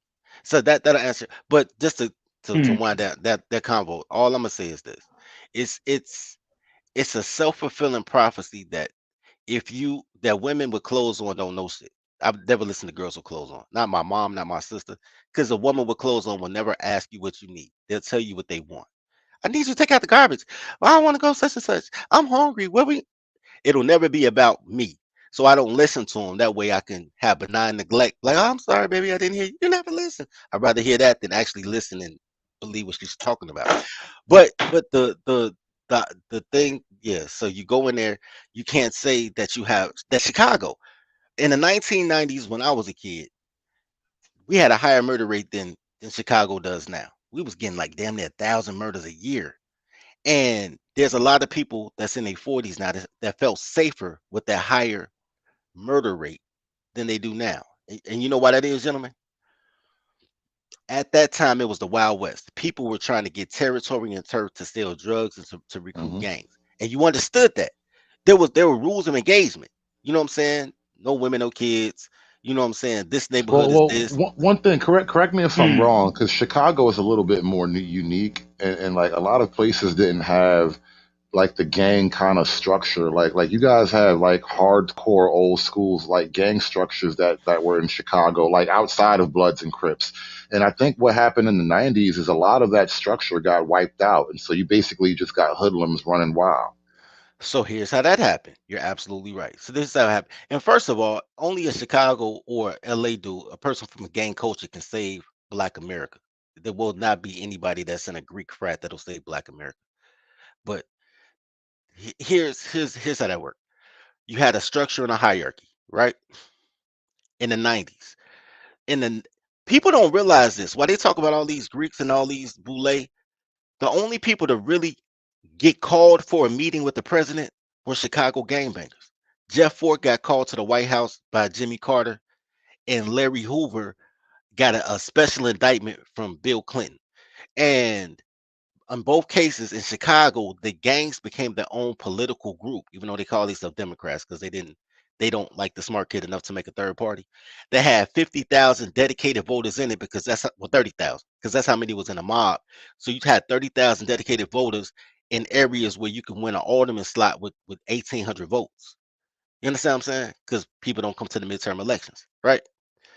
And then they had an organization to it. So they were buying politicians, they were buying internal affairs officers, and they were putting their own candidates out. So then the feds came in '96 because it's always an election year, right? And I remember that because I thought it was '95, and everybody I know was like it was '96, it was an election year. So I was like, yeah, it was an election year. In '96, the feds came and snatched 52 of the top leaders and gave them a RICO Act, and then they locked up hundreds more and just gave them federal trafficking charges, things like that. So and they called it cutting the head off the snake. They said they cut the head off the snake. We're going to kill Chicago gangs. What they did was they took away the structure, but they left the shooters. They took away the dudes who tell you who to shoot and who not to shoot, but left the shooters. So now the money's dried up because you took the connect. Now the leadership's dried up, the people that really respect them because they don't respect the boomers and the silent generation because old men hate young men, right? And you took away the only father figures they had. So then everybody started leaning toward women. So all the shootings became about girls. You hurt my feelings, you stepped on my shoes, emotional responses to stuff. So now Chicago had this huge vacuum of we got the shooters, but no war. And that's why everybody keeps saying, yo, Chicago, Chicago, because all these 70% of people in jail in Chicago are in jail over a woman. You know what I'm saying? The unemployment rate happened because, or the lack thereof under Trump, because Trump set up a um, proxy economic system in which there were a lot of jobs that needed to be filled in men of all ethnic groups. Men got a chance to work. People forget that when black men don't work after what 6 months is it? They take you off the unemployment rate and you don't count anymore like toward unemployment because you're not actively looking for a job. So a lot of that happened that when Trump came in, because Obama came in and gave y'all fake jobs, a bunch of stimulus jobs, a bunch of taxpayer paid jobs, right? That they didn't do since the Great Depression when they were telling people just go build a bridge or something and the feds will pay you. So Obama had a false low employment rate because his jobs were handouts. Trump came through and said, yo, we just gonna give you jobs. So it was different. Very Anyway, different, yeah. anyway, long story short, man, as far as Chicago shooting up everything, bro.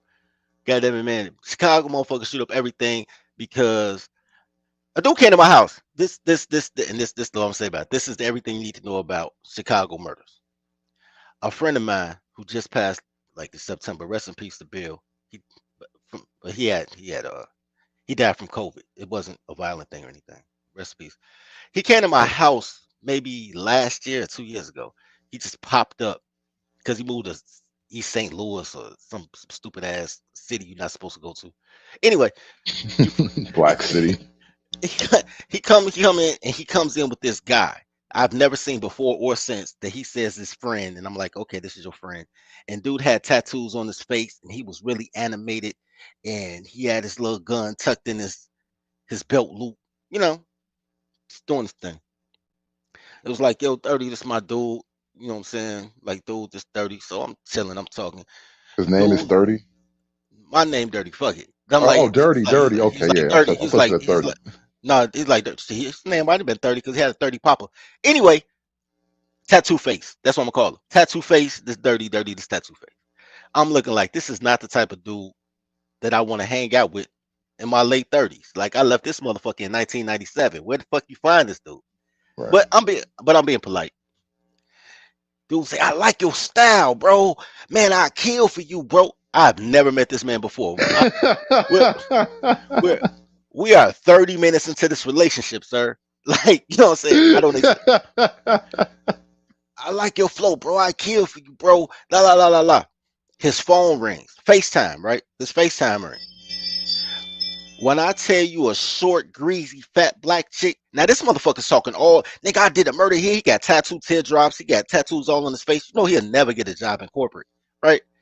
He man, Or McDonald's. Shit. You can't even make my French fries. I'm a thug ass thuggy thug. I'll kill a world, nigga. Everything GD to the world blow up, nigga. You GD, I love you. Bruh, I do not. He was so emotionally unstable. I think. All right, I give you a perfect example. Y'all remember that movie? Jason's Lyric. Yeah. Oh, How his brother, a I brother, forget his Bokeem Woodbine. Yeah, that Bokeem was a Woodbine. crazy character. That's how dude was, and I was like, nah, son. But I ain't say nothing though. I'm like, Right? go through his What shit. you gonna say to a nigga who just offered to catch a body for you? Like, bro, yeah, we cool, my nigga, we cool. No, because I was just gonna tell my man's like never ever bring him back over here. But I Right? didn't Yeah. get to No, that. in that moment, I'm like, yeah, we good. I ain't trying to, have you fuck up wanting to shoot a nigga over me. Like, keep that feeling alive. Right. No, man, feed the shooters. But Right? Gotta feed your shooters, bro. gotta feed the shooters, man. Y'all want to feed the bitches? Feed the shooters. The bitches fuck free. Look, so the phone ring. It's this fat little chocolate, fat greasy face bitch. I mean, ain't your mama personified, my nigga. And she just, what? Where you at? She like, I'm outside with my friends. I mean, he totally reverted to 12 years old. Totally. I watched it. Yo, it's so funny you mentioned that, bro. I've seen this in my own like homies personally, bro. We be having the most aggressive disagreement that two friends could have, and all type of shit. And then let somebody girl call or walk up to you. Oh, hey, babe, how you doing? What's up, sweetie? Like niggas' voice gets softer and deeper, and all of a sudden it's like you lose age. You become this boy instead of this angry man I was just dealing with. Like, it shit is bizarre, bro. Just the presence of alone juveniles and niggas so much. Just the presence of a chick. Bro, I watched it in real time.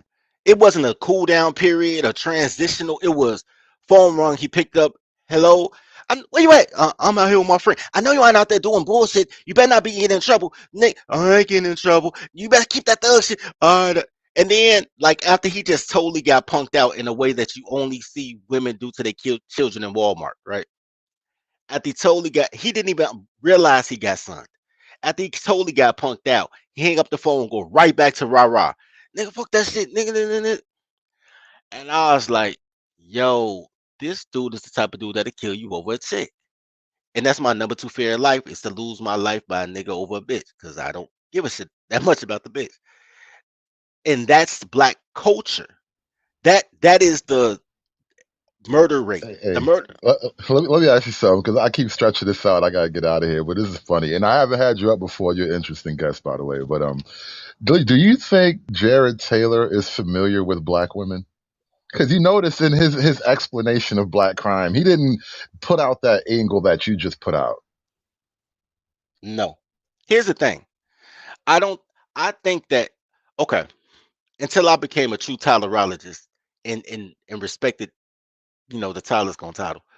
By the way, guys, y'all gonna hear me say Tyler a lot. That's what I call y'all women because they have the emotional maturity of 4-year-olds. So I don't call them women because then I would have to hold them responsible for adult thoughts. Yeah, I and they kind of act put like, that together. Yeah, you know what I'm toddlers. saying? Yeah, it's toddlers. So the the thing about that is, unless there's no patriarchal group, there's no group of men who deal with men on a level that would even conceive that men would subjugate themselves to matriarchal slavery. It's not a thought. They think there's something wrong with the men, like the men are hypersensitive, the men are super emotional, the men are violent. They never make the correlation with these women ain't shit, because no man would really think that a man's behavior could be dictated that much by a woman. Like you got to understand, like the Klan were simps, right? The Klan would go out and burn your city over a white woman because you touched a white woman, but they didn't care about your economics. They didn't care about nothing. You know what I'm saying? But all race riots, of the 26 race riots that happened between the year 1906 to 1922, of the 26, 24 of them were over a white woman, right? Only two was about economics. Real shit. So, That's accurate. so, and that's how I remember it, because the race riot of 1919 in Chicago was actually over Well, banking. one thing even deeper than just that, white woman thing. This is something else that we joke around. We joke about this over here in our little circle. But the Klan was on speed dial for certain black women. Like apparently, you can feed your nigga to the Klan if he acted up. And that's how you get a bunch of pickaniggers or picnics, right? Black women who slept with white men and then sick, because they fight promoters. White women, black women, they're fight promoters. And white men don't really deal with the rednecks. People separate themselves from their trash, bro. Except coloreds who want to be their trash. They want their trash to represent them. They trash to run for public office. They trash to be, their public persona for their representation. Everybody else ducks their trash. Nobody fights. There are no white guys that fight to be compared to Trailer Park. You know what I'm saying? There's no Asians that be like, yo, but my cousin in the triads.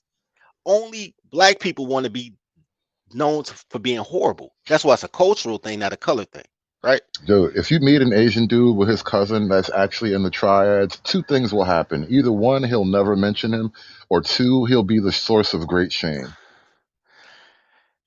Facts. And the cousin that's in the triad, because I've met that cousin before. The cousin that's in the triad, well, that's not true. I've never met an Asian in the triad. I've met Panamanians and Colombians that were in the cartel, but same thing. They mention it from a place of behind the table, under the floorboard, like, yo, bro, you know anybody that wants some kilos? It's like it's not for public consumption. You know what I'm saying?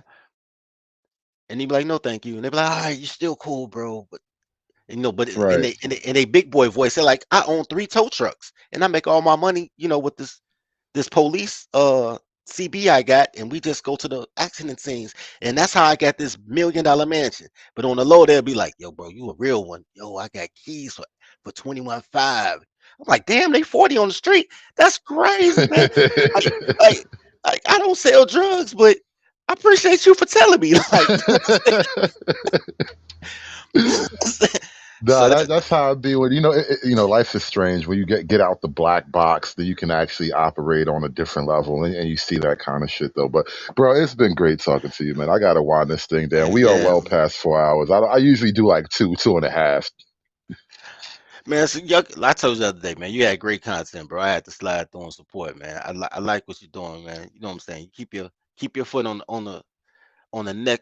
Man, represent. Well, I ain't gonna say represent the blacks. Represent the Tony and Swarthy men, man. You do well, because most men, regardless of race, most men are conservative. We want to conserve shit. So, man, Agreed. I respect what you on, bro. Great, thank you for having me on, bro. No doubt, and I appreciate that. And likewise, by the way, I saw I popped up in your chat earlier. I think you saw me like yesterday or whatever, because I wanted to check the stuff out. I've been hearing about you lately, and I will say this. I actually do agree with that whole. It's not, I talk about black stuff because obviously I'm black or whatever. Grew up in the hood and all that shit, but it's so much bigger than that. It's more about men than just being black. So yeah, I do kind of feel you on that. Be men first, and worry about being black later when you ain't got shit to do. And But black is your logo, bro. Just remember that, guys. Black is your logo. That's what you're known for, and it's a shitty logo. As a man, once a man has a code, you can name yourself, and then people will fuck your new logo. It's not about quit trying to fight to make a shitty logo shiny. Just don't rebuild shit. Everything they're trying to rebuild, a girl broke. The whole hood thing, girls broke it. Why are you cleaning up after your toddler? Tell your toddler to clean their own room. You rebrand. You do your own thing. They'll let you. How many times? How many times they've already renamed you? You've been black, colored, Negro, African American. They rename you all the Indians. time. We was everything Because but other people American, names right? you. Nigga, I'm American. But you also need a tribe.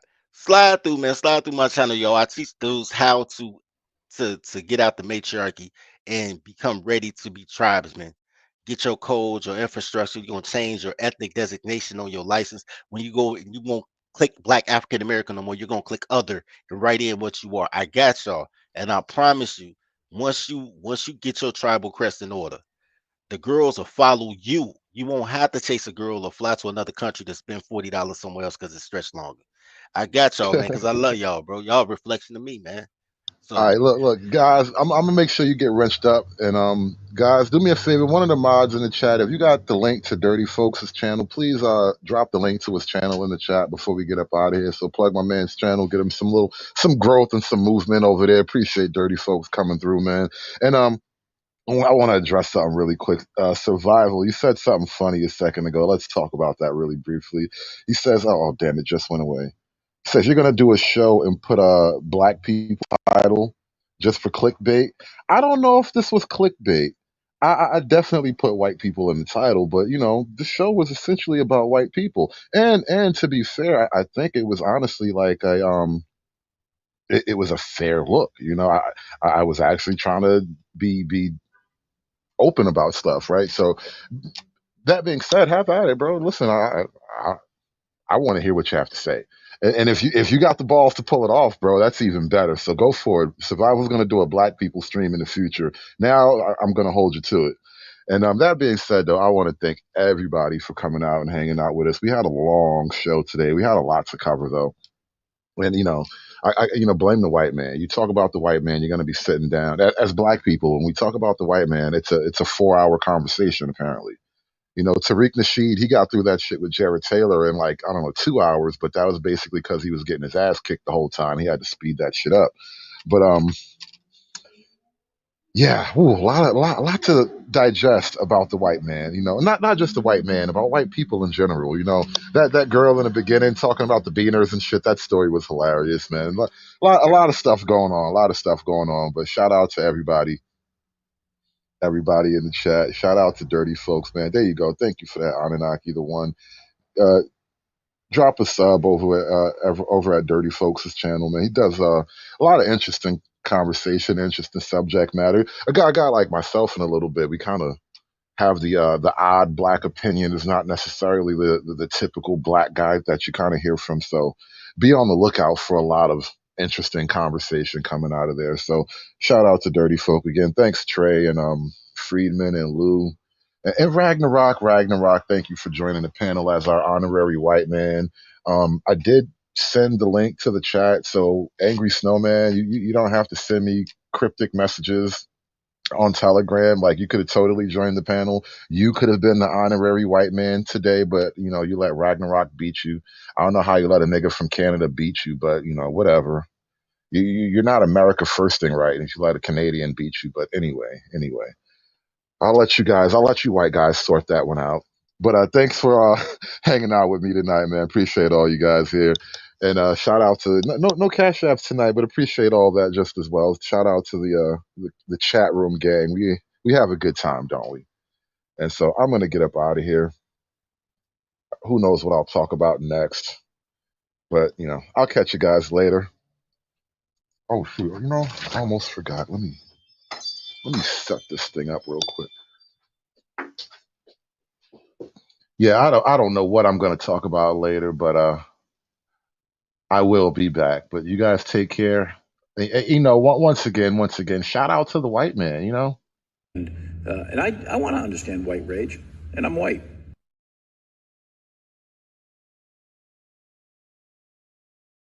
To him, we at least got to try to understand the white man. Just a little bit. Now that you're a white, life isn't going to be so easy. You're going to find that a lot of people in this world just don't care about the whites. Hey, Shaw.